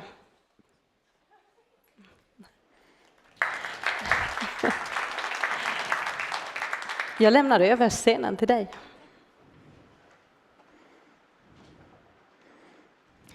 Gud, jag såg inte vart det var. Ska jag gå ut eller? Jag är här. Är den igång? Mycket. Jag kom ihåg hur han hade tittat spefullt på mig och hur det strålade om hans ögon när han lite senare på kvällen hade framhärdat i att människorna i min stam inte var något eget folk. Att jag inte borde använda ordet folk, för då lät jag precis som rasbiologerna. Nej, sa han, ni är bara en grupp människor som håller fast vid några lokala seder och som fått era bakåtsträvande idéer legitimerade av staten. Och han fyllde på med mer vin i sitt glas och mer kött på sin tallrik och sa att om vi var ett folk, då var vilka som helst andra människor som försöker försörja sig på något som för länge sedan blivit obsolet också ett folk. Sådana som bitit sig fast vid sin dialekt och sina föråldrade sedvänjor, som var emot all utveckling. Och hur kunde man förresten veta vem som var längst på ett ställe? Jag kände igen tonen han hade när han pratade med mig och jag hade hört andra säga allt sammans förut. Jag visste att den här gången ville jag inte vara med om det som skulle komma. Det enda som kunde komma när någon ville gräla om man sa just det som man förväntade säga. Stegrande fraser i ett partitur som man redan hade hört till leda. Jag mindes att han betedde sig som om han egentligen inte alls talade med mig utan riktade sig till de andra kring bordet. Min man och våra vänner som hade blivit hans publik. Genom spänningen som utvecklats mellan honom och mig allt eftersom kvällen fortskridit. Och jag visste precis vilken roll jag var tänkt att spela. Men jag ville inte. Kanske var det för att jag var trött. Kanske av hänsyn till de andra som satt och åt vid samma bord. Kanske för att jag trots allt hade bjudit på köttet som min mor skickat ner och ville njuta av att äta det. Och kanske också för att samtalsämnet betydde något för mig och inget för honom, eftersom det var en lek för honom, förströelse och en lustfylld strid. Och inte bara en strid med mig, men en strid om min make som han hade känt mycket längre än jag och tycktes hålla av med en känsla av ägande. Så jag sa ingenting om hur självklart han upprepade kolonisatörernas ord när han sa att min stam inte hade någon egen kultur och ingen historia. Och jag ville inte börja förklara mig och ge honom berättelser och vittnesmål från min familj och min släkt. Eller prata om de överlappande världar som jag levde i. Jag ville inte gå in på allt det där. Eller klargöra för honom att jag inte heller gillade ordet folk. Och förmodligen borde jag ha gjort det. Men jag litade inte på honom. Jag trodde inte på att han var intresserad av vad jag hade att säga. Och det var min fördom mot honom. Tack. Tack Linnea. Vi ska hälsa hela panelen fram och så får ni slå er ner. Hilda, Oskar.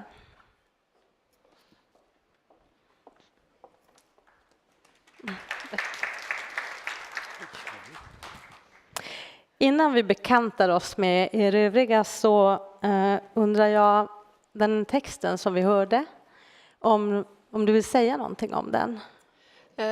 Det är från min bok Magnificat som kom i mars i år. Och det handlar om en samisk kvinna som hon bor i Paris och är gift med en fransk man. Och,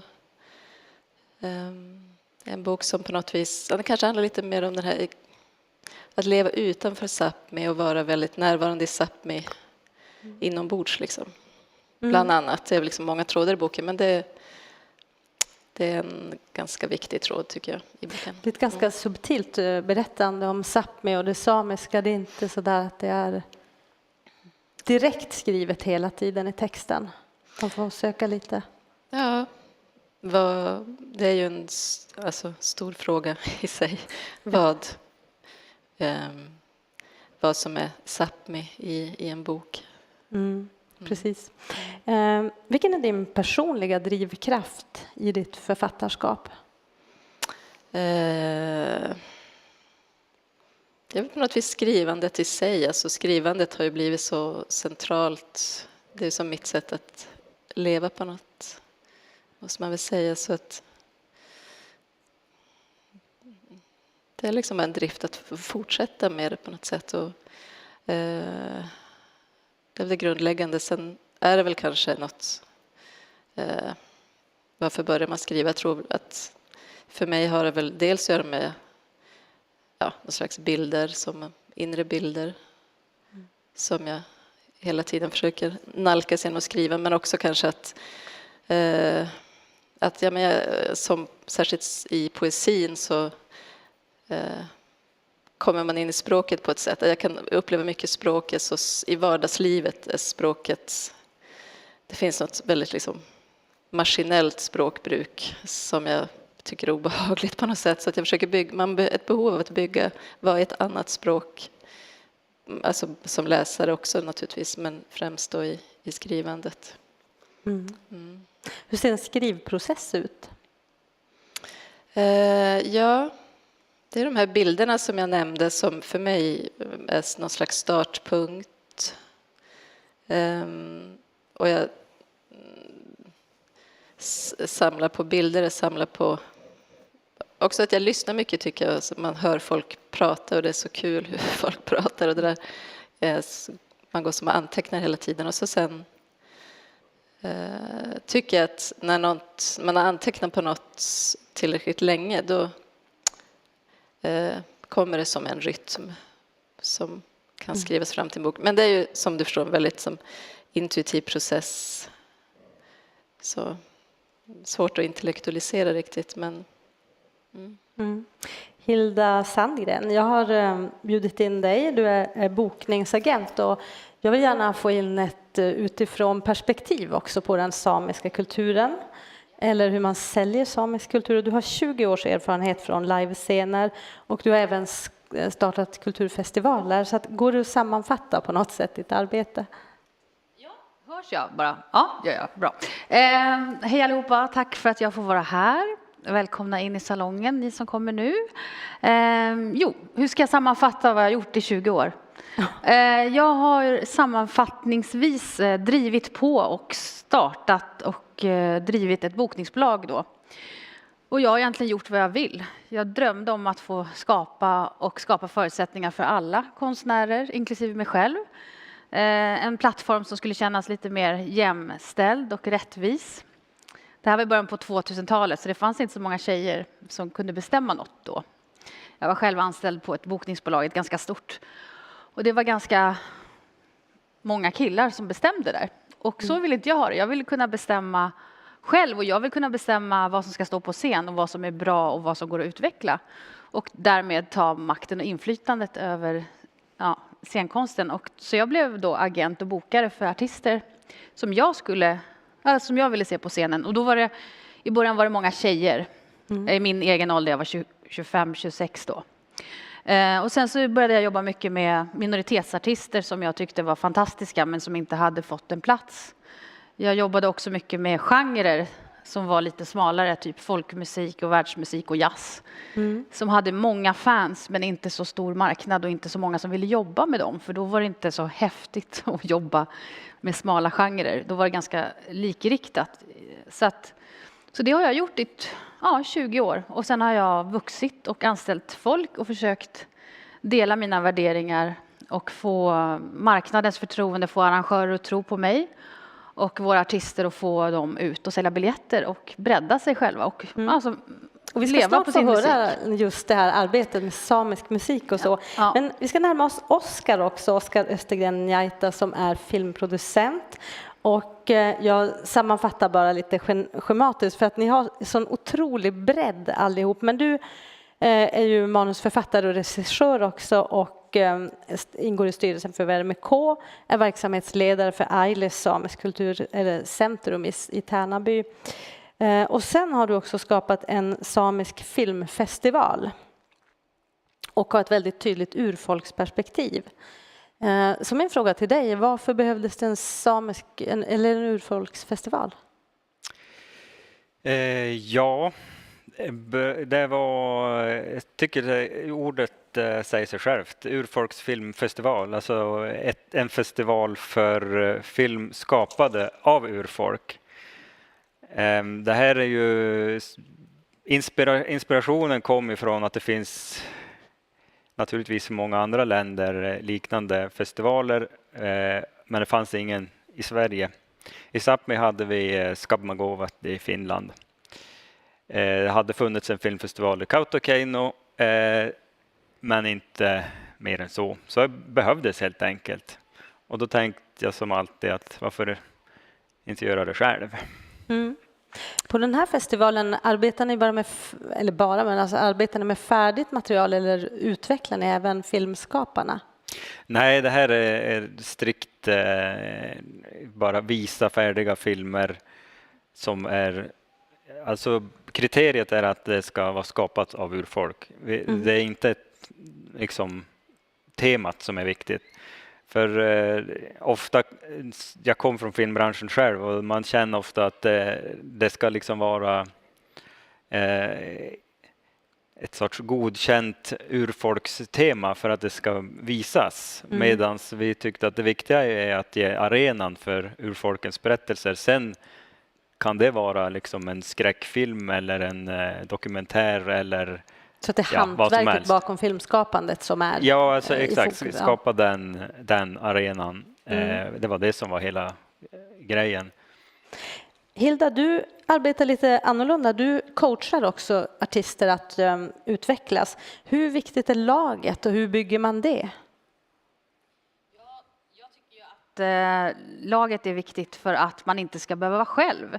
För att kunna bolla som ett bollplank, och jag tror att även om man är en liten artist som inte släppt så mycket musik men har stora drömmar och stora ambitionsnivåer, så tycker jag man ska omge sig med likasinnade eller folk som gillar det man gör, så att man har någon att jobba med, så att man har någonting att spegla och reflektera. Och sen så successivt, steg för steg, försöka ta spelning för spelning, intervju för intervju, släppa musik. Ett litet steg i taget, och gör man inte det med folk som gillar den eller är på en sida eller kan komma med konstruktiv kritik och säga att det där var bättre eller det där var sämre än det där, då är det så svårt att utveckla. Speciellt alla konstnärer sitter ju ofta ensamma. Så det här gäller ju alla artister, att man omger sig med likes, alltså på riktigt, inte bara på sociala medier utan folk som faktiskt gillar det på riktigt. Och att du själv skulle kunna vara en reflektor till en annan artist. Så det behöver ju inte vara fans, det kan ju vara en artist som vill samma sak, eller en författare eller en skådespelare. Alltså folk som behöver få lite ett yttre öga på det man jobbar med, och för att man inte ska behöva vara själv, för ingen människa är stark själv, och laget ska sen successivt när man börjar få framgång hjälpa till, se till att man kommer ut på större arenor, får mer uppmärksamhet och jobba med marknadsföring och media. Så det ska man ju tänka teoretiskt innan man sätter det i praktik, och det tror jag att alla konstnärer ska göra för att orka med. Man pratar ibland om att vara exportklar. Vad skulle du säga att det är? Vad är man när man är exportklar? Exportklar. Ja, men när man är exportklar då är man redo att åka ut och spela och träffa människor utanför rikets gränser då, Sverige just nu, som vi pratar om. Och då behöver ju du ha en story och biografi om dig själv på helst 2 språk, engelska och svenska eller ännu fler. Gärna många fler språk, beror på vilken musik du jobbar med. Du ska ha bilder, helst väldigt många bilder, stående, liggande bilder, tydlig formspråk, videos och rörligt material. Alltså kraven på hur mycket som ska finnas har ju höjts med att det finns massa mera plattformar nu. Men framförallt ska du ha ett mindset att du är beredd att nätverka, du är beredd att åka ut, du kan avsätta tid i kalendern, du har en budget för det. Och du har snokat upp konferenser, likt den här konferensen, men ännu mer konferenser utomlands. Där folk förmodligen är intresserade av vad du håller på med och där du kan vara intresserad av vad de håller på med. Så kan ni vara varandras bollplank och publik och fans. Och det är att vara exportklar. Min sista fråga om det är, hur hittar man den här USPen, den unika selling pointen? Man gör så här att man jobbar med värdeord. Man börjar med värdeord. Och då om man är musikkonstnär, då kanske det handlar om sound. Hur man vill att det ska, hur folk ska känna sig när man släpper ut hur det låter, det man har skapat. Och beskriver det. Och sen kanske väldigt mycket adjektiv. Och sen så utgår du från din bio och din storytelling. Och därifrån kan du börja jobba med din unique selling point. Som en reklamslogan helt enkelt. Men det handlar om dina värdeord. Vad du tycker att folk ska vilja känna när de ska ta emot din musik. Och försök då ha ett yttre öga, därav teamet, att bolla det här med. För ibland så kan man ju sitta och hitta på vad som helst själv. Men det är också bra att ha lite konstruktiv kritik utifrån. Linnea, jag har uppfattat att du arbetar mest i avskildhet och kanske utan den här kommersiella planen. Och jag skulle vilja höra lite mer om det, din skapande process och just den här. Men hur tänker du inför att det blir en bok? Alltså när man. Men det är som du säger, att jag försöker nog undvika att ha den här blicken utifrån på mig själv och liksom hitta de delarna. Och när jag började skriva, liksom, sett till vad skrivandet är för mig, vilka böcker jag älskar själv och liksom har i mitt liv, så har jag nog alltid tänkt att jag är inte en så kommersiell författare helt enkelt, utan och skönlitteraturen har ju, eller det har väl alla konstformer, liksom, att man har ju verkligen den enorma spännvidden mellan väldigt en reflektion som jag gör nu, så jag känner till att du har läst konstvetenskap. Kan det ha varit en del av din process mot att hitta dig själv som författare? Kanske på något sätt lite liknande Hilda beskriver, men en annan väg? Jag vet inte. Alltså jag började läsa konstvetenskap bara för att jag tycker mycket om konst. Men det för mig blev universitetet då under en period, en plats där jag verkligen fick tänka och läsa och skriva och liksom det som är viktigt för mig. Och jag tänkte nog att det var en bra kombination att vara på universitetet och kanske vara lärare och ha ett författarskap. Och så man, för konflikten om man vill vara en fri konstnär, det är ju naturligtvis försörjning. Och ska man då livnära sig på sitt skrivande eller inte. Men sen så när jag hade disputerat i konstvetenskap så kände jag verkligen att jag kunde inte ha mitt skrivande där och att skönlitteraturen tog över, och jag hade också då debuterat som författare och så. Så att det har liksom växt fram, och jag är ju inte någon som liksom gör en sån plan eller har någon sån strategi, men det är klart att det betyder ju också att jag är ju ytterst tacksam för de här människorna som du, Hilda, beskriver, de här runt omkring människorna, att det ändå finns ett förlag, det finns en agent, det finns folk som sköter om det strategiska. De vill få mitt författarskap att växa i den, och jag kan liksom koncentrera mig på det konstnärliga. Sen är det inte som att jag inte, vi har ju ändå någon slags dialog och liksom samarbetar, men jag hittills har jag fått det jag behöver i att liksom försöka bara koncentrera mig på det konstnärliga. Och för mig är det centralt, för att jag tycker det märks direkt när en författare, när man får för mig, alla har ju den här, det är klart att alla vill att det ska gå bra och man har en fåfänga och man vill liksom, att man inte faller in i det där behagsjuka i sitt skrivande. Det tycker jag är livsfarligt faktiskt. Så att jag försöker liksom att inte tänka på det, och det får gå upp och ner, och så får det vara i ett konstnärskap. Oskar, den här skärpunkten som vi nu börjar närma oss mellan kommersialisering och berättandets egna värde. Vad tänker du om det? Vad är dina erfarenheter? Ja, det är ju...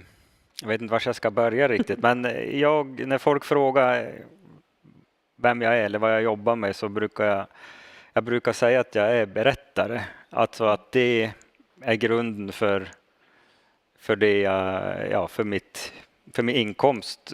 För man måste ju leva. Då måste man få in en inkomst och så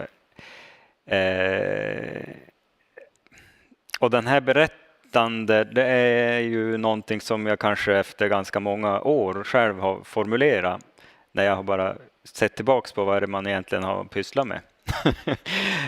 Även om att man är som ska utveckla ett centrum för samisk kultur. Det att vara liksom en projektledare eller producent, det handlar ju också om att berätta om vad man vill få gjort. Eller om man helt enkelt skriver en historia. Det är ju en väldigt tydlig berättarform. Och då det som jag kommer från en släkt och en familj som har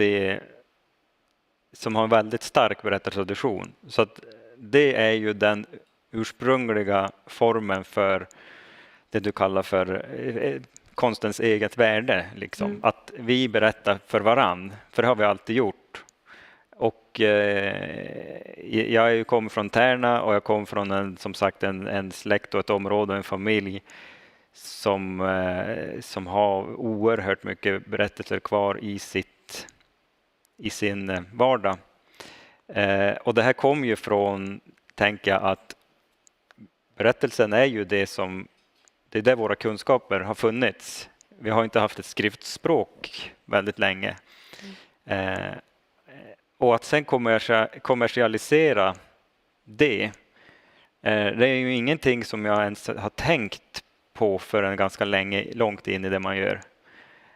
Men när man börjar skapa faciliteter för andra, antingen som producent eller för att skapa ett samiskt kulturcentrum, så inser man ju att det behövs ju så mycket av det egna värdet av den samiska berättande, samiska kulturen och konsten för oss själva, för att det ska kunna bli en kommersiell produkt. Och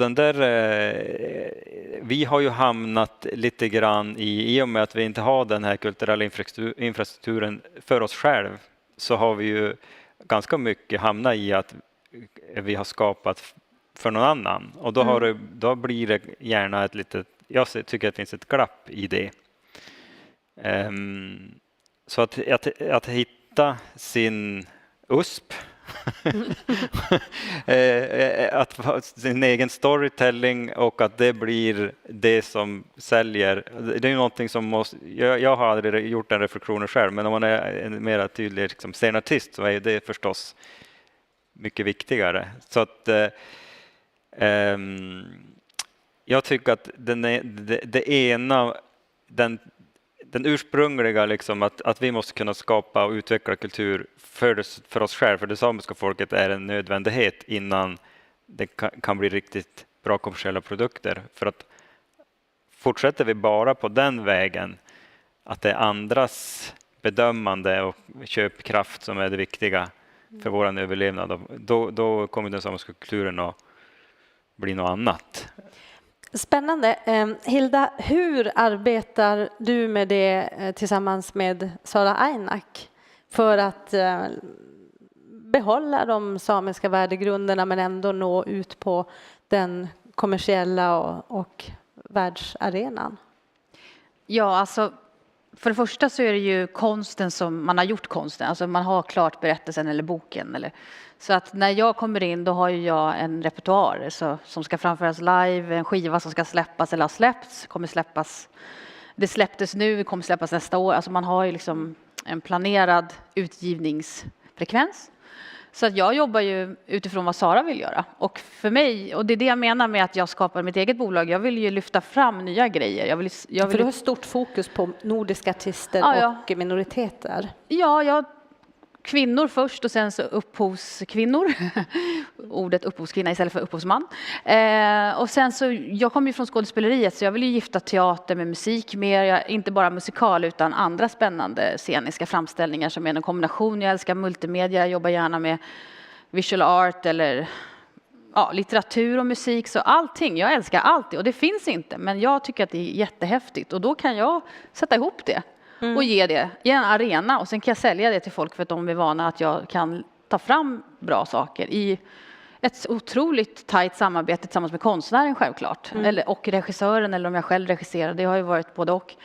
Eller artisterna eller gruppen eller det kan ju vara ett management. Alltså det beror ju på vad man har för team. Så att det är alltid artisten som dikterar mina villkor. Jag kan komma med idéer och säga att jag har sett någonting häftigt som man kunde gifta in i Saras konsert. Men det är ju Saras musik, hennes ord, hennes låtar, texter och berättelser, hennes scenspråk och hur hon ser ut och hur det ska se ut och vilka scener. Det är det jag utgår ifrån. Sen försöker jag anpassa och göra en strategi och ringa arrangörer över hela världen. Och i Saras fall nu, det är ju kul att vi har så bra samarbete faktiskt med andra urfolkscommunityn via Indigenous Music Summit som startades i Kanada. För nu har vi ganska många arenor att prata med i Sydamerika, USA, Kanada, Australien bland annat. Så att det är väldigt, och de är ju samma sak. Så att ge en arena till alla berättelser, alla genrer och en röst och en plats. Och sen så kan det vara hiphop eller rock eller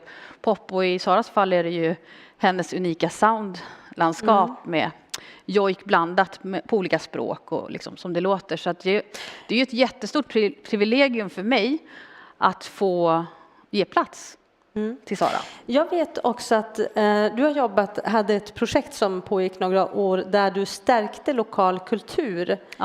Nu ska jag vilja höra väldigt komprimerad bara, för jag tycker det är en spännande tanke som man skulle kunna addera på det samiska. Just det, jag ska vara kortfattad. Och man kan säga så här, jag fick chansen att göra en festival i Hässelby, på Hässelby slott, en förort till Stockholm.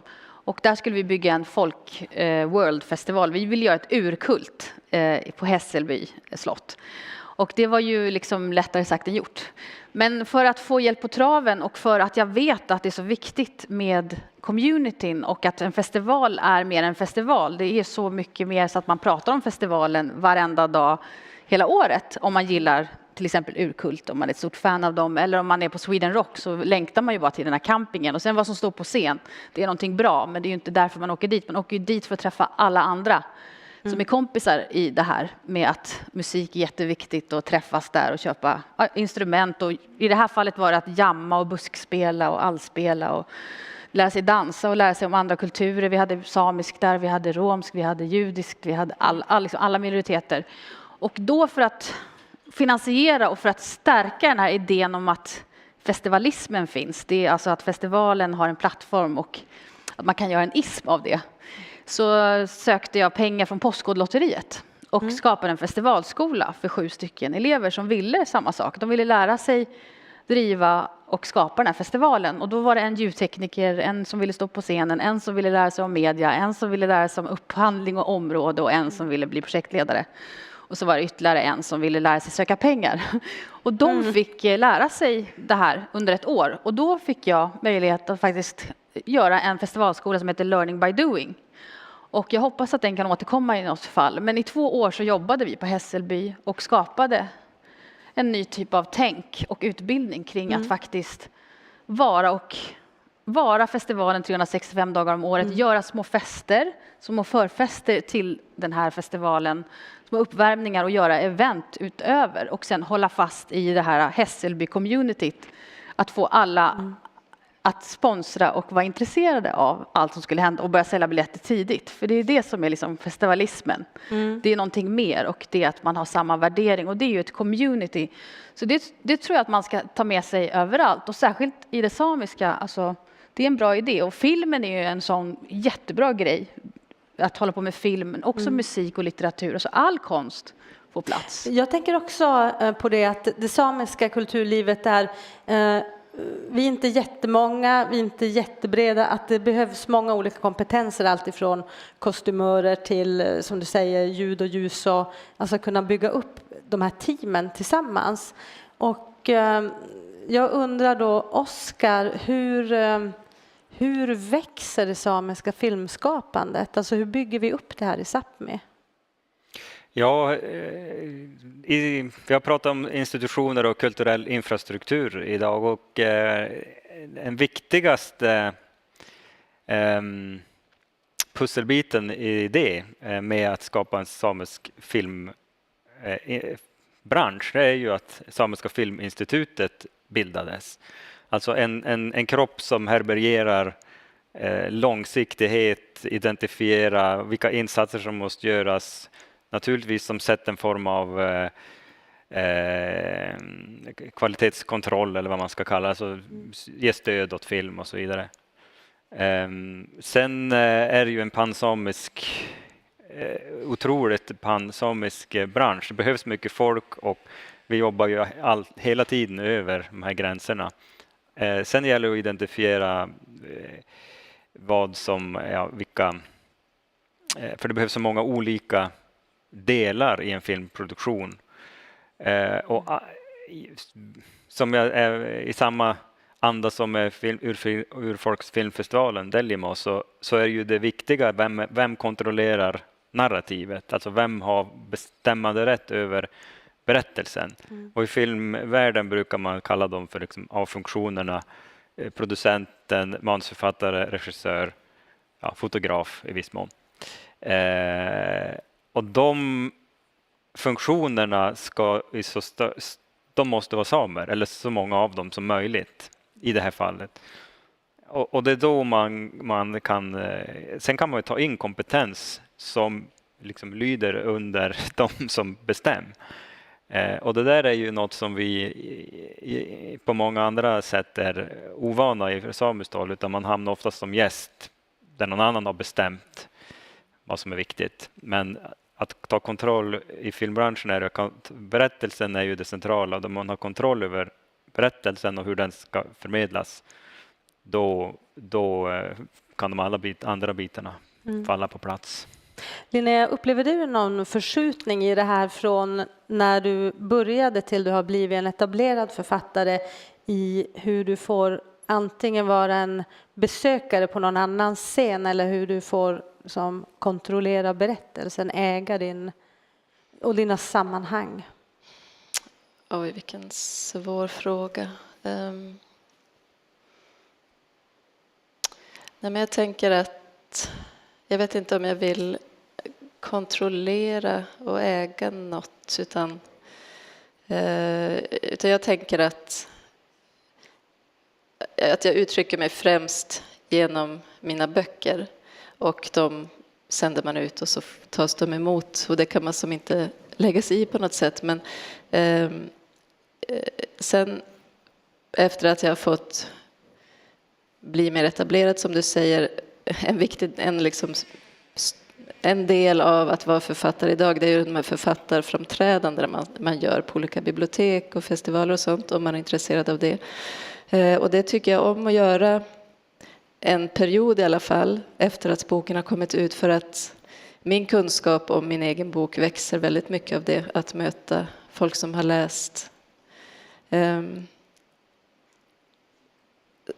Så jag tycker nog att jag inte äger den på något sätt. Sen är det klart, om du menar mer att som samisk författare i förhållande till en svensk kulturvärld, så är det klart att jag säkert kan stoppas in i ett visst fack eller läsas på ett visst sätt. Och det kan ju vara frustrerande, men det får man ju liksom bara försöka bekämpa från situation till situation, en intervju eller vad det kan vara. Skrivarkurser för samer, kan det spela någon roll?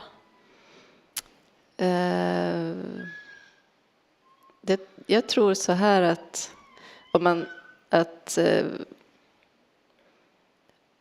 man kan ju ha långt till att sitt eget skrivande av många skäl, liksom klasskäl framförallt, och där definitivt så tänker jag att som same kan man känna att man inte har tillgång till skrivandet lika naturligt som kanske människor från andra delar av landet eller från en annan klass och så. Då tänker jag att just att få bjudas in i skrivandet, det tror jag kan vara jätteviktigt faktiskt.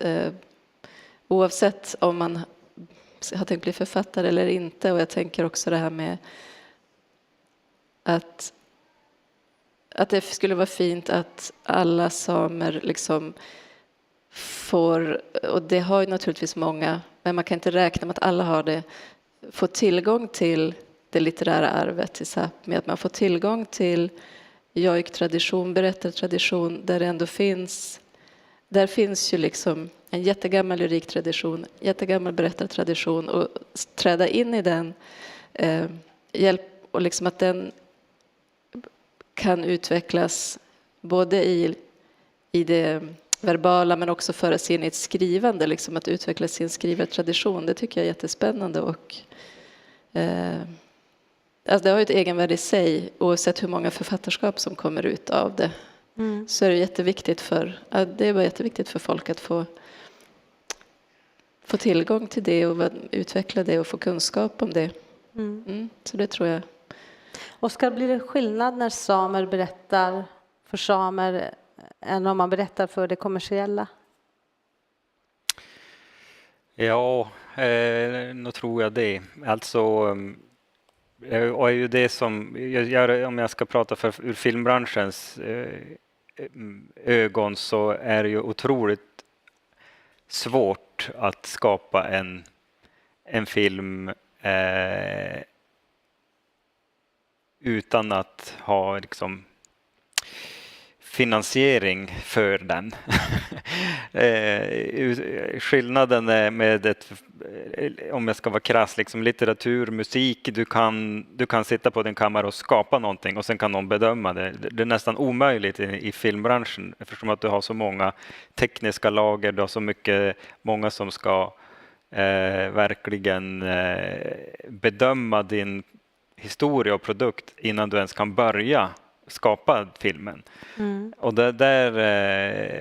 min drömmen är ju att det finns en struktur som gör att det är möjligt att finansiera film som talar till alltså helt utifrån en samisk berättartradition och förståelse med den samiska publiken som tänkt. Säkert det är många gatekeepers på vägen där, och jag vet inte, Amanda, om du är kvar i salen här, men när vi ska ta avrunda också. Ja, okej. Jag ska bara säga väldigt snabbt att när Amanda skapade Sameblod och jag var inblandad i den processen, så sa vi väldigt mycket att samerna är den primära målgruppen för den här filmen. Det är den de är till för. Och sen ska den ju liksom knytas ihop och bollas som en berättelse som funkar. Och det tänker jag också ett bevis på att det fungerar att berätta tydliga historier om sig själv, och att man ändå faktiskt kan nå ut och få väldigt stor framgång. Jag hade jättegärna pratat vidare, och jag funderar mycket på det här med att när vi håller oss på våra egna scener och arenor, och vad som är vinsten med att nå ut. Vi får ta upp den tråden vid ett annat tillfälle. Och jag skulle vilja avtacka er med en bok av en av författare som finns här ute i Kristallen, Anna Memmi, som har skrivit en jättefin barnbok, Maria och Nordanvinden. Och jag tänker att när det nu blir jul, man blir lite ledig, så kanske man hittar en liten människa att läsa för. Så tack så mycket. Tack. Ja. Tack. Så. Ja, då ska vi röja undan på scenen, och då ska jag be Joakim komma upp här till mig. Joakim Sandberg. Här kommer han. Ja, fantastisk entré. Joakim, du är ju faktiskt en av dem som har möjliggjort att vi står här idag. En av finansiärerna. Men det är framförallt inte därför som jag har bett dig komma upp på scenen. Jag undrar så här, vad är det du ser i den samiska kulturen som gör att du tycker den är viktig att satsa på? Och de kommer att röja och riva lite här på scenen medan vi pratar. Om jag ska säga vad jag ser så måste jag säga också så att jag hör det. Mikrofon. Ja, nu 1, 2, 3. Ja, jag ska försöka svara på din fråga utan att bli allt för långrandig. Du får stampa mig på den foten om jag blir för långrandig. Okay. Det är ju så här, jag är ju född i Västerbotten, född i Skellefteå kommun. Och för att ge lite perspektiv på den här saken ska jag säga att jag har ingen samisk bakgrund, none whatsoever. Jag är en väldigt välutbildad person. Jag har gått grundskola, gymnasieskola, gått ut med hyfsade betyg, läst mer än 3 år på universitet. Universitet både i Västerbotten och Norrbotten. Ingenstans har jag fått den samiska historien berättad för mig.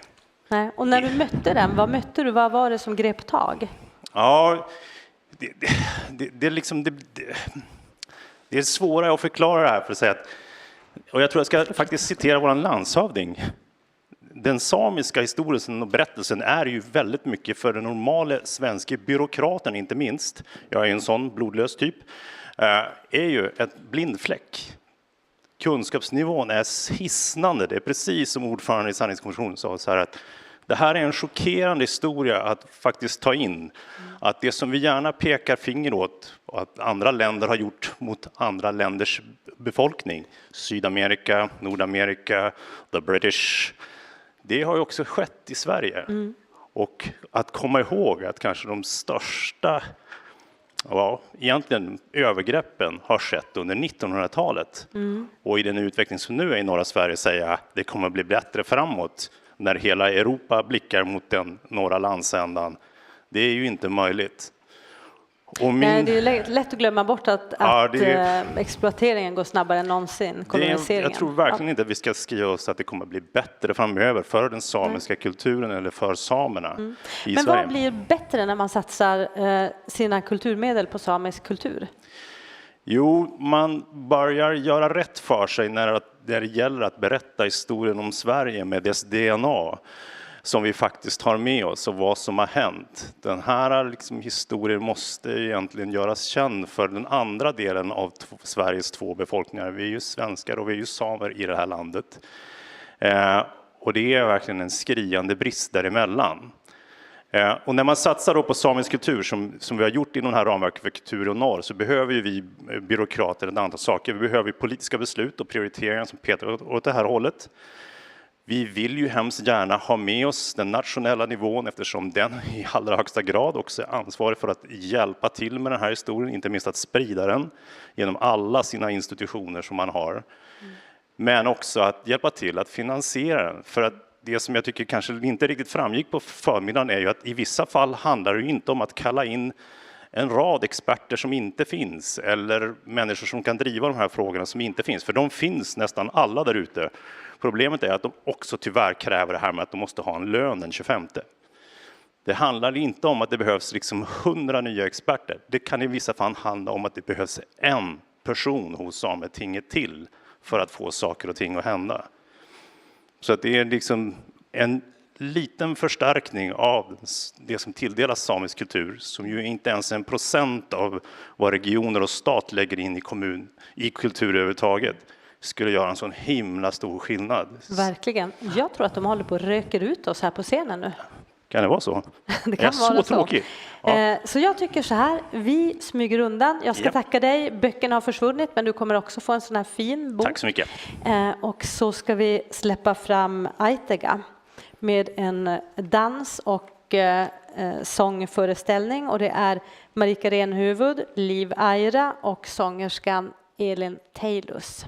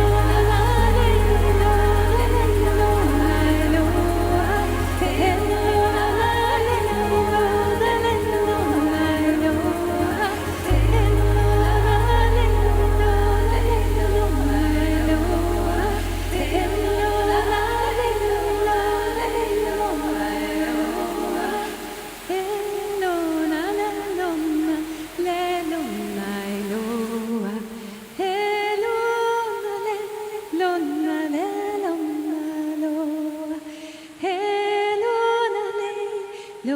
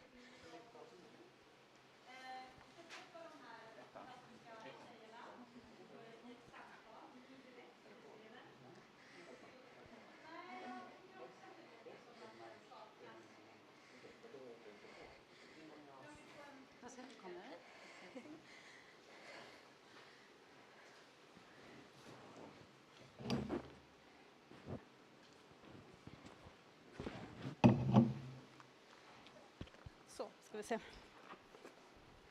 Jag gör en ny entré. Det var en fantastisk tack. En fantastisk dans- och sångföreställning med Aitega. Och nu ska vi träffa artisterna bakom i ett samtal. Så välkommen fram på scenen. Och det är roligt att få träffa er så här direkt efter föreställningen där ni har hela energin med er från föreställningen. Vi kommer inte prata så mycket om Aitega, vi ska prata framförallt om samarbeten, men en liten kort kanske summering, vad såg vi? Ja, hej allihopa. Jag heter Liv Aira. Jag är utbildad dansare och koreograf med en bachelordanskandidat och en master i koreografi. Och det är jag som har skapat projektet som blev föreställningen Aitega, som betyder förfäderna på lulesamiska. Och den här skapade vi 2020 i Jokkmokk på Samernas utbildningscentrum. Och är som en hyllning till de som har gått våra fotsteg före oss. Våra förfäder och de som kommer gå våra steg i framtiden. Framtida generationer. Och föreställningen är egentligen 45 minuter. Och följer dramaturgin av de 8 samiska årstiderna. Och det här har jag då gjort med fantastiska Elin Heilus som också bidragit med jojk-komposition och Marika Renhuvud som också är andra dansaren i föreställningen. Det var lite kort om det vi såg. Ja.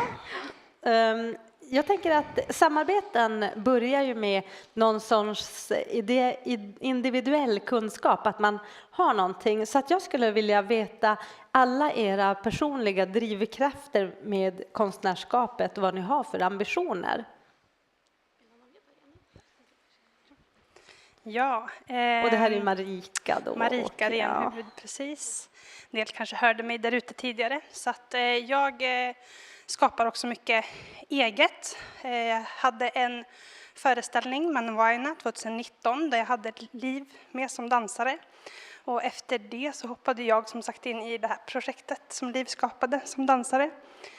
Så utöver allting som jag gör så jobbar vi ju väldigt mycket tillsammans. Och det visar ju på att samarbeten i Sápmi är väldigt bra och ger väldigt mycket.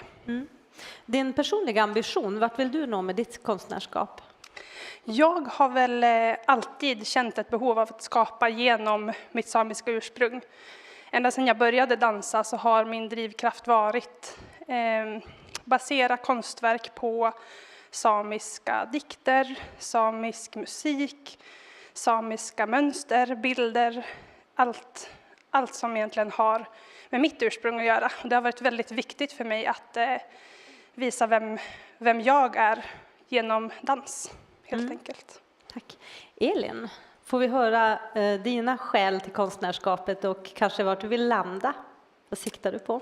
Ja, för mig är musiken och jojken och sången och kanske framförallt jojken är en sån himla stark förbindelse med allt det levande. Och det är liksom hjärtat i mitt konstnärskap. Det är kärleken till naturen, till det levande, till rötterna, till vilka vi är och till markerna. Någonting som jag tänker att vi i den här världen behöver mer än någonsin. Så för mig så just nu så arbetar jag med min nästa skiva som kommer röra sig kring de teman och det här miraklet av att vi lever och att vi är jorden som en kärlekshistoria på något sätt. Så ja, och sen så ser vi fram emot, jag och mitt band, att komma ut på vägarna och spela för världen och Sápmi och Sverige och Norden. Så framåt. Tack. Tack. Och Liv, du hade ju skapat det här, men vad är dina personliga ambitioner? Ja, jag är grundare av mitt eget danskompani, Invisible People, Contemporary Dance Company, där mitt mål och ambition är att skapa målgruppsanpassade föreställningar. Jag brukar säga att vi skapar konst av och med samer.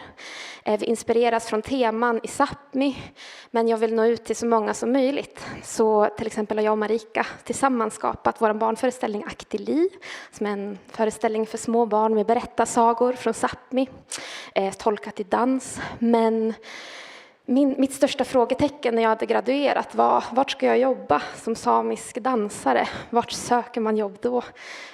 Så då började jag tidigt att skapa mina egna föreställningar och projekt.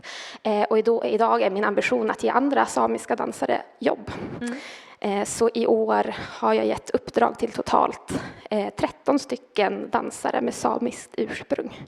Wow. Så min ambition är att fortsätta med det. Ja, det är inte tokigt.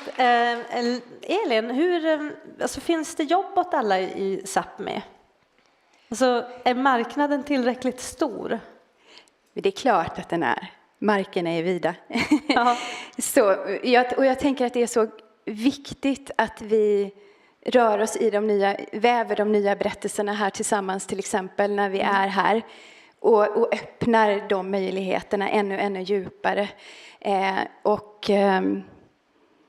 Vad än världen runt oss säger om kulturen, för att det är ju det som man ofta tystar, så bär vi en kraft tillsammans i samarbetena, och att vi alltid bär varandra framåt och utåt, så tänker jag att vi kan förändra väldigt mycket. Förstår livescenerna den samiska kulturen? Alltså vet man vart man sätter en same? Vad man ska göra? Både och, skulle jag säga.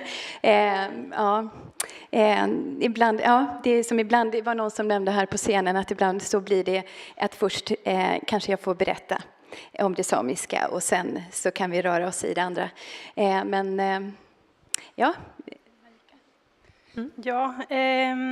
Jag skulle också säga som Elin både och, för bara vad vi har märkt nu lite sista tiden är ju att vissa tänker att okej, men vi har ju tagit in en samisk produktion. Då har man liksom bockat av det. Men som sagt, det finns ju olika målgrupper. Det finns olika föreställningar som säger olika saker. Olika jojkartister har olika uttryck. Så att det är ju väldigt brett, medan vissa arrangörer kanske tänker att samiskt, klart. Så där tror jag att det skulle kunna finnas mer ambitioner att vilja ta in flera olika samiska artister, för att det finns så mycket olika uttryck, som sagt. Hur kan man nå ut med det? Vad behöver den samiska kulturbranschen för att kunna förmedla vad den egentligen är? Jag tror en del kan vara, vi samer kan vara väldigt duktiga själva på att informera om andra kollegor inom kulturen. Och det tycker jag är väldigt fint, att man ändå har det liksom med sig. Men jag tror att som arrangör kan man lägga mer krut på, som sagt, olika grupper, olika inriktningar på. Vill man rikta sig till skola? Vill man rikta sig till familjer? Vill man rikta sig till en äldre grupp? Och målgruppsanpassa lite bättre, tror jag. Jag skulle vilja prata lite om samarbetarna i Sápmi också. Hur ser de ut idag, och genom att Sápmi spänner ju över flera länder, och där kanske Norge går väldigt mycket före. Vad har ni för kopplingar?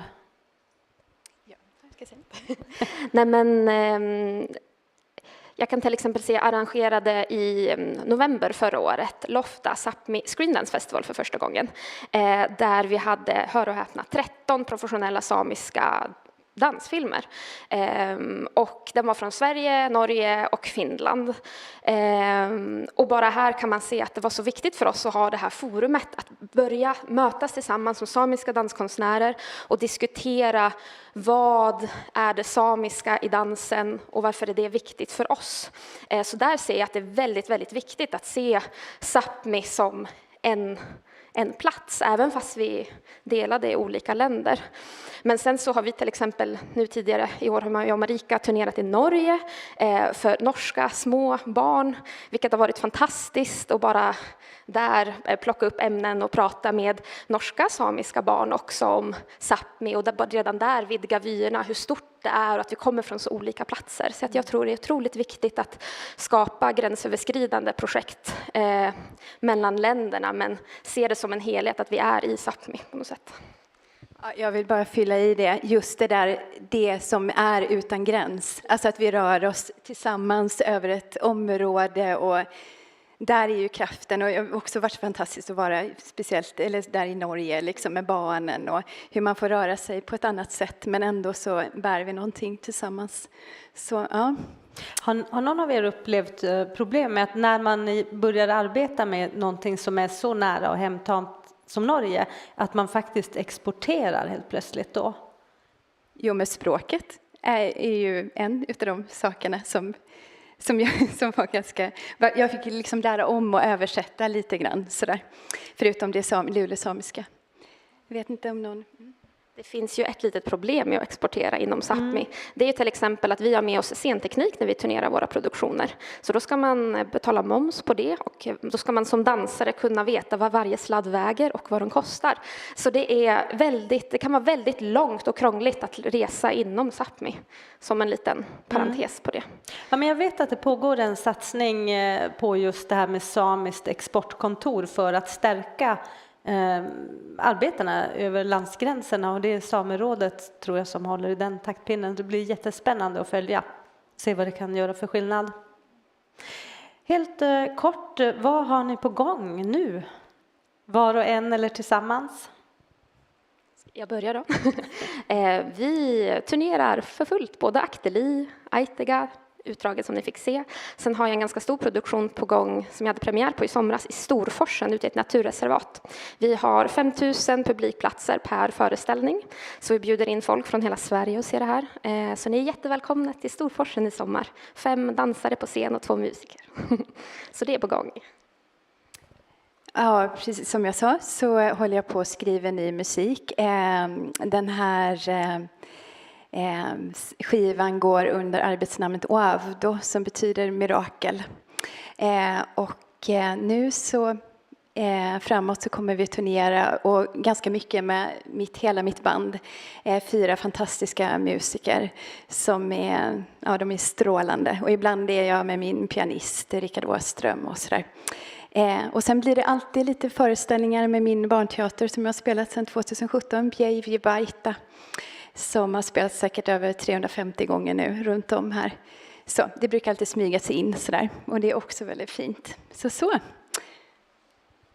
Ja, jag har som sagt min utställning tillsammans med min mor, RP, som turnerar runt lite överallt.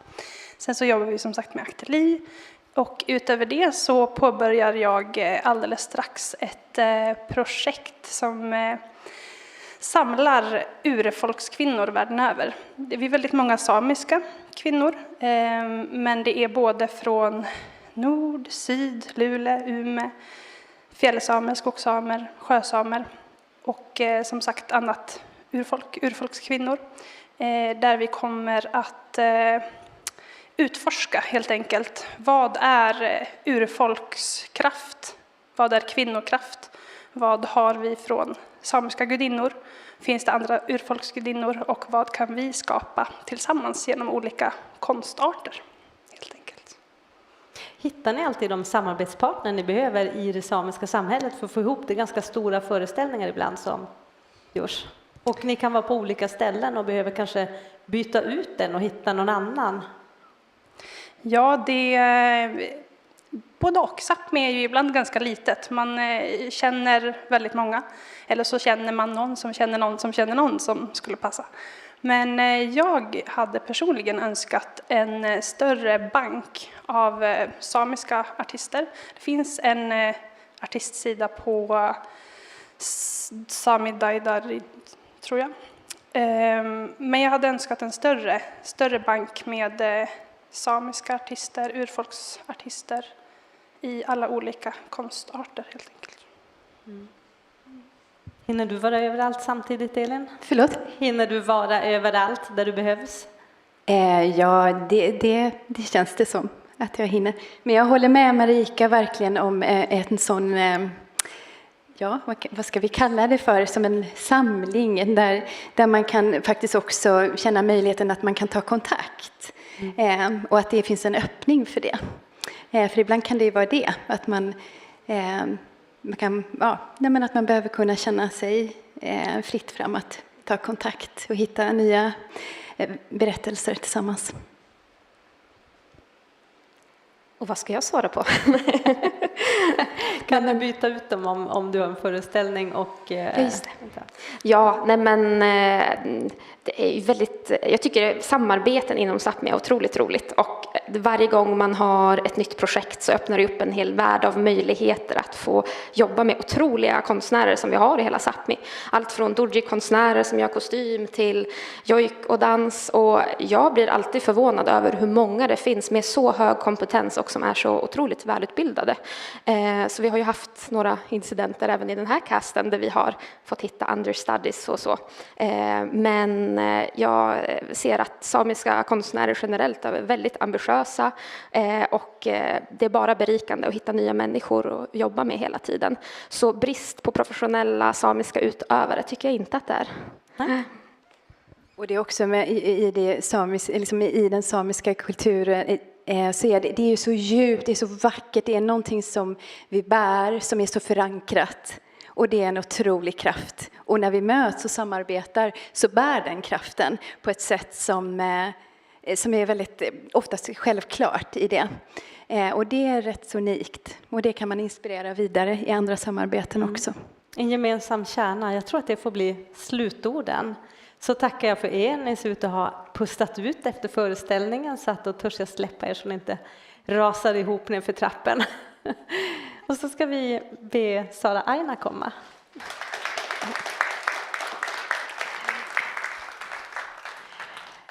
Då blir det en jojk och sen ett litet samtal om kvinnliga perspektiv på jojk.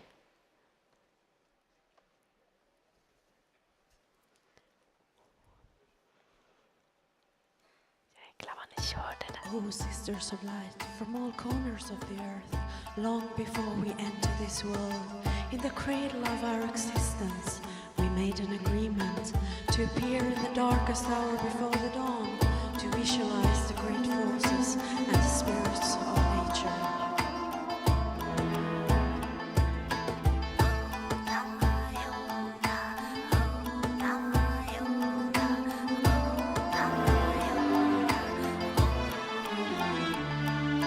Have you felt the heartbeats in the ground? A deep desire to protect the land. A call from Mother Earth to raise your voice. A deep desire to protect the land. Sister from the north, sister from the south, sister from the east. Sister from the north, sister from the south, sister from the east, sisters from the earth. Det skulle börja lågt. Oppa, oppa, vi är andra istället. Gå backa 10 bort i aigajen. Lynges, lynges, gälainen skaigan. Misne aja hekinen. Sister from the north, sister from the south, sister from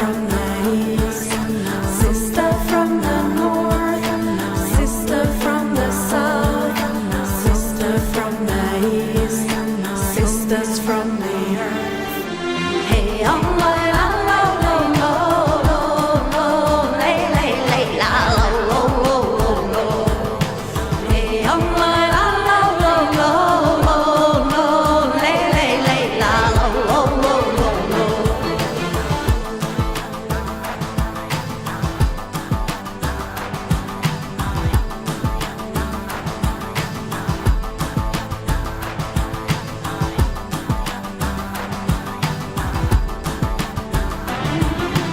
We have to fight for the great mother inside of us.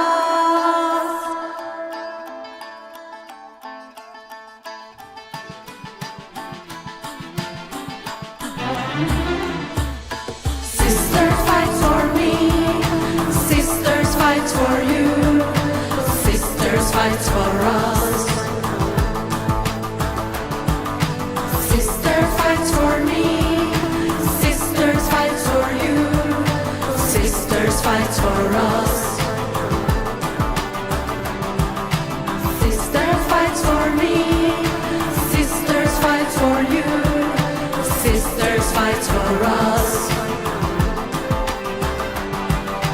Hey, Allah, Allah, lay, lo, lo, lay, lay, lay, la, lo, lo, lo, lo, lo. Hey, Allah, Allah, lay, lo, lo, lo, lay, lay, lay, la, lo, lo, lo, lo, lo.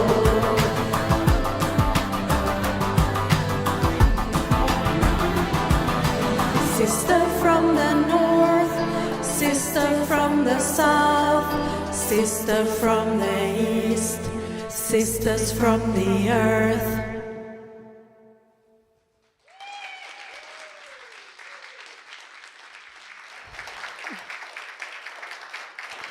Tack Sara, du ska få en mikrofon att prata i. Om jag säger kvinnliga perspektiv på jojk, då vet jag att du har mycket tankar om det. Ja, jag vet inte om jag har så mycket tankar om det. Nej, men jag tänker väl att rent generellt så är väl allting utifrån ett patriarkalt system egentligen. Och så även med jojken, fast jojken tillhör ju oss alla. Mm. Har det alltid sett ut så här med alltså, kvinnor? Jag har fått lite förhandstips om att du har intresserat av dig av hur det har sett ut tidigare med de kvinnliga perspektiven. Ja, nej, det har nog varit någonting som har varit en inre drivkraft mera. Jag är ju uppvuxen inom renskötseln och det är ju väldigt förutbestämt vem som ska göra vad och hur.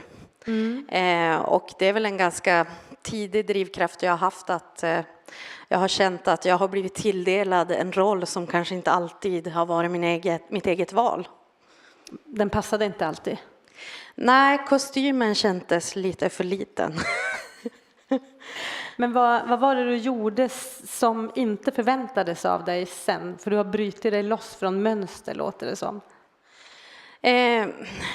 Ja, det kanske jag faktiskt har misslyckats med. För det är kanske därför jag står här och är artist idag. För min egna innersta önskan var ju alltid att hålla på med renskötsel. Men världen, att vara renskötare som kvinna är ju rätt så hårt och svårt. Så det har liksom varit ett tema som har funnits runt mig hela tiden. Och jag tror också i och med motoriseringen så blev ju kvinnans roll väldigt begränsad.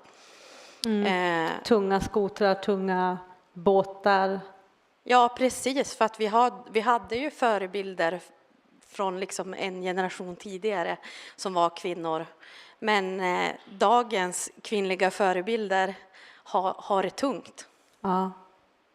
När du åker till andra urfolk i världen, hur mottas du och din musik? Jag skulle vilja säga att jag tillhör en global familj, en urfolksfamilj. Där jag har bröder och systrar i många olika världsdelar.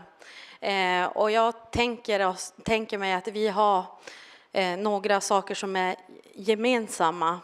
eftersom vi har blivit, det är ju väldigt tråkigt eftersom vi har blivit utsatt för kolonisering. Så har det också fört oss samman. Precis, det är en global situation som sker på alla kontinenter. Jojken, sen du växte upp och till idag, hur ser du att den har förändrats? Ja, det har väl förändrats ganska mycket. När jag började att jojka så lyssnade jag bara på arkivinspelningar. Idag så är ju det mycket mer tillgängligt för fler. Och jag skulle väl vilja säga att det har blivit bättre på det sättet att vi vågar prova fler olika saker. När jag började att hålla på med musik så mådde jag själv väldigt dåligt över att jag inte kunde samiska. Det kändes på något vis som att jag var halv. Och att jag inte heller hade rätt att jojka offentligt på offentliga scener för att jag var fattig i min egen kultur. Medan man idag kan höra många olika typer av musik med jojk, med olika språk. Så att det är ju en positiv utveckling för oss. Tror du att en som inte har tappat sitt språk kan känna sådär att man inte skulle ha rätt att uttrycka en annan del av sin kultur för att man har just inte språket? Absolut. Det har varit en av de saker som har faktiskt hållit tillbaka mig mest. Att jag inte ansåg mig själv ha rätten att stå och göra det här. Så att det har ju som hela tiden, jag har ju drivits utav min inre kamp i mitt artisteri och i mitt låtskrivande, i mina kompositioner. Det handlar ju just om att faktiskt våga gå över gränsen för vad jag själv trodde att jag fick. Men jag tror att det är speciellt samiskt eller någonting för minoriteter att man blir så hämmad av att man saknar en del så att man börjar känna sig halv och inte skulle få uttrycka konst. Men också tycker jag att det är ett tema som vi har snuddat vid idag. Det är ju just det här att vi ska skapa ett kulturellt uttryck för betraktaren, medan det här kulturella uttrycket faktiskt handlar om vårat sätt att se på världen och vårat sätt att uttrycka oss. Och som inom den samiska scenkonsten så blir man ju faktiskt att man kanske sätter band på sig själv eller att man inte vågar testa olika saker. För att man behöver ju också en publik, man behöver ju också vara på ett visst sätt. Och de flesta har en väldigt stereotypiserande bild av vad som är okej. Även oss. Och det är därför också jag tycker att det är så viktigt att skapa mötesplatser för oss som är kulturskapare. Vi behöver liksom en vagga där vi kan få, precis som Åsa sa tidigare, återupptäcka våran kultur och faktiskt experimentera tillsammans. Så det tycker jag är väldigt viktigt. Och vara öppen och lyhörd för varandra. För att vi har olika erfarenheter, vi har olika historier. Och den här koloniseringen har påverkat våra respektive identiteter. Och vi måste vara lyhörda för varandra. Min sista fråga, för du började med att säga att du hade arkivinspelningar på jojk och sånt. Det var det du lyssnade på när du började. Och idag ser det helt annorlunda ut. Att kunna identifiera sig med det man lyssnar på. Alltså, kände du dig som arkivinspelningen eller kan du känna att den här breddade musiken spelar någon roll för möjligheten att identifiera sig för dig och för de som lyssnar? Kanske framförallt för de som lyssnar på din musik.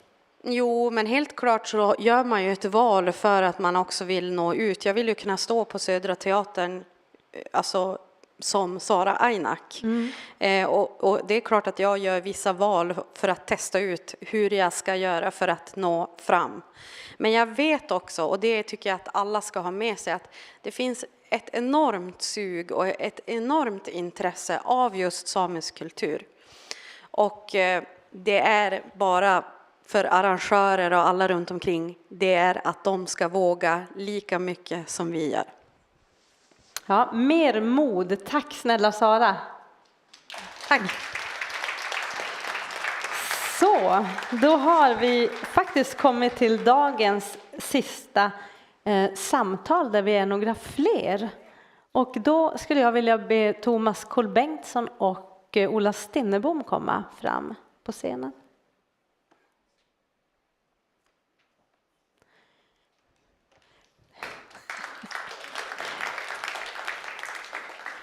Du får vara både Thomas och Ola, kanske. Ja. Du får ha olika hattar. Nej, men här kommer han. Så bra, så bra. Ska vi se om vi kan få en... Ja, precis. Det var lite sån här split-grej här. Vi kommer att prata om urfolksresidens och vi kommer att prata om samisk produktionsbolag. Jag börjar med dig, Thomas. Vad är det som driver dig i ditt konstnärskap? Du jobbar med bildkonst framförallt och skulpturala verk. Ja, nej, men det är väl mest att förmedla vår gemensamma arv, tänker jag, utifrån mitt eget personliga perspektiv.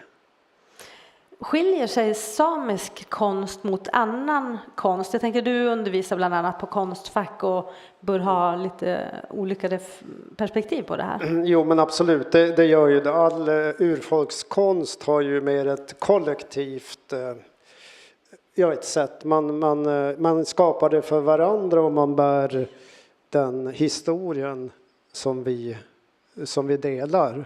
Och det ser man ju att det är ju syftet egentligen att berika vårt själsliv. Medan västerländsk konst efter renässansen, det är ju för att tjäna pengar egentligen. Att den är ju utskuren kyrkokonst som är satt på piedestal och sen ska man tjäna pengar på det. Det är sedlar egentligen. Det var nästan lite sorgligt att höra. Att betrakta konsten så.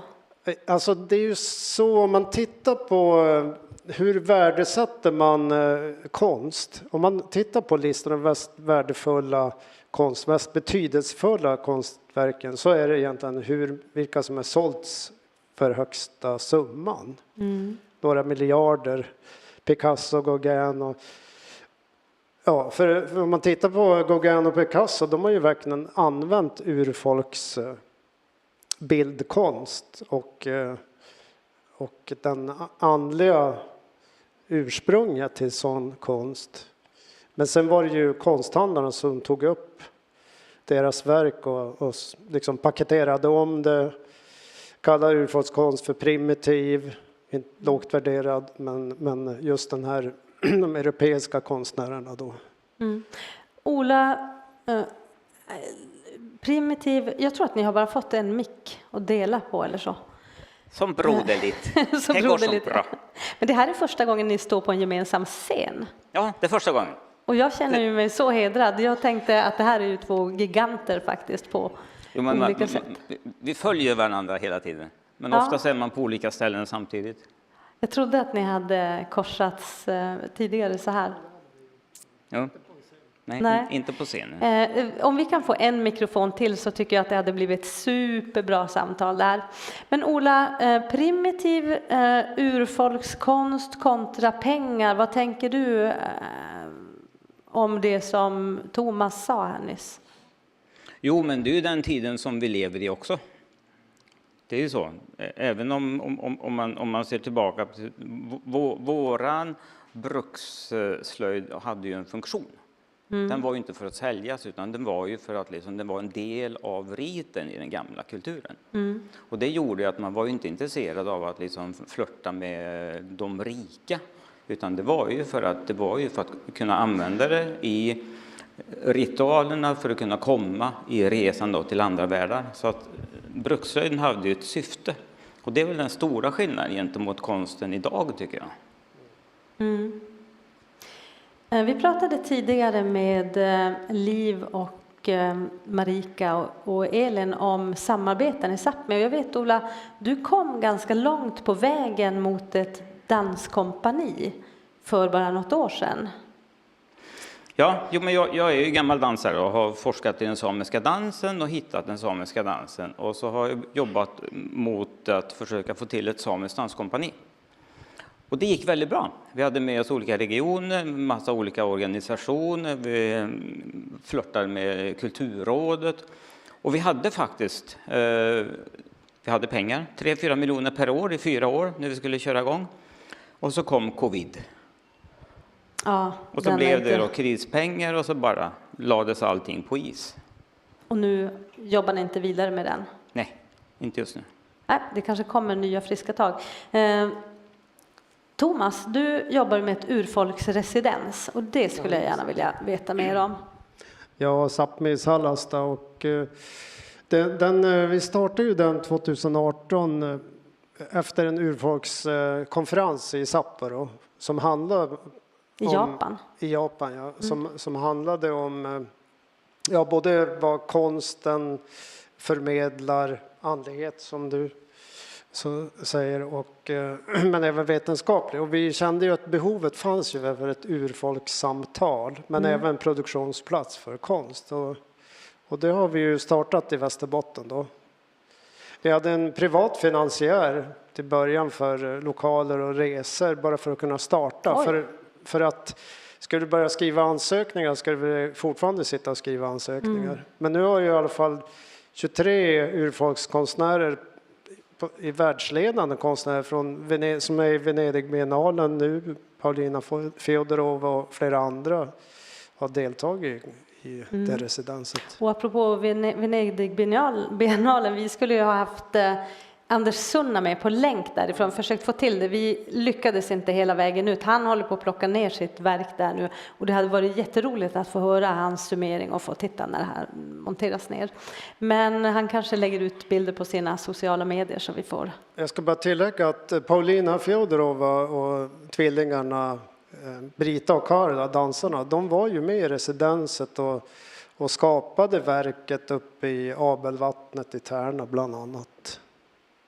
Så Paulina berättade, hon visste inte vad hon skulle göra där i Venedig, men så kom de upp till Abelvattnet och då var det ju sent oktober och började snöa och så landade en liten fågel på hennes arm så där, och då kände hon att hon var på rätt spår. Oj, vilket fint budskap. Sista frågan ska jag ställa till dig, Ola. Du jobbar i Norge en del. Vad är skillnaden och varför hamnar du där? Jag brukar säga det att det är 1000 gånger bättre att jobba i Norge än att jobba med samiska frågor. Och så är det bara. Och det har att göra med att samerna är inskrivna i grundlagen i Norge.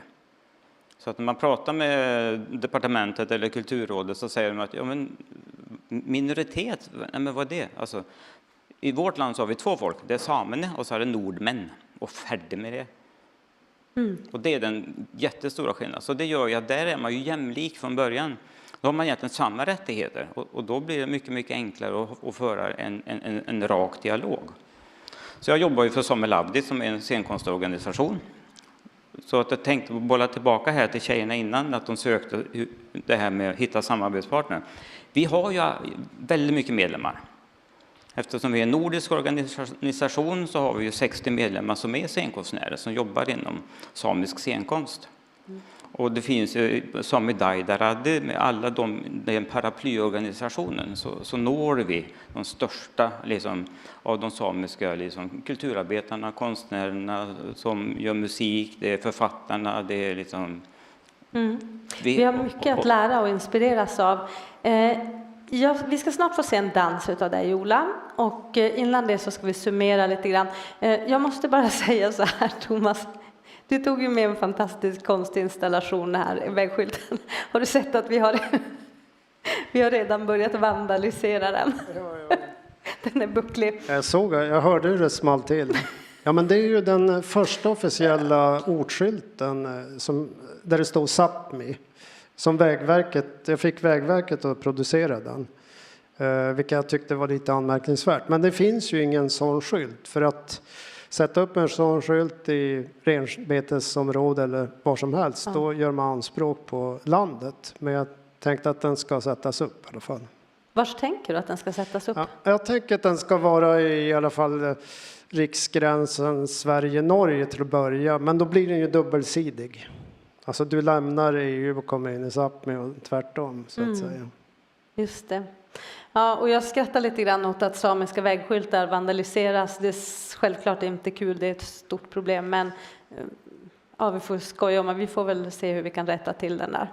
Precis, men jag vet ju att i Bodö när de försökte revitalisera språket där, då satte de ju upp Bododjo då. Och den blev ju vandaliserad 7 gånger, de vägskyltarna. Men sen så började Bodeskylten vandaliseras och då slutades det. Så att jag menar, men man ser vad språket kan vara hotfullt. Ja, absolut. Ja, men, tack, och så ska jag välkomna upp Jerker och sen får vi avsluta med dans.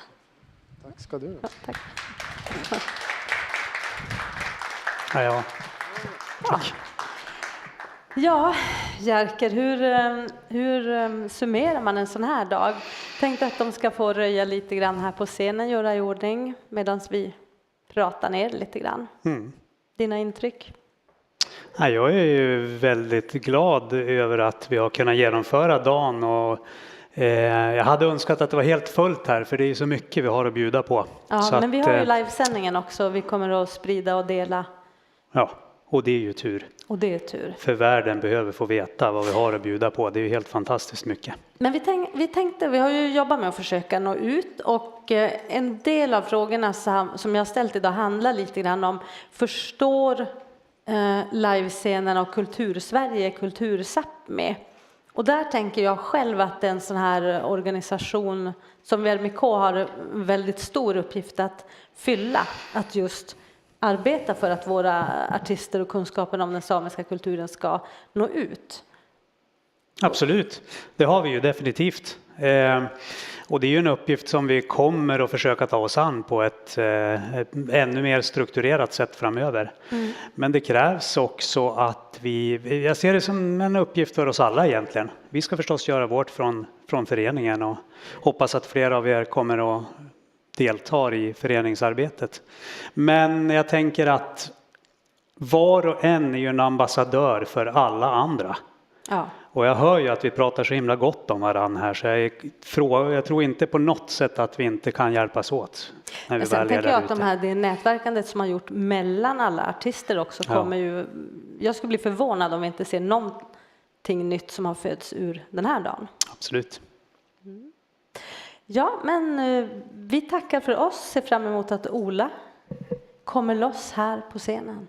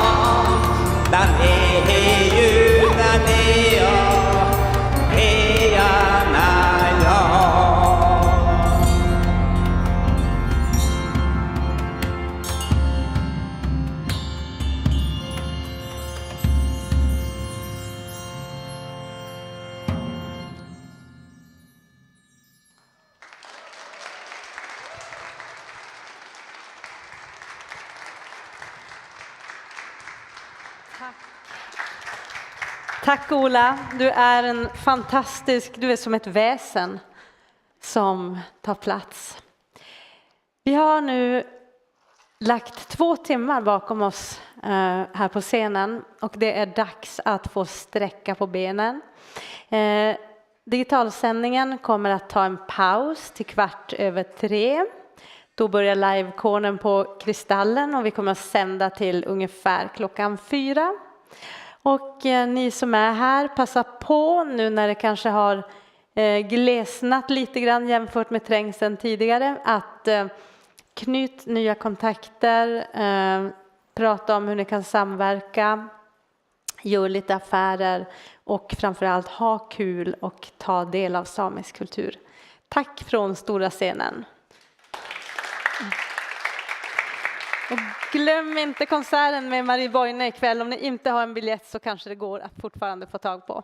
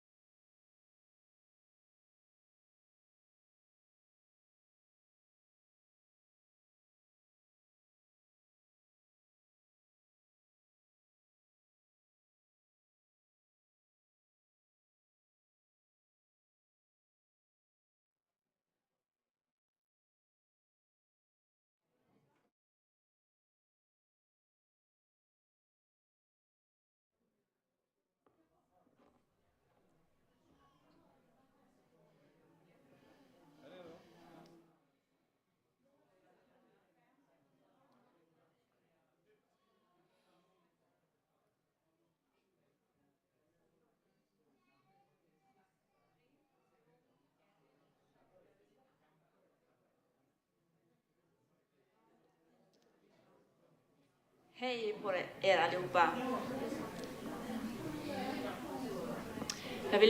Vi vill börja med att tacka för ett jättefint arrangemang. Det har varit en superfin dag. Vi driver projektet Dugakti, din kalt, ett projekt. Ni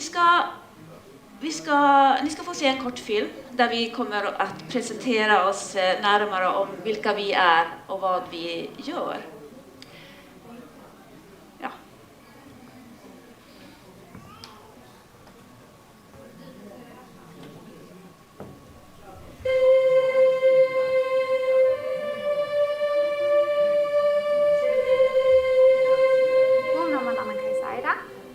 Ja mun on Laila Susanna Kuhmunen.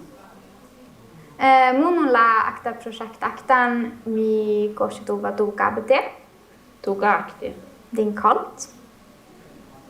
Moi voimai matav ko leima shakkimin. Messimargumi. Taas maata joki aike. Leimi tsohkime, kuohpervakki, poitselantan. Ja nuku lege tau ja tuoja rikaskan. Nuku miledne. Tässä on taas sähkää tuojien virra. Ja tien aktavuodas ihte mänkäläkän huomaasumit. Ja aktajutta mi puhutin oudan, eli just tämä, että tutsu kaufti, maanaita ja laipuhit. Ja me mielimme ties ja tällä. Teihin min kohtumme etnaminalta. Ahko tsakta pohtaa ja min vas johti rohtuluhta johkamohkai. Te moi vältä ja huksedna. Tai he juuridakin projekta tässä. Hei vi hui puudesko annakaisa korru juluksaamikafti ja muuvas tutsun kalsonkaftit. Nämä alkukeitsintä projektas ledde med redan.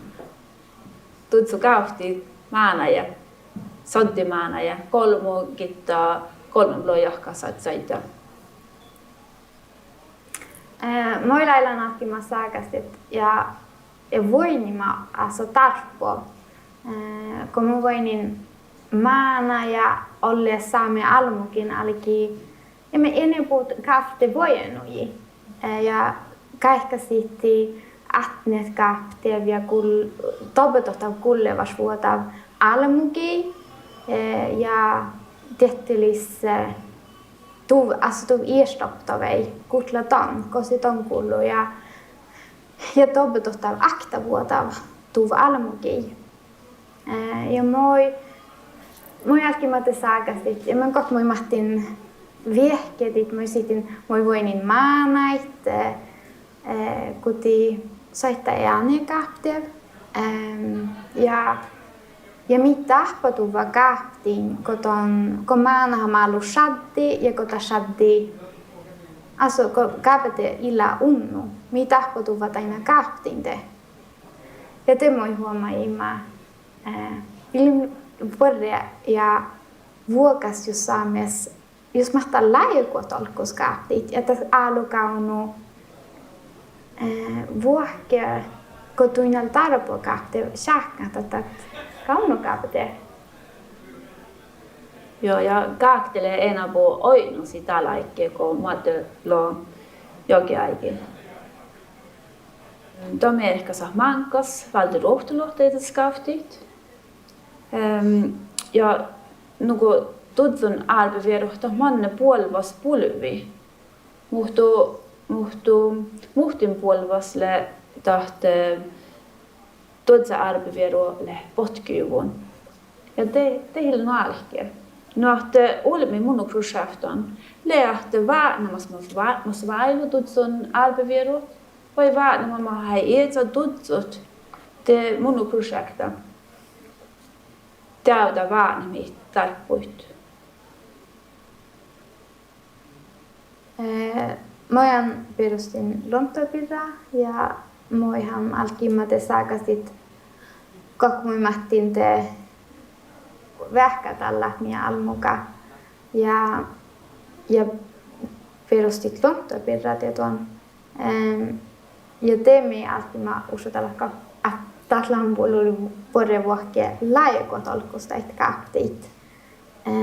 Tän tietty tähän ei teemme perustit lontopirra ja tat alo mahtaa otosisat että tillä perä akta ulmus vai akta manna mi mahtaa että kaapteet että manna pirra ja moi ahkatala joita mi kullusaa mi vuokka ja mikä alkaa no vähkätallat ja luekat nuppias ja täällä kaunutat mahtelis vuotta laikumachata. Kaapetehon vuoset kostopuata ja kosi kullu ja kuhtlaton ja moilla elämän vajuntav mahtoit munnu maddaritsata ja vajuntav arvoa vai talvattav puolevai. Maanalihan mia pahtaike ja tämän projektin moja ei usutallin pahtaike pirra valla luontoa laha mei mia pahtaike ja moi valima parakat kovoi kan tehty moi sitä mä vuoset tallat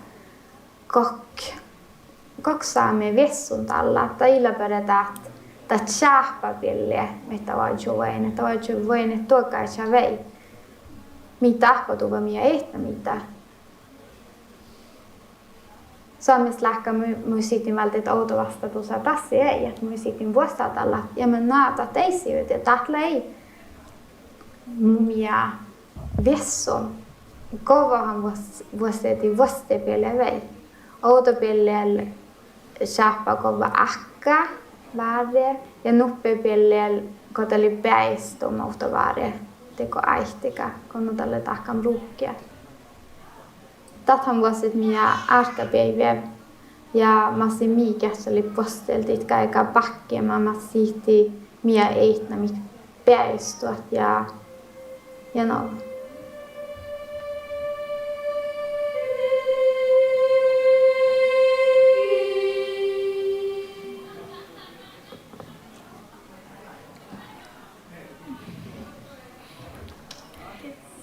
Ja, i projektet så har vi sytt upp totalt 16 koltar.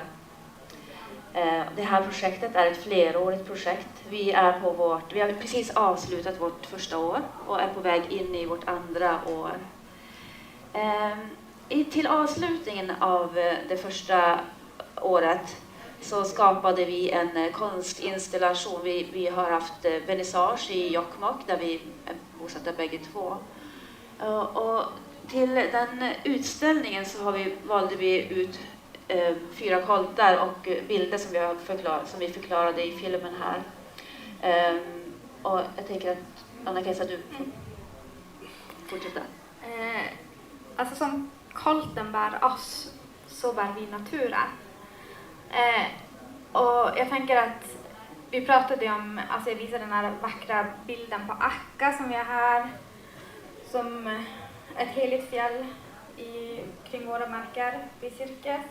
Och den här fjället Aitik som också var ett heligt fjäll i Gällivare som de nu har gjort en gruva av.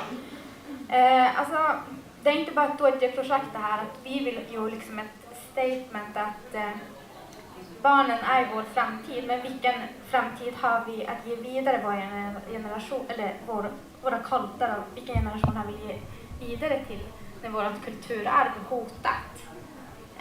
Så att vi gjorde så att det här är ett samiskt sätt att visa motstånd, att man vänder kolten. Och här är framsidan då. Och där är Karlsson då koltarna. Medan där är Jokkmokk. Och här visar vi att renskötseln är väldigt en stor del av vår kultur. Men vad har renarna att beta när våra marker blir allt snävare med alla exploateringar som vill åt alla naturresurser i Sápmi. Vad ska vi då liksom, vad har vi för generation att ge vidare till? Så det är så vi tänker kring det här projektet också.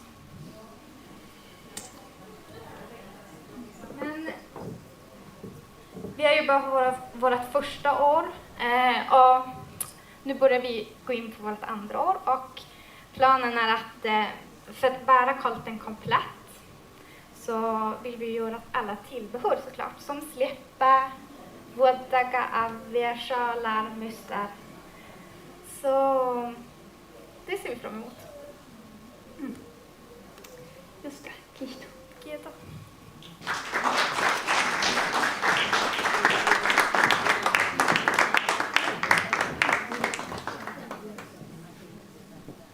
Hallå! Tusen tack för ett intressant föredrag. Ni berättade att ni har hållit igång och gjort ett första år och berättat att ni har lite mer framöver som ni tänker. Kan ni berätta lite närmare om det? Ja, först nu andra året som Anna-Kajsa säger här är att vi tar och gör kolten komplett. Vi ska skapa en hemsida där vi kan ta emot bokningar.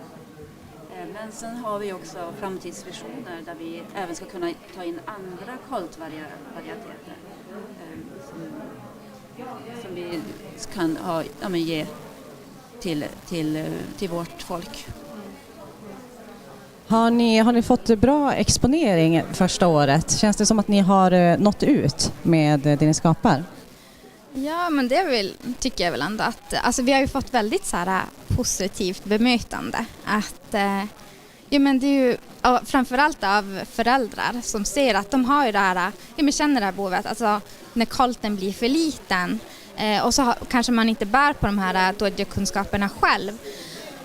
Och det kan vara en kostnadsfråga för en kanske ensamstående mamma med 3 barn. Alltså som inte kan sy kanske själv eller ha det med sig. Så att vi har fått positivt bemötande och som sagt, det här är ju ett helt nytt koncept i Sápmi. Även för oss och för hela Sápmi, så att vi är ganska vi vill gärna ha liksom ha en dialog med vårt folk, så att vi är inte här för att, vad ska man säga, men vi är inte här för att liksom, vi vill ju bara ge vårt folk det vi kan bidra med, alltså för att kolten ska synliggöras helt enkelt. Och jag tänker som just det här att vi ser oss själva som brobryggare bland vårt eget folk, där vi själva, som vi nämnde i filmen, att vi har fått den kunskapen hemifrån. Alla kan inte göra allt, men alla kan göra något, och vi gör det här genom vårt projekt här för att liksom kunna göra ett lite mer helat Sápmi. Det är väldigt nytänkande. Bra gjort av er. Och jag tänker det måste spara ganska mycket tid hos dem som annars måste sy koltarna eftersom barnen växer allt eftersom. Ja, just det. Och det är just det som är också tanken. För att jag tänker att fastän det finns då att göra i familjen så är det just en tidsfråga. Föräldrarna kanske är bägge två i jobb, små barn, och så är det då skolavslutning, Jokkmokks exempelvis, och kolten är för liten. Vad gör man då? Och vanligtvis är ju det att vi lånar ju sinsemellan, men nu så lyfter vi upp det här utifrån ett kommersiellt nivå. Men först nu då dessa åren här framåt så blir det i projektnivå. Mm. Jobbar ni över hela Sápmi? Med projektet. Men som jag nämnde tidigare är ju att vi har tagit Karesuando-dräkten och den lulesamiska dräkten, men visionen är att vi ska kunna nå ut till alla varieteterna, och det är det vi kommer att arbeta med. Mm. Är det ni två eller är ni fler som jobbar i projektet? Just det, nu är det vi 2 som skapar alla koltar och allting, men vi har ju samarbete med filmare och lite sånt där. Men det jag tänkte säga också om det här projektet är att alltså det är ett nytt koncept. Men alltså, vi är ju helt rätt i tiden. Att vi måste börja tänka på alltså, modeindustrin, det vet vi alla, att det är en smutsig bransch liksom, med alla kemikalier. Och det här är som klimatsmart sätt och hållbarheten, att tänka det cirkulära, att återanvända kolten. När de blir för små, varför ska bara den hänga i en garderob? Utan här får kolten en längre livslängd. Och det är liksom det vi måste alla liksom behöver börja tänka på. Alltså, nu gäller det att dra in på det, alltså alla, jag tappar ordet, alltså köpa helt enkelt. Alltså kostnaden, vi måste börja tänka, alltså naturen tar stryk liksom. Sen har vi ju haft en diskussion i Sápmi just att en samisk konfirmation är ju väldigt kostbar. Och där så är vi på gång också att det kommer komma en möjlighet att kunna hyra även till konfirmanderna. Just för att slippa liksom den kostnaden. Och till vanligt så är det ju det att man kanske fick förr i tiden liksom den första klädeskolten just vid konfirmationstiden. Men utifrån att vi går in i nya tider och vi utvecklas hela tiden, och så gör även vi med det här projektet och vill nå ut till folket. Så att det är bara att ta kontakt med oss om det är en önskan om att hyra. Mm. Det låter som att ni måste ha mycket att göra. Det verkar som att det går bra för er och att ni når ut bra, och ni är bara 2 stycken. Så jag kan tänka mig att ni har en del att göra, ni 2. Hur gör ni för att nå ut? Vad är era marknadsföringskanaler? Ja, vi har en Instagram-konto nu som heter din.kolt. Så där kan vi se vad lägger vi ut. Annars så är vi på gång med en hemsida som kommer komma nu under... den är på uppbyggnad. Den finns, men vi ska fixa på det mer. Mm. Vad roligt, då får vi hålla utkik efter det. Sist men inte minst, vad tycker ni om dagen? Hur har det varit? Ja, men väldigt givande. Alltså, det är alltid trevligt att träffa samer och samlas på ett och samma ställe och liksom, alltså, få den här vi har pratat med jättemånga om allas idéer. Liksom alla har, men hur alla jobbar på sitt sätt, och det är bara berikande för hela Sápmi och så det känns jättefint att få vara här och få vara deltagande. Tusen tack för ert framträdande på scenen, och sen att jag fick prata med er här. Det var väldigt intressant att höra. Tack ska ni ha. Tack. Nu ska vi se. Har vi på gång här upp på scenen? Ja, är du på väg upp på scenen? Ja, men vad trevligt. Vill du bara ta plats direkt, så är du varmt välkommen, så ska vi få höra.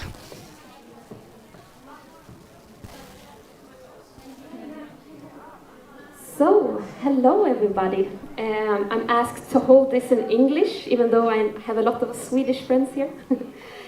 My name is Liv Aira. I am Lule Sami, dancer and choreographer. And I'm here today to speak a little about me, but also my company, Invisible People Contemporary Dance Company. So we can go to the next slide, please. And yes, so in 2017 I started off the company name Invisible People Contemporary Dance Company, which started off when I was doing my master's degree in Spain in choreography. And I started to create a lot of dance pieces, solos, duets, and bigger group pieces. And my tutors said it kind of seems like they all have a common theme. And they asked me, what is this? And I realized I based a lot of my arts within the nature and also in my Sami heritage by the time I was living in Spain. And I explained I belong to the indigenous people of Sweden, Norway, Finland, and Russia. And they never heard about the Samis. And they said, well, can't you tell us more about them, or you? And I explained, we're kind of like the invisible people. And they replied, but can you not make the invisible people visible then? So from that day, my aim became to make the unspoken theme visible, and I'm trying to bring up topics from Sápmi through the staged arts and through screen dance films. And yeah, I can go to the next slide. We are based, now it's a little bit bright, but we are based in Jokkmokk, and I mainly work with Sami artists, dancers, yoik artists, costumes designers, but we all come from different places in Sápmi, which also kind of makes us a nomadic company. We are moving from place to place to gather in different residences and different locations to create together, and yeah, becomes different shows that we are now touring both Sweden, Norway, Canada, and also Spain. And I can take the next slide. And who am I? Well, I come from Jokkmokk, and I have a bachelor degree in dance and a master's in choreography from Institute of the Arts in Spain. And during my master's degree, I was thinking that I really wanted to incorporate my Sami heritage with my first language, which had become dancing.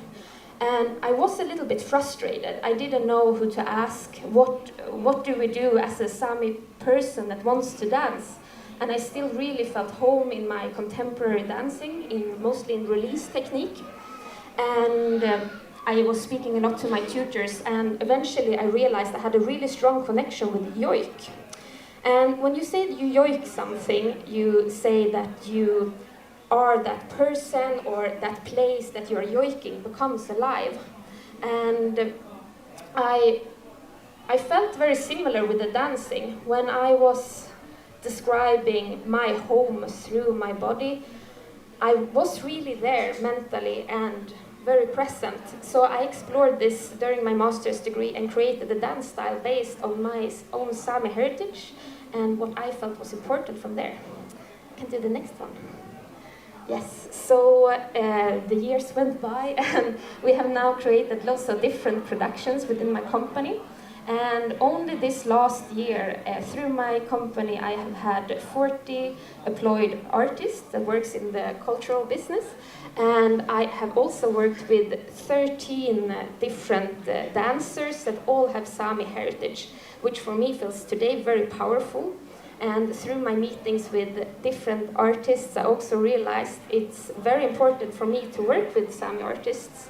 It's kind of like coming home and understanding a lot of my culture and the future of the culture also. I think it's very important to be able to keep on developing the culture to make it feel alive. And I can take the next slide. So I was going to tell you a little bit of what we do. And this is Akteli. It means once upon a time. And it's a children's productions for 4 to 10-year-olds.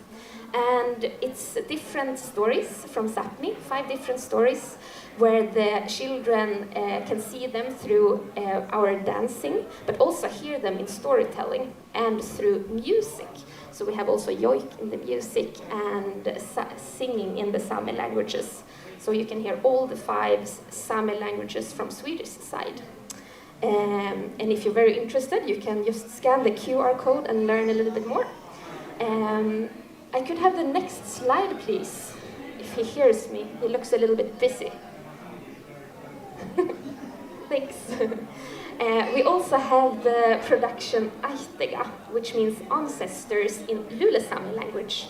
I created this show in 2020 with the yoik artist Elin Taylus and Marika Renhuvud, the dancer, and some other artists as well. And this was a celebration of our ancestors, but also a celebration of the future generation that's going to live the life that we have kind of created and the path. This is a very important show for me because it developed my artistry a lot. Next slide, please. And this summer, I actually managed to do one of my dream projects.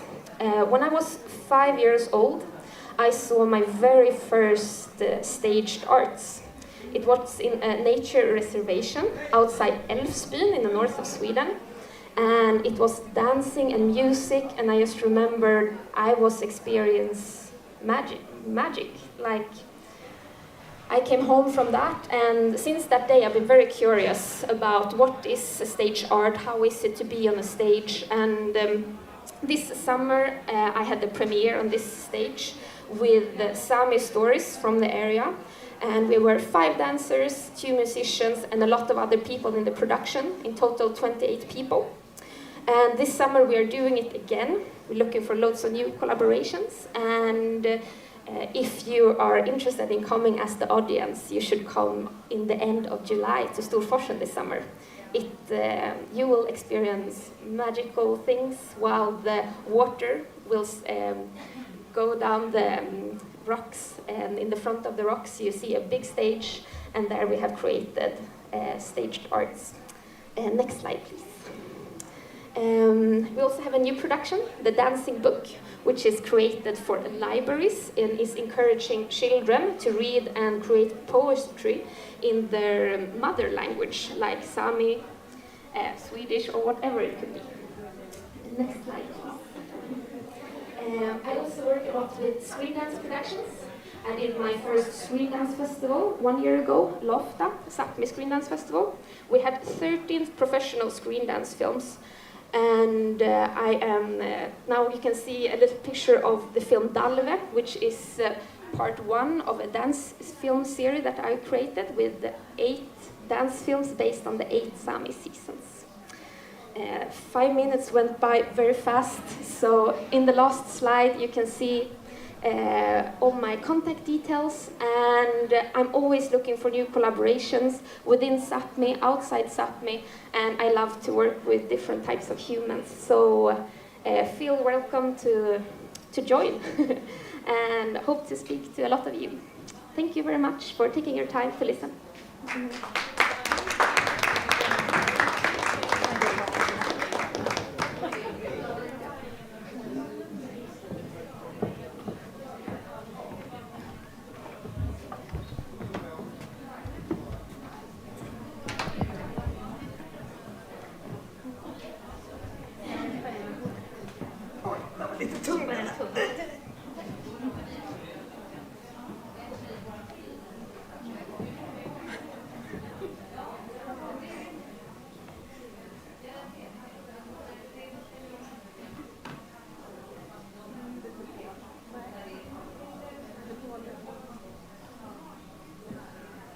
Ja, där kom ljudet.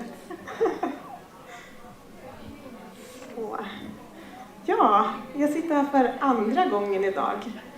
Och för de som inte var här första gången så kan jag bara säga att jag heter Anna-Maria Persson. Kommer från Horsebotten, Jämtlands län, och jag har en podcast som heter Samesystrar, där jag lyfter samiska kvinnor och pratar med dem i fina samtal om precis vad som helst egentligen. Och nu sitter jag här med dig, Erika Unnes, och vi ska ha ett litet samtal. Ja. Och ditt ljud är inte på. Mitt ljud är säkert nu på. Kommer det. Jag bara blir lite tyst. Så om du bara börjar med att presentera dig själv och vad är det som har fört dig hit till Stockholm?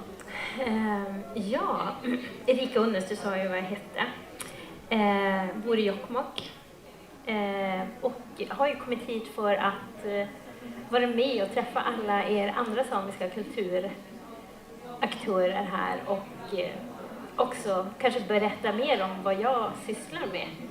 För jag gör väldigt många olika saker och ibland ändrar det sig och livet är ju liksom en resa, så att därför är jag här. Och också för att jag har en fantastisk person här som heter Eventet som jag också jobbar med.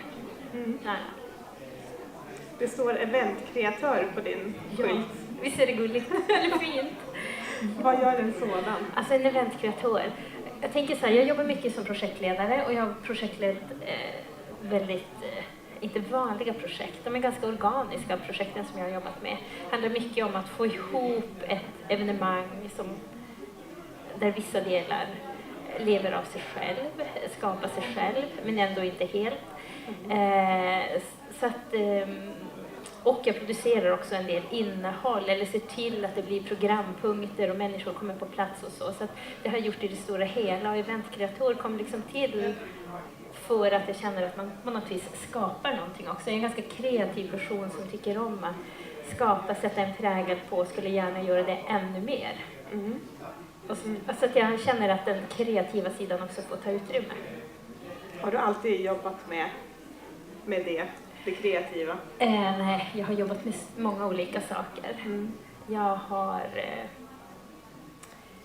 har jobbat faktiskt kreativt. Jag har jobbat på Wallmans nöjen i ateljén. Jag har jobbat som säljare av både mode och digitala CRM-system. Jag har jobbat som mötesbokare. Jag planterar skog. Jag har lagt turnéer för Sami teater. Så jag har gjort jättemånga olika saker. Och, och Samiska veckan här träffades vi. Ja, jag har ju producerat Samiska veckan i Umeå tillsammans med Eventet med Tina. Jätteroligt. Och senast så var det bara en box i Jokkmokk som jag gjorde tillsammans med Kärlek och Atti. Också jätteroligt. Och där gjorde jag faktiskt en debut som samtalsledare, så jag fick prova på rollen lite grann som du har. Sitta med 2 samiska starka kulturer, aktörer och konstnärer, och det var väldigt intressant. Så att jag är en sån som ständigt vill utvecklas och lära mig mer och göra mer. Men inte göra allt och inte göra vad som helst. Precis. Ja, det här att liksom, för vi pratade häromdagen och då sa du att du uttryckte det så kul, att du gillar kaosartade, tidspressade projekt. Vill du berätta om det? Vad innebär det? Egentligen är det väl kanske inte så att jag direkt har valt dem, utan projekten har kommit till mig och då har jag känt så här, klarar jag det här? Ja, då kör jag. Och det första som kom på det viset, det var ju Södra 2018, jubileumsåret som skulle bli till. Och den frågan, det hände ju sommaren 2017 och då var det ungefär ett halvår, 6-7 månader kvar tills det skulle vara klart och ett program skulle finnas och jag skulle börja flytta till Östersund, börja jobba på Galtje. Och Jerker och Galtje hade ju också förjobbat en del, så det var ju inte liksom helt noll. Men jag var ändå tvungen att sätta mig in i vad det här skulle vara och vad det skulle bli och hur jag skulle göra. Så det var ju ändå en ny väg för mig. Men jag kände lite innan, skulle jag klara det? Och jag fick svar på det. Då kör jag. Men sen har jag också ett annat sånt lite utmanande, omöjligt projekt. Eller det kändes omöjligt fast ändå möjligt och genomförbart. Det var ju Jokkmokks marknad som ställdes in för 2021. Just det. Ja, och då var det precis så att jag från ena dagen gick från ett jobb till att kliva på digitala Jokkmokks marknad nästa dag. Och det hade 2 månader på mig att tillsammans med en projektgrupp få till en digital marknad som inte riktigt visste vad det var. Vi visste att ett företag skulle ställa om sin e-handelsplattform och bjuda in fler aktörer att vara med där. Det var liksom en grundförutsättning. Det kommer att bli kommers eller handel. Men sen var det så här, vi hade en hemsida som fick jobba, som jag behövde jobbas om, bli mer up to date och användarvänlig och skulle kunna ta emot liksom ett högre tryck på kanske några 100 000 personer. Oj. Men sen också, hur skapar man marknadskänsla? Hur flyttar man liksom ett fysiskt evenemang där människor träffas, möts, ska ha trevligt och roligt och det är den här mänskliga kontakten som gör det. Hur får man till det? Men det skapades och producerades en massa filmer och vi tog också fram genom projektet flera filmer och det är ingenting som jag har gjort förut. Alltså jag har inte skrivit manus till film eller hållit på med det, men det man får göra när man jobbar så här det är att man får fråga sig fram. Man får ta hjälp. Man får liksom säga så här, jag kan inte det här, men hjälp mig så kan jag liksom bli en bra beställare eller så kan jag kan vi få till det här på ett bra sätt? Så att när jag jobbar i de här kaosartade projekten, för det är ju ganska kaosartat att få ihop så där mycket på 2 månader. Då blir jag ganska, jag är inställd på att det blir jättemycket jobb. Och det här var dessutom över jul och nyår, hela jul, alltså 13-dagshelgen. Så då bara tänka, okej, de röda dagarna är lediga, de andra jobbar jag. Ställa in min dotter och mamma på det. Och sen bara köra. Och det gick. Men jag var lite utmattad efteråt. Ja, men jag blir väldigt krass när det gäller. Alltså då är det så här, det är det här vi måste göra. Och då har jag inte tid att tjorva. Då, när folk börjar jiddra och säga saker och varför vi kan inte göra så här, då är det bara så här, nej, nu är det så här. Ska vi ta oss fram, ska vi göra det här, då gör vi så här. Då blir jag tydlig. Annars kan jag uppfattas som ganska mjuk och kanske inte velig, men inkännande kanske, jag vet inte. Men då är jag bara rak. För att det är målet. Vi har ett mål och då måste det bli klart. Så jag gillar det som Åsa Simman pratade om idag. Jag gillar väldigt mycket learning by doing. Jag älskar det för att jag liksom tycker om att lära mig nya saker. Så här. Jag tänker också, är det lite så att när det väl gäller så då bara, alltså som du sa, att då blir allting gjort. Med tidspress så kan det också vara enklare att få saker gjorda. Har man för mycket tid så kanske man håller på lite grann. Jag tycker det är tråkigt, alltså för mycket tid är ju liksom lite tråkigt på något vis. Just det. Alltså då tappar jag fokus. Så jag behöver ha lite tidspress. Eller jag tycker kanske mycket att det händer. Jag tycker om när det händer mycket olika saker. Så jag fattar att jag skärper till mig och fokuserar då. Ja, men jag brukar tänka så här, livet är så kort också. Jag måste fylla tiden med roliga saker. Ja, det var roligt. Ja, precis. Och när det händer lite mycket så här är det ju roligt också. Jag är jättenyfiken på en sak som jag gärna vill att du delar med publiken. Och det just den här skillnaden mellan ett samiskt event och ett icke-samiskt event. Kan du bara säga någonting kort om det innan vi avslutar? Alltså vad är skillnaden? Men med ett evenemang som har en målgrupp som är samer och samer känner till det, då är det mycket större chans att folk kommer. Är det så att det kan användas lite sen med biljettlänken till en spelning till exempel. Om man vet att samer ändå är i närheten så kan man ha lite is i magen och tänka att folk ändå kommer. Och det är också så att i det svenska samhället så har vi den här lilla svårigheten att bestämma oss för lång tid i förväg. Så man vet ändå inte om hur det är förrän man är på plats. Och det skulle inte funka om man bara hade en annan målgrupp. Då kan man inte vara sen med sådana saker, utan det måste ligga ute länge så att man kan sälja biljetter över tid. Och när det gäller olika typer av evenemang så är det ju egentligen också de här sceniska produktionerna jag tycker är roligast. Nästan allt det som har med musik att göra. Det tycker jag är jättekul att liksom vara med och förbereda. Det är liksom en sån tillfredsställelse sen när en person eller ett band, artister står på scen och delar med sig av sin liksom värld. Jag älskar det. Som vi har fått se idag. Ja, som vi har fått se idag. Men tack så jättemycket. Vi behöver avsluta. Det var ett fint och kort samtal. Ja, tack så mycket. Tack.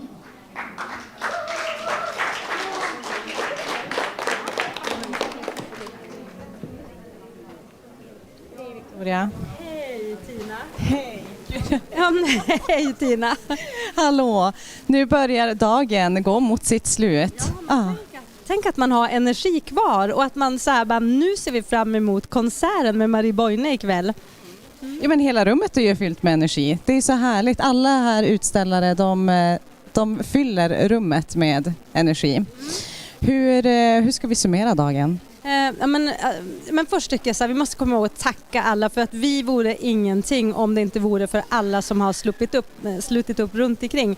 Och då tänker jag på Media Meras fantastiska tekniker. Jag känner att du och ditt team på ASM Event har ju gjort ett gigantjobb.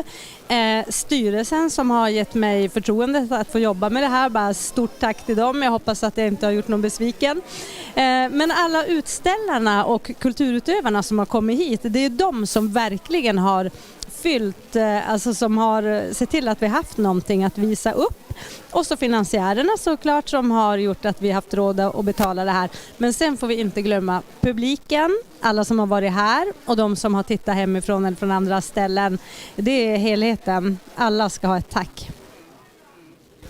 Och vi hoppas att ni där bakom skärmen har haft en trevlig dag med oss. Ja, eller hur? Ja, super. Ja. Så vi tackar för oss härifrån helt enkelt. Tack. Tusen tack och ha det så bra. Hej då!